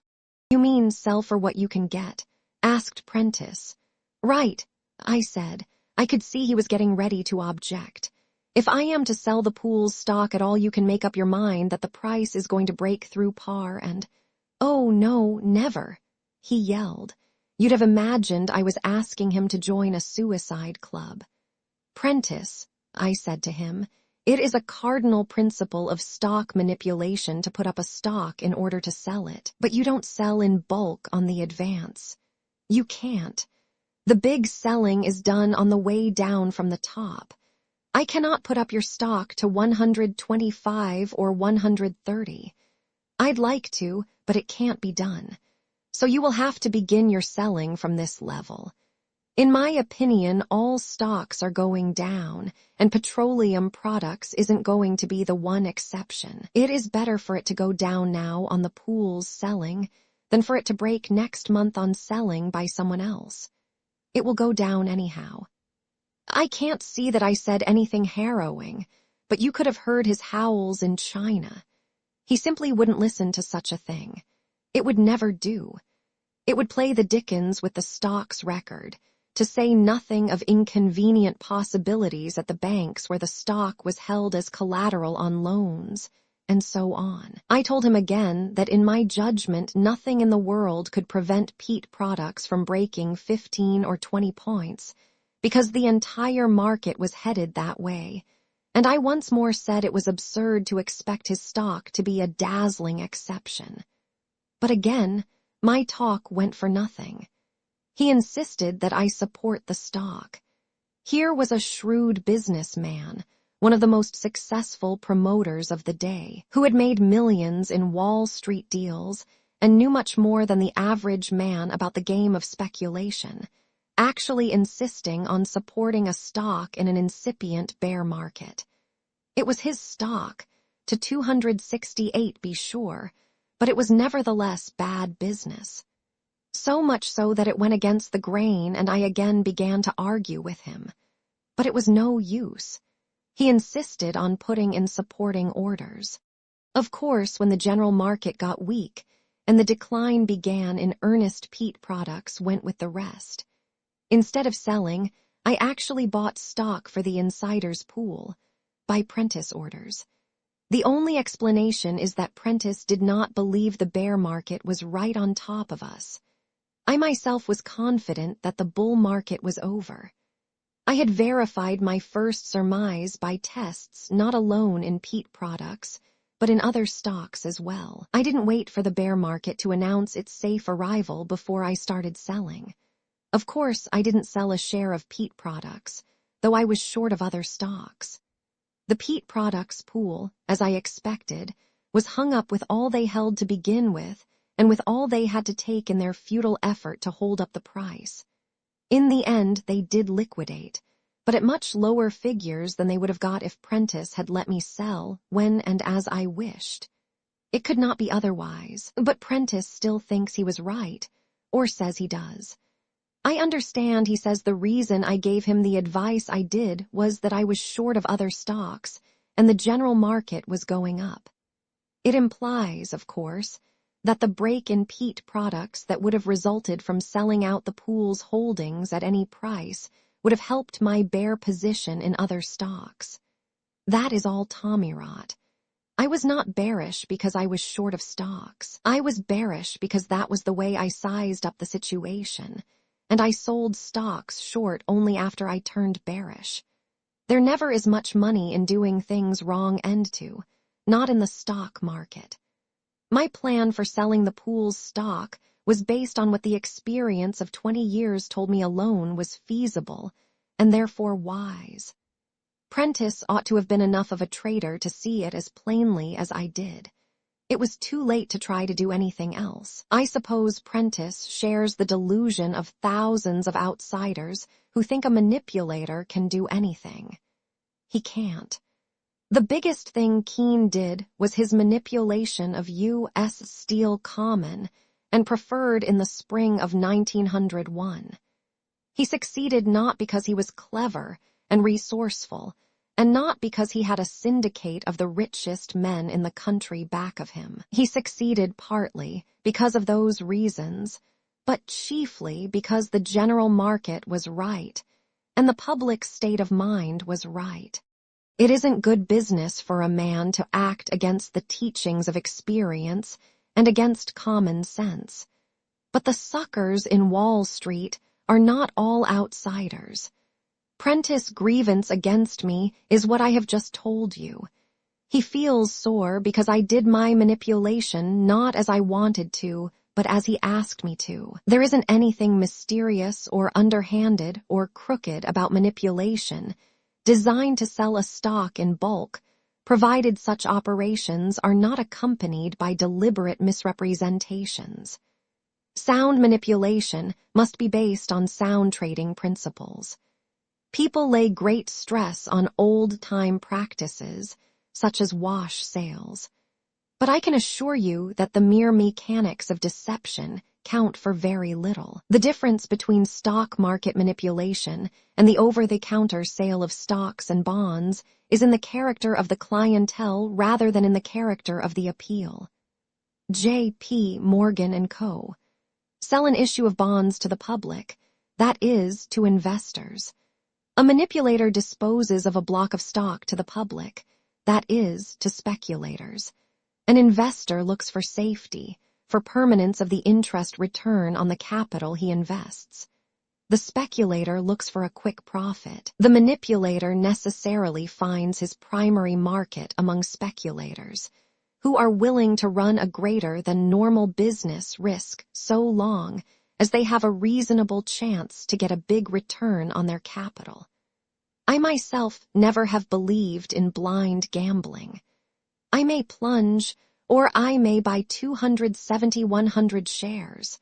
But in either case, I must have a reason for what I do. I distinctly remember how I got into the game of manipulation. That is, in the marketing of stocks for others. It gives me pleasure to recall it because it shows so beautifully the professional Wall Street attitude towards stock market operations. It happened after I had come back. That is, after my Bethlehem steel trade in 1915 started me on the road to financial recovery. I traded pretty steadily and had very good luck. I have never sought newspaper publicity, but neither have I gone out of my way to hide myself. At the same time, you know that professional Wall Street exaggerates both the successes and the failures of whichever operator happens to be active. And of course, the newspapers hear about him and print rumors. I have been broke so many times, according to the gossips, or have made so many millions, according to the same authorities, that my only reaction to such reports is to wonder how and where they are born, and how they grow. I have had broker friend after broker friend bring the same story to me, a little changed each time, improved, more circumstantial. All this preface is to tell you how I first came to undertake the manipulation of a stock for someone else. The stories the newspapers printed of how I had paid back in full the millions I owed did the trick. My plungings and my winnings were so magnified by the newspapers that I was talked about in Wall Street. The day was past when an operator swinging a line of 200,000 shares of stock could dominate the market. But, as you know, the public always desires to find successors to the old leaders. It was Mr. Keene's reputation as a skillful stock operator, a winner of millions on his own hook, that made promoters and banking houses apply to him for selling large blocks of securities. In short, his services as manipulator were in demand 271, because of the stories the street had heard about his previous successes as a trader. But Keene was gone, passed on to that heaven where he once said he wouldn't stay a moment unless he found Sisonby there waiting for him. 2 or 3 other men who made stock market history for a few months had relapsed into the obscurity of prolonged inactivity. I refer particularly to certain of those plunging Westerners who came to Wall Street in 1901, and after making many millions out of their steel holdings, remained in Wall Street. They were in reality super promoters rather than operators of the keen type. But they were extremely able, extremely rich, and extremely successful in the securities of the companies which they and their friends controlled. They were not really great manipulators, like Keene or Governor Flower. Still, the street found in them plenty to gossip about, and they certainly had a following among the professionals and the sportier commission houses. After they ceased to trade actively, the street found itself without manipulators. At least, it couldn't read about them in the newspapers. You remember the big bull market that began when the stock exchange resumed business in 1915.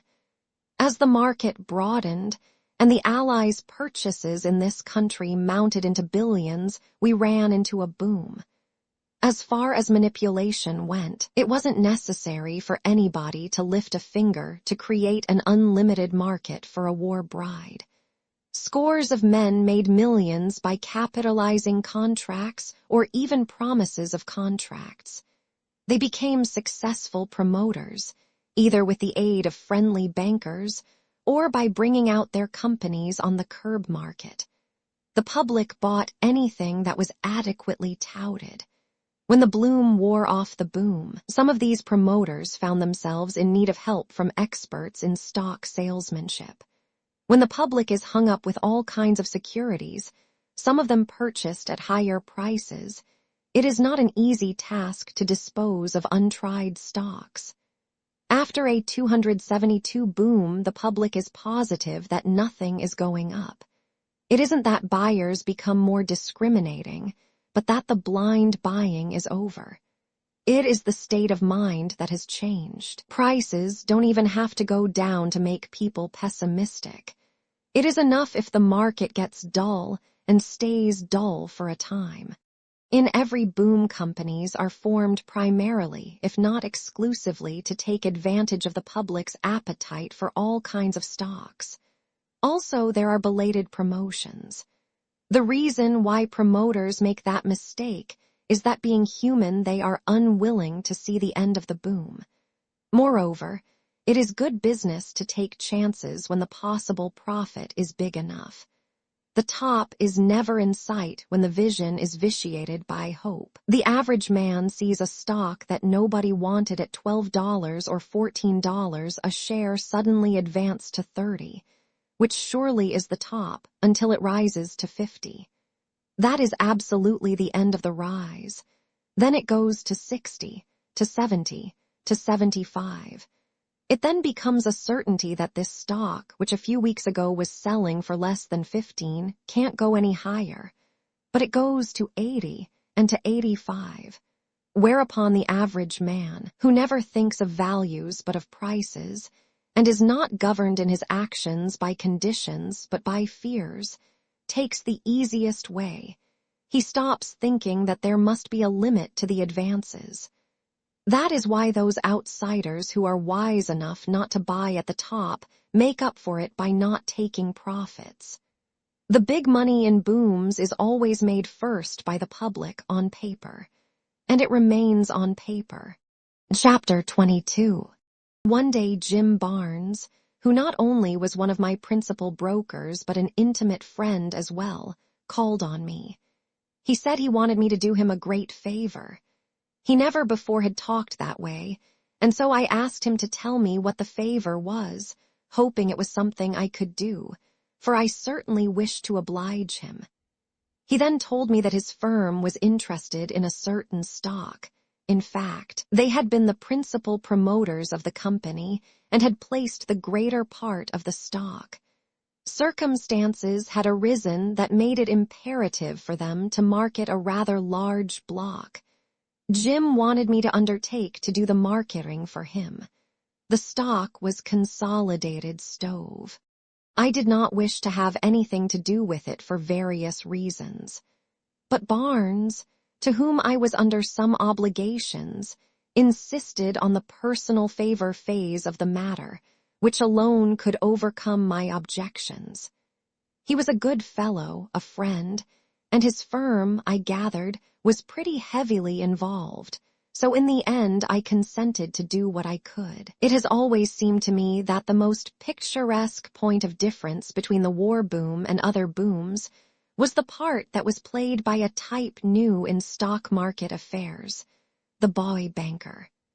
The boom was stupendous, and its origins and causes were plainly to be grasped by all. But at the same time, the greatest banks and trust companies in the country certainly did all they could to help make millionaires overnight of all sorts 274, and conditions of promoters and munition makers. It got so that all a man had to do was to say that he had a friend who was a friend of a member of one of the Allied commissions, and he would be offered all the capital needed to carry out the contracts he had not yet secured. I used to hear incredible stories of clerks becoming presidents of companies, doing a business of millions of dollars on money borrowed from trusting trust companies, and of contracts that left a trail of profits as they passed from man to man. A flood of gold was pouring into this country from Europe, and the banks had to find ways of impounding it. The way business was done might have been regarded with misgivings by the old, but there didn't seem to be so many of them about. The fashion for gray-haired presidents of banks was all very well in tranquil times, but youth was the chief qualification in these strenuous times. The banks certainly did make enormous profits. Jim Barnes and his associates, enjoying the friendship and confidence of the youthful president of the Marshall National Bank, decided to consolidate 3 well-known stove companies and sell the stock of the new company to the public that for months had been buying any old thing in the way of engraved stock certificates. One trouble was that the stove business was so prosperous that all 3 companies were actually earning dividends on their common stock for the first time in their history. Their principal stockholders did not wish to part with the control. There was a good market for their stocks on the curb, and they had sold as much as they cared to part with, and they were content with things as they were. Their individual capitalization was too small to justify big market movements, and that is where Jim Barnes' firm came in. It pointed out that the consolidated company must be big enough to list on the stock exchange, where the new shares could be made more valuable than the old ones. It is an old device in Wall Street to change the color of the certificates in order to 275 make them more valuable. Say a stock ceases to be easily vendable at war. Well, sometimes by quadrupling the stock you may make the new shares sell at 30 or 35. This is equivalent to 120 or 140 for the old stock, a figure it never could have reached. It seems that Barnes and his associates succeeded in inducing some of their friends, who held speculatively some blocks of Gray Stove Company, a large concern, to come into the consolidation on the basis of 4 shares of Consolidated for each share of Gray. Then the Midland and the Western followed their big sister and came in on the basis of share for share. Theirs had been quoted on the curb at around 25 to 30, and the Gray, which was better known and paid dividends, hung around 125. In order to raise the money to buy out those holders who insisted upon selling for cash, and also to provide additional working capital for improvements and promotion expenses, it became necessary to raise a few millions. So Barnes saw the president of his bank, who kindly lent his syndicate $3,500,000. The collateral was 100,000 shares of the newly organized corporation. The syndicate assured the president, or so I was told, that the price would not go below 50. It would be a very profitable deal as there was big value there. The promoter's first mistake was in the matter of timeliness. The saturation point for new stock issues had been reached by the market, and they should have seen it. But even then, they might have made a fair profit after all if they had not tried to duplicate the unreasonable killings, which other promoters had made at the very height of the boom. Now, you must not run away with the notion that Jim Barnes and his associates were fools or inexperienced kids. They were shrewd men. All of them were familiar with Wall Street methods, and some of them were exceptionally successful stock traders. But they did rather more than merely overestimate the public's buying capacity. After all, that 276 capacity was something that they could determine only by actual tests. Where they erred more expensively was in expecting the bull market to last longer than it did. I suppose the reason was that these same men had met with such great and particularly with such quick success that they didn't doubt they'd be all through with the deal before the bull market turned. They were all well known and had a considerable following among the professional traders and the wire houses. The deal was extremely well advertised. The newspapers certainly were generous with their space. The older concerns were identified with the stove industry of America, and their product was known the world over. It was a patriotic amalgamation, and there was a heap of literature in the daily papers about the world conquests. The markets of Asia, Africa, and South America were as good as cinched. The directors of the company were all men whose names were familiar to all readers of the financial pages. The publicity work was so well handled, and the promises of unnamed insiders as to what the price was going to do were so definite and convincing that a great demand for the new stock was created. The result was that, when the books were closed, it was found that the stock which was offered to the public at $50 a share had been oversubscribed by 25%. Think of it. The best the promoters should have expected was to succeed in selling the new stock at that price after weeks of work, and after putting up the price to 75 or higher in order to average 50. At that, it meant an advance of about 100% in the old prices of the stocks of the constituent companies. That was the crisis, and they did not meet it as it should have been met. It shows you that every business has its own needs. General wisdom is less valuable than specific savvy. The promoters, delighted by the unexpected oversubscription, concluded that the public was ready to pay any price for any quantity of that stock. And they actually 277 were stupid enough to underallot the stock. After the promoters made up their minds to be hoggish, they should have tried to be intelligently hoggish. What they should have done, of course, was to allot the stock in full.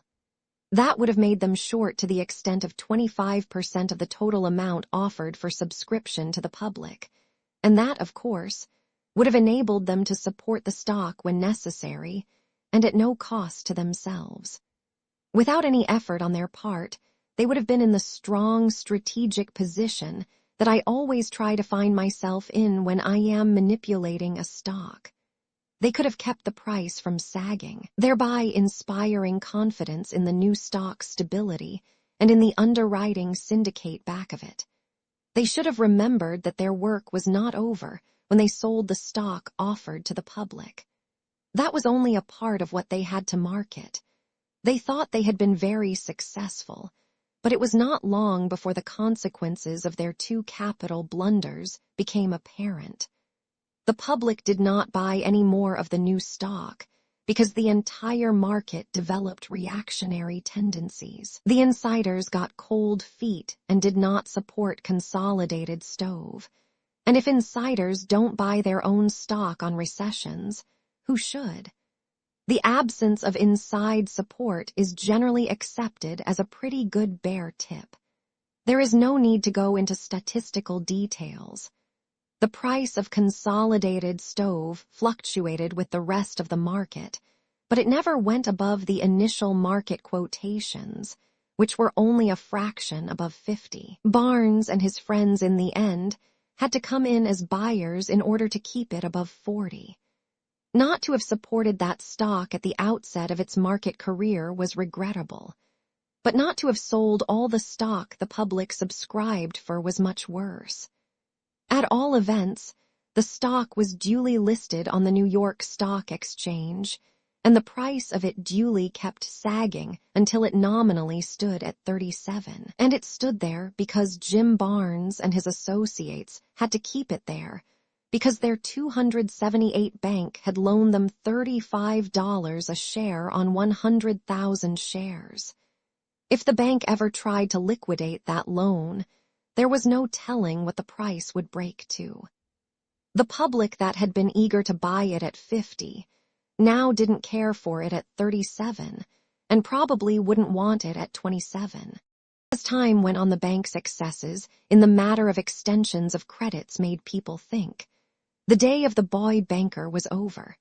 The banking business appeared to be on the ragged edge of suddenly relapsing into conservatism.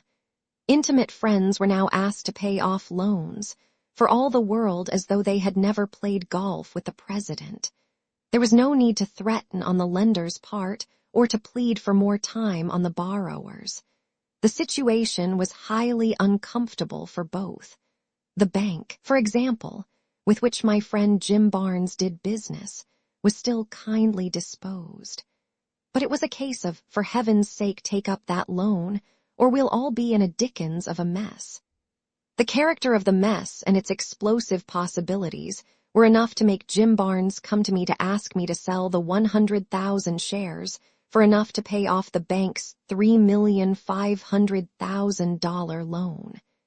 Jim did not now expect to make a profit on that stock. If the syndicate only made a small loss on it, they would be more than grateful. It seemed a hopeless task. The general market was neither active nor strong, though at times there were rallies, when everybody perked up and tried to believe the bull's swing was about to resume. The answer I gave Barnes was that I'd look into the matter and let him know under what conditions I'd undertake the work. Well, I did look into it. I didn't analyze the company's last annual report. My studies were confined to the stock market phases of the problem. I was not going to tout the stock for a rise on its earnings or its prospects, but to dispose of that block in the open market. All I considered was 279 what should, could, or might help or hinder me in that task. I discovered for one thing that there was too much stock held by too few people. That is, too much for safety and far too much for comfort. Clifton P., Kane & Co., bankers and brokers, members of the New York Stock Exchange, were carrying 70,000 shares. They were intimate friends of Barnes and had been influential in effecting the consolidation, as they had made a specialty of stove stocks for years. Their customers had been let into the good thing. Ex-Senator Samuel Gordon, who was the special partner in his nephew's firm, Gordon Bros, was the owner of a second block of 70,000 shares, and the famous Joshua Wolfe had 60,000 shares. This made a total of 200,000 shares of consolidated stove held by this handful of veteran Wall Street professionals. They did not need any kind person to tell them when to sell their stock. If I did anything in the manipulating line calculated to bring in public buying, that is to say, if I made the stock strong and active, I could see Kane and Gordon and Wolfe unloading, and not in homeopathic doses either. The vision of their 200,000 shares Niagaring into the market was not exactly entrancing. Don't forget that the cream was off the bull movement and that no overwhelming demand was going to be manufactured by my operations, however skillfully conducted they might be. Jim Barnes had no illusions about the job he was modestly sidestepping in my favor. He had given me a waterlogged stock to sell on a bull market that was about to breathe its last. Of course, there was no talk in the newspapers about the ending of the bull market, but I knew it, and Jim Barnes knew it, and you bet the bank knew it. Still, I had given Jim my word, so I sent for Kane, Gordon and Wolfe. Their 200,000 shares was the sword of Damocles. I thought I'd like to substitute a steel chain for the hair. The easiest way, it seemed to me, was by some sort of reciprocity agreement. If they helped me passively 280 by holding off while I sold the bank's 100,000 shares, I would help them actively by trying to make a market for all of us to unload on. As things were, they couldn't sell 1/10 of their holdings without having Consolidated stove break wide open, and they knew it so well that they had never dreamed of trying. All I asked of them was judgment in timing the selling and an intelligent unselfishness, in order not to be unintelligently selfish. It never pays to be a dog in the manger in Wall Street or anywhere else. I desired to convince them that premature or ill-considered unloading would prevent complete unloading. Time urged. I hoped my proposition would appeal to them because they were experienced Wall Street men and had no illusions about the actual demand for Consolidated stove. Clifton P. Kane was the head of a prosperous commission house with branches in 11 cities and customers by the hundreds. His firm had acted as managers for more than one pool in the past. Senator Gordon, who held 70,000 shares, was an exceedingly wealthy man. His name was as familiar to the readers of the metropolitan press as though he had been sued for breach of promise by a 16-year-old manicurist possessing a $5,000 mink coat and 132 letters from the defendant. He had started his nephews in business as brokers, and he was a special partner in their firm. He had been in dozens of pools. He had inherited a large interest in the Midland Stove Company, and he got 100,000 shares of Consolidated stove for it. He had been carrying enough to disregard Jim Barnes' wild bull tips, and had cashed in on 30,000 shares before the market petered out on him. He told a friend later that he would have sold more only the other big holders, who were old and intimate friends, pleaded with him not to sell any more, and out of regard for them he stopped. Besides which, as I said, he had no market to unload on. The third man was Joshua Wolfe. He was probably the best know of all the traders. For 20 years everybody had known him as one of the plungers on the floor.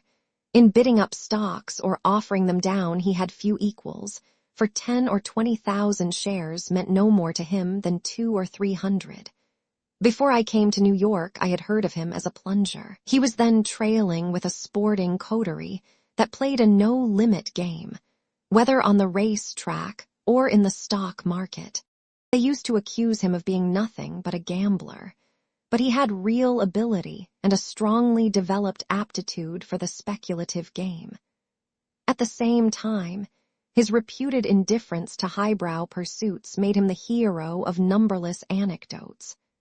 One of the most highly circulated of the yarns was that Joshua was a guest at what he called a swell dinner, and by some oversight of the hostess, several of the other guests began to discuss literature before they could be stopped. A girl who sat next to Josh and had not heard him use his mouth except for masticating purposes, turned to him and looking anxious to hear the great financier's opinion asked him, "Oh, Mr. Wolfe, what do you think of Balzac?" Josh politely ceased to masticate, swallowed, and answered, "I never trade in them curb stocks." Such were the 3 largest individual holders of Consolidated stove. When they came over to see me, I told them that if they formed a syndicate to put up some cash and gave me a call on their stock at a little above the market, I would do what I could to make a market. They promptly asked me how much money would be required. I answered, "You've had that stock a long time and you can't do a thing with it. Between the 3 of you, you've got 200,000 shares, and you know very well that you haven't the slightest chance of getting rid of it unless you make a market for it. It's got to be some market to absorb what you've got to give it, and it will be wise to have enough 282 cash to pay for whatever stock it may be necessary to buy at first. It's no use to begin and then have to stop because there isn't enough money. I suggest that you form a syndicate and raise 6 million in cash. Then give the syndicate a call on your 200,000 shares at 40 and put all your stock in escrow. If everything goes well, you chaps will get rid of your dead pet, and the syndicate will make some money. As I told you before, there had been all sorts of rumors about my stock market winnings. I suppose that helped, for nothing succeeds like success. At all events, I didn't have to do much explaining to these chaps. They knew exactly how far they'd get if they tried to play a lone hand. They thought mine was a good plan. When they went away, they said they would form the syndicate at once. They didn't have much trouble in inducing a lot of their friends to join them. I suppose they spoke with more assurance than I had of the syndicate's profits. From all I heard, they really believed it, so theirs were no conscienceless tips. At all events, the syndicate was formed in a couple of days. Kane, Gordon, and Wolfe gave calls on the 200,000 shares at 40, and I saw to it that the stock itself was put in escrow, so that none of it would come out on the market if I should put up the price. I had to protect myself. More than one promising deal has failed to pan out as expected because the members of the pool or clique failed to keep faith with one another. Dog has no foolish prejudices against eating dog in Wall Street. At the time, the Second American Steel and Wire Company was brought out. The insiders accused one another of breach of faith and trying to unload. There had been a gentleman's agreement between John W. Gates and his pals and the Seligmans and their banking associates. Well, I heard somebody in a broker's office reciting this quatrain, which was said to have been composed by John W. Gates. The tarantula jumped on the centipede's back and chortled with ghoulish glee. I'll poison this murderous son of a gun. If I don't, he'll poison me. Mind you, I do not mean for one moment to imply that any of my friends in Wall Street would even dream of double-crossing me in a stock deal. But on general principles, it is just as well to provide for any and all contingencies. It's plain sense. After Wolfe and Kane and Gordon told me that they had formed their syndicate to put up 6 million in cash, there was nothing for me to do but wait for the money to come in. I had urged the vital need of haste. Nevertheless, the money came in driblets. I think it took 4 or 5 installments. I don't know what the reason was, but I remember that I had to send out an SOS call to Wolfe and Kane and Gordon. That afternoon, I got some big checks that brought the cash in my possession to about $4 million and the promise of the rest in a day or two. It began to look as though the syndicate might do something before the bull market passed away. At best, it would be no cinch, and the sooner I began work, the better. The public had not been particularly keen about new market movements in inactive stocks. But a man could do a great deal to arouse interest in any stock with 4 million in cash. It was enough to absorb all the probable offerings. If time urged, as I had said, there was no sense in waiting for the other 2 million. The sooner the stock got up to 50, the better for the syndicate. That was obvious. The next morning at the opening, I was surprised to see that there were unusually heavy dealings in Consolidated Stove. As I told you before, the stock had been waterlogged for months. The price had been pegged at 37, Jim Barnes taking good care not to let it go any lower on account of the big bank loan at 35. But as for going any higher, he'd as soon expect to see the Rock of Gibraltar shimmying across the 284 straight as to see Consolidated Stove do any climbing on the tape. Well, sir, this morning there was quite a demand for the stock, and the price went up to 39. In the first hour of the trading, the transactions were heavier than for the whole previous half year. It was the sensation of the day and affected bullishly the entire market. I heard afterwards that nothing else was talked about in the customers' rooms of the commission houses. I didn't know what it meant, but it didn't hurt my feelings any to see Consolidated Stove perk up. As a rule, I do not have to ask about any unusual movement in any stock because my friends on the floor, brokers who do business for me, as well as personal friends among the room traders, keep me posted. They assume I'd like to know and they telephone me any news or gossip they pick up. On this day, all I heard was that there was unmistakable inside buying in Consolidated Stove. There wasn't any washing. It was all genuine. The purchasers took all the offerings from 37 to 39, and when importuned for reasons or begged for a tip, flatly refused to give any. This made the wily and watchful traders conclude that there was something doing, something big. When a stock goes up on buying by insiders who refuse to encourage the world at large to follow suit, the ticker hounds begin to wonder aloud when the official notice will be given out. I didn't do anything myself. I watched and wondered and kept track of the transactions. But on the next day, the buying was not only greater in volume, but more aggressive in character. The selling orders that had been on the specialist's books for months at above the pegged price of 37 were absorbed without any trouble, and not enough new selling orders came in to check the rise. Naturally, up went the price. It crossed 40. Presently it touched 42. The moment it touched that figure, I felt that I was justified in starting to sell the stock the bank held as collateral. 285, of course. I figured that the price would go down on my selling, but if my average on the entire line was 37, I'd have no fault to find. I knew what the stock was worth, and I had gathered some idea of the vendability from the months of inactivity. Well, sir, I let them have stock carefully until I had got rid of 30,000 shares, and the advance was not checked. That afternoon, I was told the reason for that opportune but mystifying rise.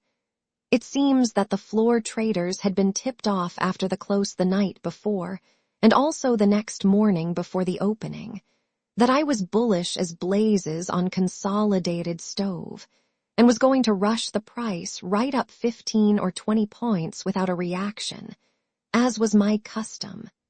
That is, my custom according to people who never kept my books. The tipster-in-chief was no less a personage than Joshua Wolfe. It was his own inside buying that started the rise of the day before. His cronies among the floor traders were only too willing to follow his tip, for he knew too much to give wrong steers to his fellows. As a matter of fact, there was not so much stock pressing on the market as had been feared. Consider that I had tied up 300,000 shares, and you will realize that the old fears had been well founded. It now proved less of a job than I had anticipated to put up the stock. After all, Governor Flower was right. Whenever he was accused of manipulating his firm's specialties, like Chicago Gas, Federal Steel, or B.R.T., he used to say, "The only way I know of making a stock go up is to buy it." That also was the floor trader's only way, and the price responded. On the next day before breakfast, I read in the morning papers what was read by thousands, and what undoubtedly was sent over the wires to hundreds of branches and out-of-town offices, and that was that Larry Livingston was about to begin active bull operations in Consolidated Stove. The additional details differed. One version had it that I had formed an insiders' pool and was going to punish the overextended 286 short interest. Another hinted at dividend announcements in the near future. Another reminded the world that what I usually did to a stock I was bullish on was something to remember. Still another accused the company of concealing its assets in order to permit accumulation by insiders. And all of them agreed that the rise hadn't fairly started. By the time I reached my office and read my mail before the market opened, I was made aware that the street was flooded with red-hot tips to buy Consolidated stove at once. My telephone bell kept ringing, and the clerk who answered the calls heard the same question asked in one form or another 100 times that morning. Was it true that Consolidated stove was going up? I must say that Joshua Wolfe and Kane and Gordon, and possibly Jim Barnes, handled that little tipping job mighty well. I had no idea that I had such a following. Why, that morning the buying orders came in from all over the country, orders to buy thousands of shares of a stock that nobody wanted at any price 3 days before. And don't forget that, as a matter of fact, all that the public had to go by was my newspaper reputation as a successful plunger, something for which I had to thank an imaginative reporter or two. Well, sir, on that, the 3rd day of the rise, I sold Consolidated stove, and on the 4th day and the 5th. And the first thing I knew I had sold for Jim Barnes the 100,000 shares of stock which the Marshall National Bank held as collateral on the $3,500,000 loan that needed paying off. If the most successful manipulation consists of that in which the desired end is gained at the least possible cost to the manipulator, the Consolidated stove deal is by all means the most successful of my Wall Street career. Why? At no time did I have to take any stock. I didn't have to buy first in order to sell the more easily later on.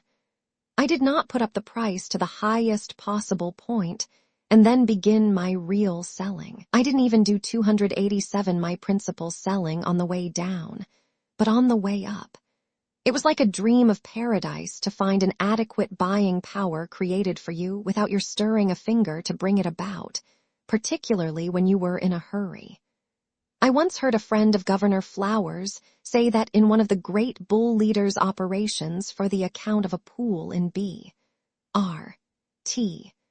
the pool sold 50,000 shares of the stock at a profit, but Flower and Co. got commissions on more than 250,000 shares, and W.P. Hamilton says that to distribute 220,000 shares of Amalgamated Copper, James R. Keene must have traded in at least 700,000 shares of the stock during the necessary manipulation. Some commission bill. Think of that and then consider that the only commissions that I had to pay were the commissions on the 100,000 shares I actually sold for Jim Barnes. I call that some saving. Having sold what I had engaged to sell for my friend Jim, and all the money the syndicate had agreed to raise not having been sent in, and feeling no desire to buy back any of the stock I had sold, I rather think I went away somewhere for a short vacation. I do not remember exactly, but I do remember very well that I let the stock alone, and that it was not long before the price began to sag.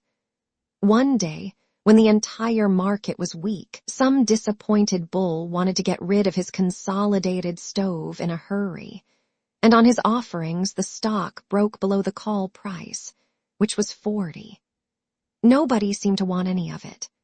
As I told you before, I wasn't bullish on the general situation, and that made me more grateful than ever for the miracle that had enabled me to dispose of the 100,000 shares without having to put the price up 20 or 30 points in a week, as the kindly tipsters had prophesied. Finding no support, the price developed a habit of declining regularly, until one day it broke rather badly and touched 32. That was the lowest that had ever been recorded for it, for, as you will remember, Jim Barnes and the 288 original syndicate had pegged it at 37 in order not to have their 100,000 shares dumped on the market by the bank. I was in my office that day peacefully studying the tape when Joshua Wolfe was announced. I said I would see him. He rushed in. He is not a very large man, but he certainly seemed all swelled up with anger as I instantly discovered. He ran to where I stood by the ticker and yelled, "Hey, what the devil's the matter?" Have a chair, Mr. Wolf, I said politely and sat down myself to encourage him to talk calmly. I don't want any chair. I want to know what it means, he cried at the top of his voice. What does what mean? What in hell are you doing to it? What am I doing to what? That stock. What stock? I asked him. But that only made him see red, for he shouted, Consolidated stove, what are you doing to it? Nothing, absolutely nothing, what's wrong? I said. He stared at me fully 5 seconds before he exploded. Look at the price, look at it. He certainly was angry, so I got up and looked at the tape. I said, the price of it is now 31 a quarter. Yay, 31 and a quarter, and I've got a raft of it. I know you have 60,000 shares. You have had it a long time because when you originally bought your gray stove. But he didn't let me finish. He said, but I bought a lot more. Some of it cost me as high as 40, and I've got it yet. He was glaring at me so hostilely that I said, I didn't tell you to buy it. You didn't what? I didn't tell you to load up with it. I didn't say you did, but you were going to put it up. Why was I interrupted. 289, he looked at me, unable to speak for anger. When he found his voice again, he said, you were going to put it up. You had the money to buy it. Yes, but I didn't buy a share, I told him. That was the last straw. You didn't buy a share and you had over 4 million in cash to buy with. You didn't buy any. Not a share, I repeated. He was so mad by now that he couldn't talk plainly. Finally, he managed to say, what kind of a game do you call that? He was inwardly accusing me of all sorts of unspeakable crimes.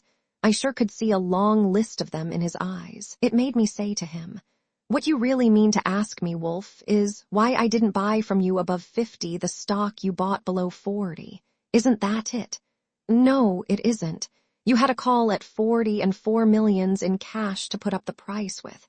Yes, but I didn't touch the money and the syndicate has not lost a cent by my operations. Look here, Livingston, he began, but I didn't let him say any more. You listened to me, Wolf. You knew that the 200,000 shares you and Gordon and Kane held were tied up, and that there wouldn't be an awful lot of floating stock to come on the market if I put up the price, as I'd have to do for 2 reasons. The first, to make a market for the stock, and the second to make a profit out of the call at 40. But you weren't satisfied to get 40 for the 60,000 shares you'd been lugging for months, or with your share of the syndicate profits, if any. So you decided to take on a lot of stock under 40 to unload on me when I put the price up with the syndicate's money, as you were sure I meant to do. You'd buy before I did, and you'd unload before I did. In all probability, I'd be the one to unload on. I suspect you figured on my 290 having to put the price up to 60. It was such a cinch that you probably bought 10,000 shares strictly for unloading purposes, and to make sure somebody held the bag if I didn't, you tipped off everybody in the United States, Canada, and Mexico without thinking of my added difficulties. All your friends knew what I was supposed to do. Between their buying and mine, you were going to be all hunky. Well, your intimate friends to whom you gave the tip passed it on to their friends after they had bought their lines, and the third stratum of tip-takers planned to supply the fourth, fifth, and possibly sixth strata of suckers, so that when I finally came to do some selling, I'd find myself anticipated by a few thousands of wise speculators. It was a friendly thought, that notion of yours, Wolf. You can't imagine how surprised I was when Consolidated Stove began to go up before I even thought of buying a single share, or how grateful, either, when the underwriting syndicate sold 100,000 shares, around 40, to the people who were going to sell those same shares to me at 50 or 60. I sure was a sucker not to use the 4 million to make money for them, wasn't I? The cash was supplied to buy stock with, but only if I thought it necessary to do so. Well, I didn't. Joshua had been in Wall Street long enough not to let anger interfere with business. He cooled off as he heard me, and when I was through talking, he said in a friendly tone of voice, "Look here, Larry, old chap, what shall we do?" "Do whatever you please." "Ah, be a sport. What would you do if you were in our place?" "If I were in your place," I said solemnly, "do you know what I'd do?" "What?" "I'd sell out," I told him. He looked at me a moment, and without another word turned on his heel and walked out of my office. He's never been in it since. Not long after that, Senator Gordon also called. He, too, was quite peevish and blamed me for their troubles. Then Kane joined the Anvil chorus. They forgot that their stock had been unsaleable in bulk when they formed the syndicate.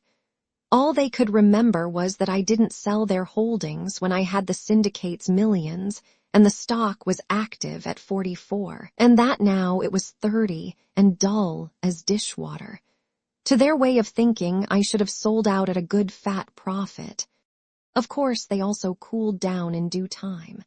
The syndicate wasn't out a cent, and the main problem remained unchanged: to sell their stock. A day or two later, they came back and asked me to help them out.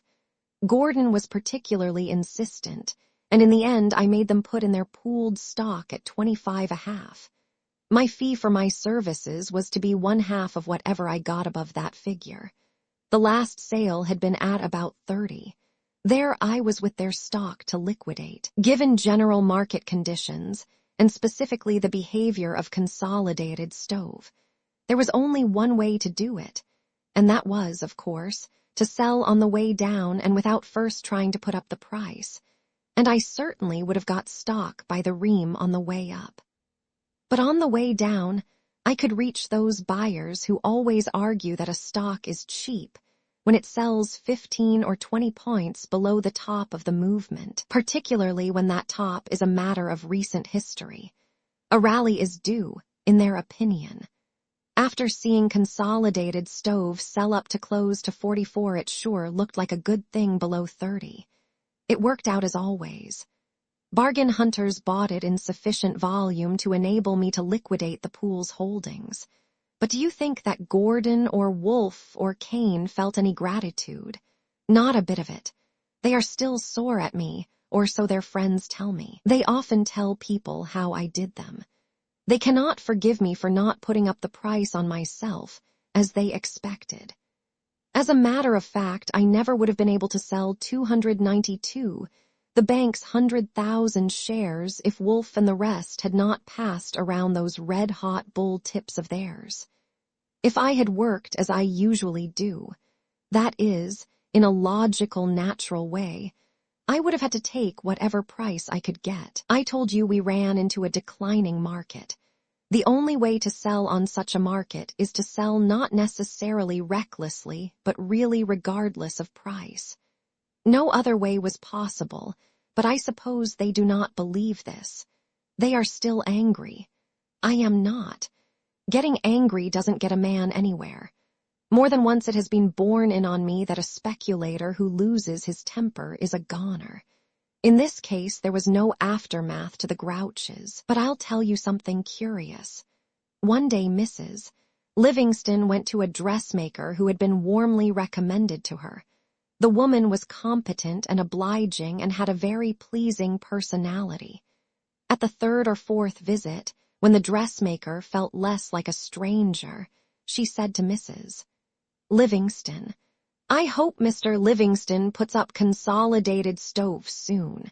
We have some that we bought because we were told he was going to put it up, and we'd always heard that he was very successful in all his deals. I tell you, it isn't pleasant to think that innocent people may have lost money following a tip of that sort. Perhaps you understand why I never give any myself. That dressmaker made me feel that in the matter of grievances, I had a real one against Wolfe." Chapter 23. Speculation in stocks will never disappear. It isn't desirable that it should. It cannot be checked by warnings as to its dangers. You cannot prevent people from guessing wrong no matter how able or how experienced they may be. Carefully laid plans will miscarry because the unexpected and even the unexpectable will happen. Disaster may come from a convulsion of nature, or from the weather, from your own greed, or from some man's vanity. from fear or from uncontrolled hope, but apart from what one might call his natural foes. A speculator in stocks has to contend with certain practices or abuses that are indefensible normally as well as commercially. As I look back and consider what were the common practices 25 years ago when I first came to Wall Street, I have to admit that there have been many changes for the better. The old-fashioned bucket shops are gone, though bucketeering brokerage houses still prosper at the expense of men and women who persist in playing the game of getting rich quick. The stock exchange is doing excellent work, not only in getting after these out-and-out swindlers, but in insisting upon strict adherence to its rules by its own members. Many wholesome regulations and restrictions are now strictly enforced, but there is still room for improvement. The ingrained conservatism of Wall Street rather than ethical callousness is to blame for the persistence of certain abuses. Difficult as profitable stock speculation always has been, it is becoming even more difficult every day. It was not so long ago when a real trader could have a good working knowledge of practically every stock on the list. In 1901, when J.P. Morgan brought out the United States Steel Corporation, which was merely a consolidation of lesser consolidations, most of which were less than 2 years old. The stock exchange had 275 stocks on its list, and about 100 in its unlisted department. And this included a lot that a chap didn't have to know anything about because they were small issues, or inactive by reason of being minority or guaranteed stocks, and therefore lacking in speculative attractions. In fact, an overwhelming majority were stocks in which there had not been a sale in years. Today there are about 900 stocks on the regular list, and in our recent active markets about 600 separate issues were traded in. Moreover, the old groups or classes of stocks were easier to keep track of. They not only were fewer, but the capitalization was smaller, and the news a trader had to be on the lookout for did not cover so wide a field. But today, a man is trading in everything. Almost every industry in the world is represented. It requires more time and more work to keep posted, and to that extent speculation has become much more difficult for those who operate intelligently. There are many thousands of people who buy and sell stocks speculatively, but the number of those who speculate profitably is small. As the public always is in the market to some extent, it follows that there are losses by the public all the time. The speculators' deadly enemies are ignorance, greed, fear, and hope. All the statute books in the world and all the rules of all the exchanges on earth cannot eliminate these from the human animal. Accidents which knock carefully conceived plans, sky-high, also are beyond regulation by bodies of cold-blooded economists or warm-hearted philanthropists. There remains another source of loss, and that is deliberate misinformation as distinguished from straight 295 tips. And because it is apt to come to a stock trader variously disguised and camouflaged, it is the more insidious and dangerous. The average outsider, of course, trades either on tips or on rumors, spoken or printed, direct or implied. Against ordinary tips you cannot guard. For instance, a lifelong friend sincerely desires to make you rich by telling you what he has done, that is, to buy or sell some stock. His intent is good.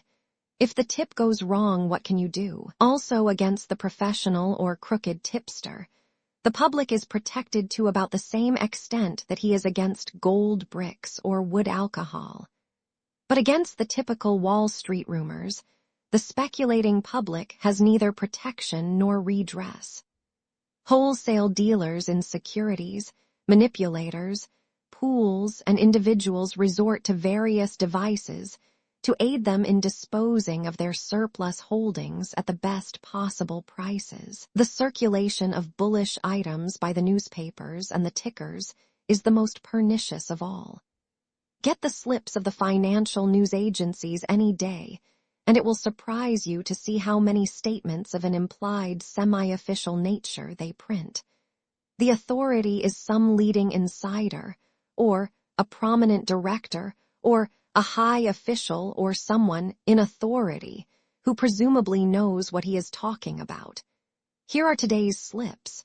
I pick an item at random. Listen to this.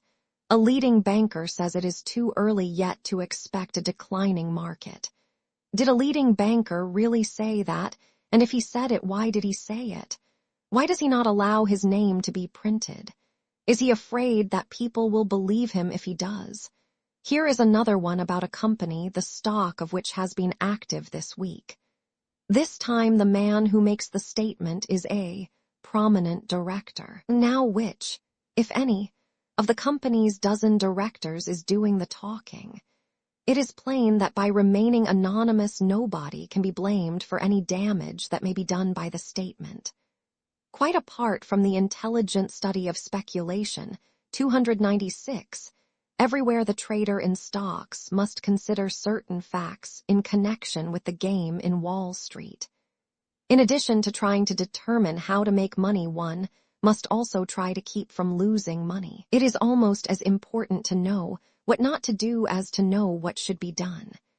It is therefore well to remember that manipulation of some sort enters into practically all advances in individual stocks, and that such advances are engineered by insiders with one object in view, and one only, and that is to sell at the best profit possible. However, the average broker's customer believes himself to be a businessman from Missouri if he insists upon being told why a certain stock goes up. Naturally, the manipulators explain the advance in a way calculated to facilitate distribution. I am firmly convinced that the public's losses would be greatly reduced if no anonymous statements of a bullish nature were allowed to be printed. I mean statements calculated to make the public buy or hold stocks. The overwhelming majority of the bullish articles printed on the authority of unnamed directors or insiders convey unreliable and misleading impressions to the public. The public loses many millions of dollars every year by accepting such statements as semi-official and therefore trustworthy. Say, for example, that a company has gone through a period of depression in its particular line of business. The stock is inactive. The quotation represents the general and presumably accurate belief of its actual value. If the stock were too cheap at that level, somebody would know it and buy it, and it would advance. If too dear, somebody would know enough to sell it, and the price would decline. As nothing happens one way or another, nobody talks about it or does anything. The turn comes in the line of business the company is engaged in. Who are the first to know it, the insiders or the public? You can bet it isn't the public. What happens next? Why, if the improvement continues, the earnings will increase 297, and the company will be in position to resume dividends on the stock. Or, if dividends were not discontinued, to pay a higher rate. That is, the value of the stock will increase. Say that the improvement keeps up. Does the management make public that glad fact? Does the president tell the stockholders? Does a philanthropic director come out with a signed statement for the benefit of that part of the public that reads the financial page in the newspapers and the slips of the news agencies? Does some modest insider pursuing his usual policy of anonymity come out with an unsigned statement to the effect that the company's future is most promising? Not this time. Not a word is said by anyone, and no statement whatever is printed by newspapers or tickers. The value-making information is carefully kept from the public, while the now taciturn, prominent insiders go into the market and buy all the cheap stock they can lay their hands on. As this well-informed but unostentatious buying keeps on, the stock rises. The financial reporters, knowing that the insiders ought to know the reason for the rise, ask questions. The unanimously anonymous insiders unanimously declare that they have no news to give out. They do not know that there is any warrant for the rise. Sometimes they even state that they are not particularly concerned with the vagaries of the stock market or the actions of stock speculators. The rise continues, and there comes a happy day when those who know have all the stock they want or can carry. The street at once begins to hear all kinds of bullish rumors. The tickers tell the traders, on good authority, that the company has definitely turned the corner. The same modest director who did not wish his name used, when he said he knew no warrant for the rise in the stock, is now quoted, of course not by name, as saying that the stockholders have every reason to feel greatly encouraged over the outlook. Urged by the deluge of bullish news items, the public begins 298 to buy the stock. These purchases help to put the price still higher. In due course, the predictions of the uniformly unnamed directors come true, and the company resumes dividend payments, or increases the rate, as the case may be. With that, the bullish items multiply. They not only are more numerous than ever, but much more enthusiastic. A leading director, asked point-blank for a statement of conditions, informs the world that the improvement is more than keeping up. A prominent insider, after much coaxing, is finally induced by a news agency to confess that the earnings are nothing short of phenomenal. A well-known banker, who is affiliated in a business way with the company, is made to say that the expansion in the volume of sales is simply unprecedented in the history of the trade. If not another order came in, the company would run night and day for heaven knows how many months. A member of the finance committee, in a double-leaded manifesto, expresses his astonishment at the public's astonishment over the stock's rise. The only astonishing thing is the stock's moderation in the climbing line. Anybody who will analyze the forthcoming annual report can easily figure how much more than the market price the book value of the stock is. But in no instance is the name of the communicative philanthropist given. As long as the earnings continue good, and the insiders do not discern any sign of a let-up in the company's prosperity, they sit on the stock they bought at the low prices. There is nothing to put the price down, so why should they sell? But the moment there is a turn for the worse in the company's business, what happens? Do they come out with statements or warnings or the faintest of hints? Not much. The trend is now downward, just as they bought without any flourish of trumpets when the company's business turned for the better. They now silently sell. On this inside, selling the stock naturally declines. Then the public begins to get the familiar explanations. A leading insider asserts that everything is okay, and the decline is merely the result of selling by bears 299 who are trying to affect the general market. If on one fine day, after the stock has been declining for some time, there should be a sharp break, the demand for reasons or explanations becomes clamorous. Unless somebody says something, the public will fear the worst. So the news tickers now print something like this. When we asked a prominent director of the company to explain the weakness in the stock, he replied that the only conclusion he could arrive at was that the decline today was caused by a bear drive. Underlying conditions are unchanged. The business of the company was never better than at present, and the probabilities are that unless something entirely unforeseen happens in the meanwhile, there will be an increase in the rate at the next dividend meeting. The bear party in the market has become aggressive, and the weakness in the stock was clearly a raid intended to dislodge weakly held stock.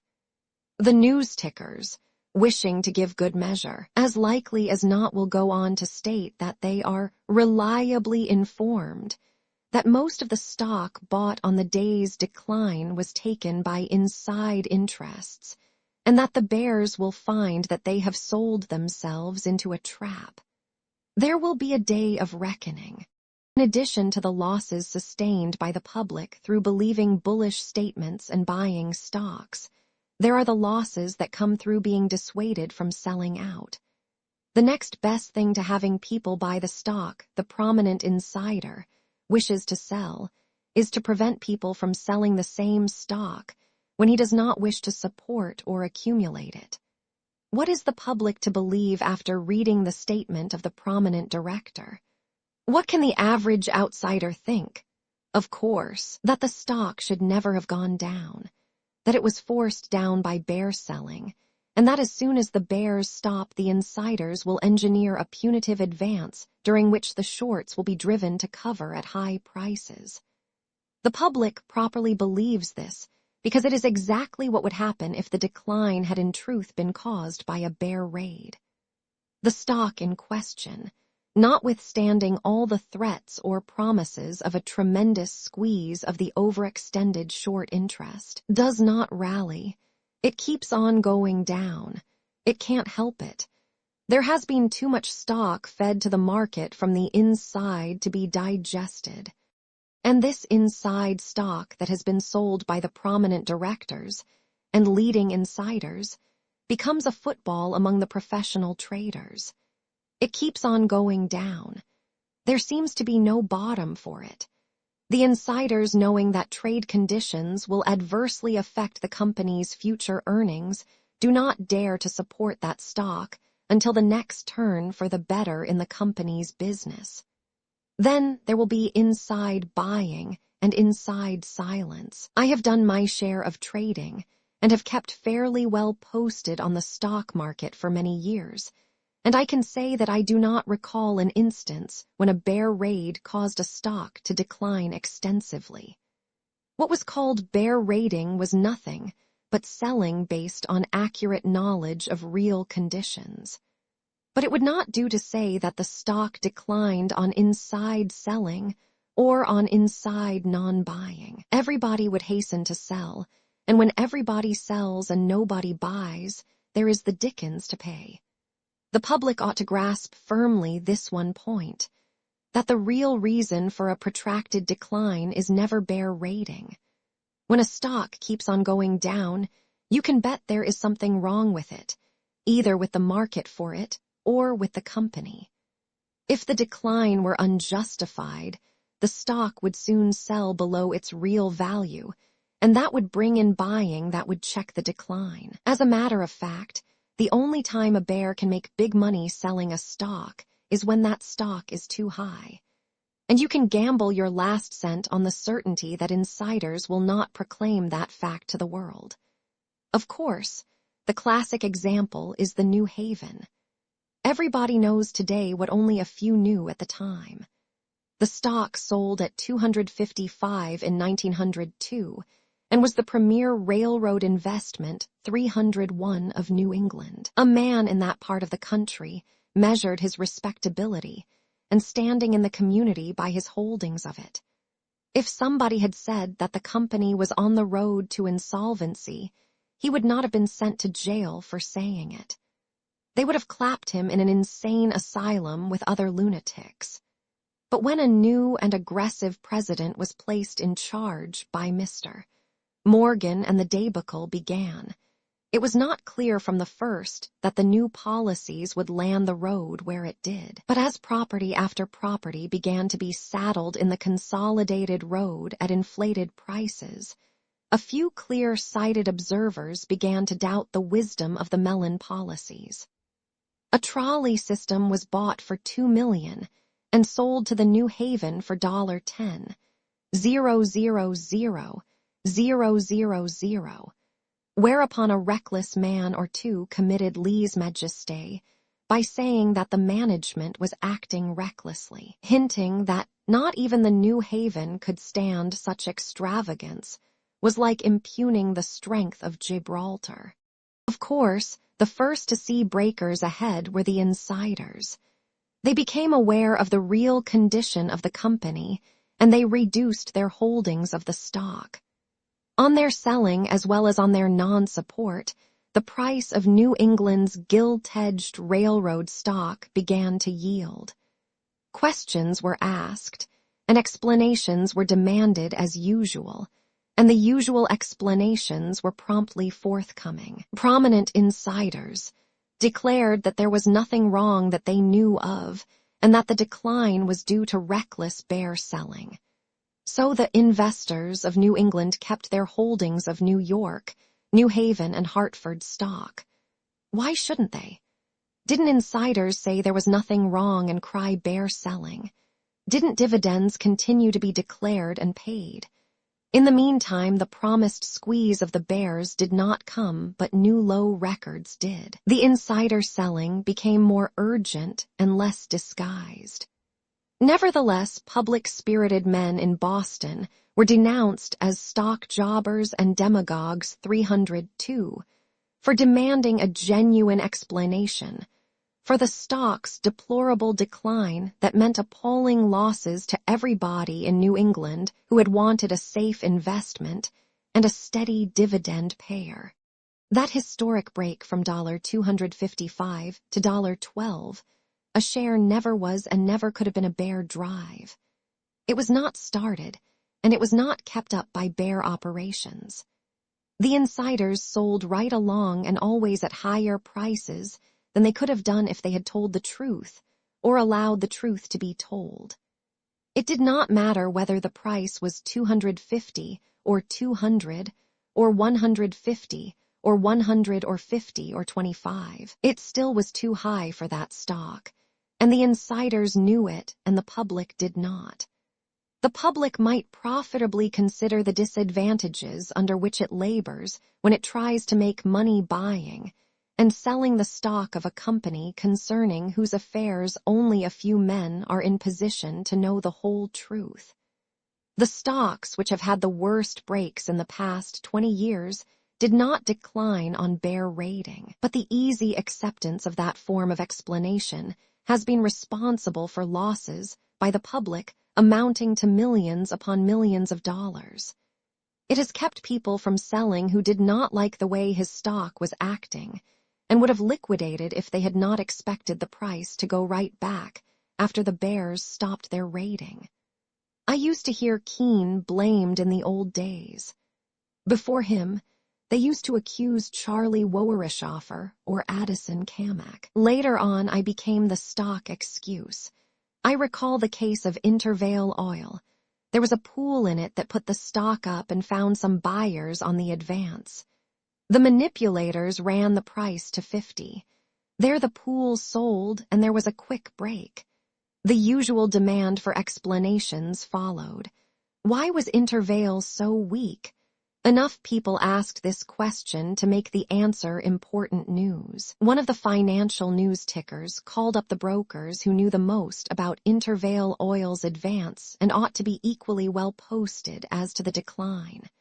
What did these 303 brokers, members of the bull pool, say when the news agency asked them for a reason that could be printed and sent broadcast over the country? Why, that Larry Livingston was raiding the market. And that wasn't enough. They added that they were going to get him. But of course, the Intervale pool continued to sell. The stock only stood then about $12 a share, and they could sell it down to 10 or lower, and their average selling price would still be above cost. It was wise and proper for insiders to sell on the decline.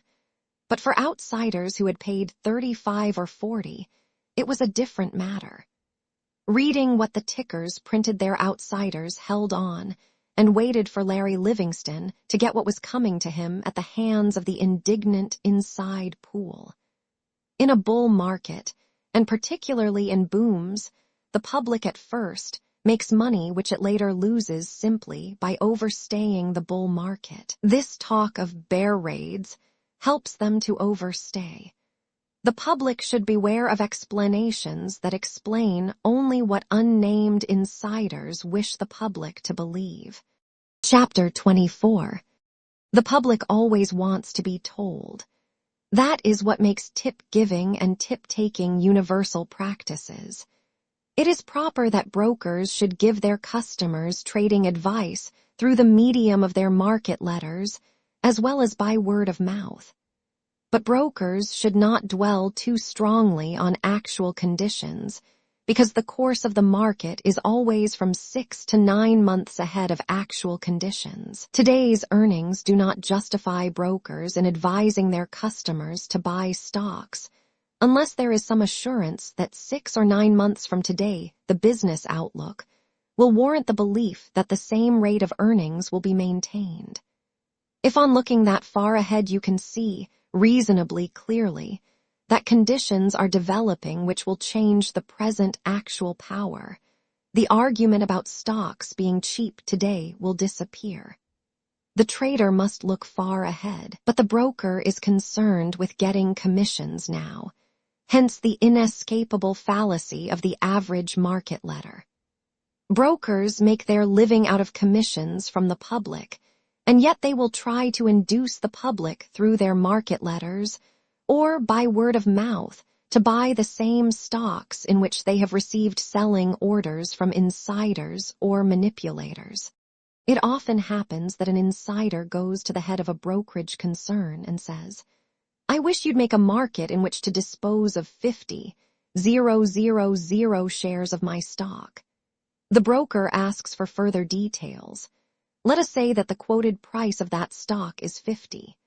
The insider tells him, "I 305 will give you calls on 5,000 shares at 45 and 5,000 shares, every point up for the entire 50,000 shares. I also will give you a put on 50,000 shares at the market." Now, this is pretty easy money for the broker, if he has a large following, and of course this is precisely the kind of broker the insider seeks. A house with direct wires to branches and connections in various parts of the country can usually get a large following in a deal of that kind. Remember that in any event the broker is playing absolutely safe by reason of the put. If he can get his public to follow, he will be able to dispose of his entire line at a big profit in addition to his regular commissions. I have in mind the exploits of an insider who is well known in Wall Street. He will call up the head customers man of a large brokerage house. At times, he goes even further and calls up one of the junior partners of the firm. He will say something like this: "Say, old man, I want to show you that I appreciate what you have done for me at various times. I am going to give you a chance to make some real money. We are forming a new company to absorb the assets of one of our companies, and will take over that stock at a big advance over present quotations. I'm going to send in to you 500 shares of Bantam Shops at $65. The stock is now quoted at 72. The grateful insider tells the thing to a dozen of the headmen in various big brokerage houses. Now, since these recipients of the insider's bounty are in Wall Street, what are they going to do when they get that stock that already shows them a profit? Of course, advise every man and woman they can reach to buy that stock. The kind donor knew this. They will help to create a market in which the kind insider can sell his good things at high prices to the poor public. There are other devices of stock-selling promoters that should be barred. The exchanges should not allow trading in listed stocks that are offered outside to the public on the 306 partial payment plan. To have the price officially quoted gives a sort of sanction to any stock. Moreover, the official evidence of a free market, and at times the difference in prices, is all the inducement needed. Another common selling device that costs the unthinking public many millions of dollars and sends nobody to jail because it is perfectly legal, is that of increasing the capital stock exclusively by reason of market exigencies.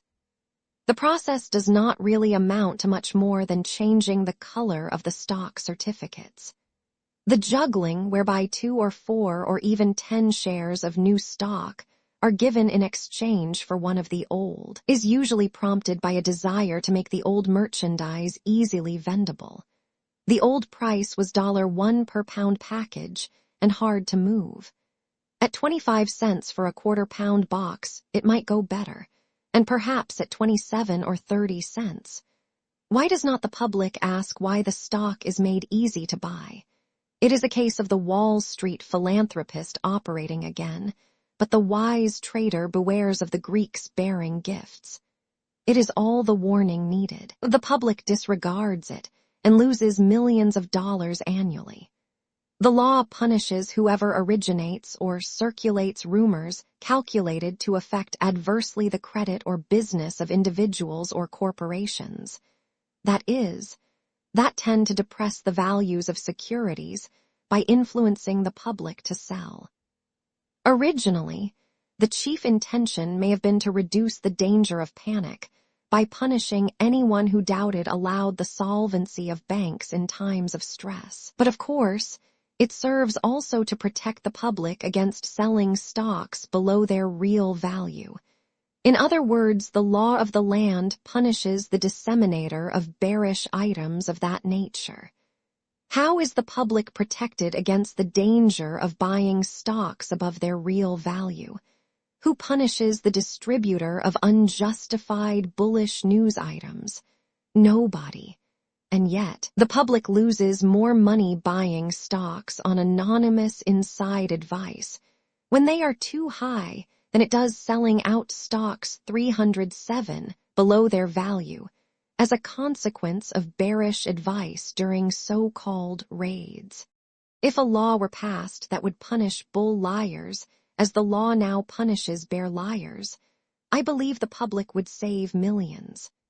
Naturally, promoters, manipulators, and other beneficiaries of anonymous optimism will tell you that anyone who trades on rumors and unsigned statements has only himself to blame for his losses. One might as well argue that anyone who is silly enough to be a drug addict is not entitled to protection. The stock exchange should help. It is vitally interested in protecting the public against unfair practices. If a man in position to know wishes to make the public accept his statements of fact or even his opinions, let him sign his name. Signing bullish items would not necessarily make them true, but it would make the insiders and directors more careful. The public ought always to keep in mind the elementals of stock trading. When a stock is going up, no elaborate explanation is needed as to why it is going up. It takes continuous buying to make a stock keep on going up. As long as it does so, with only small and natural reactions from time to time, it is a pretty safe proposition to trail along with it. But if after a long, steady rise a stock turns and gradually begins to go down, with only occasional small rallies, it is obvious that the line of least resistance has changed from upward to downward. Such being the case, why should anyone ask for explanations? There are probably very good reasons why it should go down, but these reasons are known only to a few people who either keep those reasons to themselves or else actually tell the public that the stock is cheap. The nature of the game as it is played is such that the public should realize that the truth cannot be told by the few who know. Many of the so-called statements attributed to insiders or officials have no basis in fact. Sometimes the insiders are 308, not even asked to make a statement, anonymous or signed. These stories are invented by somebody or other who has a large interest in the market. At a certain stage of an advance in the market price of a security, the big insiders are not averse to getting the help of the professional element to trade in that stock. But while the insider might tell the big plunger the right time to buy, you can bet he will never tell when is the time to sell. That puts the big professional in the same position as the public, only he has to have a market big enough for him to get out on. Then is when you get the most misleading information. Of course, there are certain insiders who cannot be trusted at any stage of the game. As a rule, the men who are the head of big corporations may act in the market upon their inside knowledge, but they don't actually tell lies. They merely say nothing, for they have discovered that there are times when silence is golden. I have said many times, and cannot say it too often, that the experience of years as a stock operator has convinced me that no man can consistently and continuously beat the stock market, though he may make money in individual stocks on certain occasions. No matter how experienced a trader is, the possibility of his making losing plays is always present because speculation cannot be made 100% safe. Wall Street professionals know that acting on inside tips will break a man more quickly than famine, pestilence, crop failures, political readjustments, or what might be called normal accidents. There is no asphalt boulevard to success in Wall Street or anywhere else. Why additionally block traffic?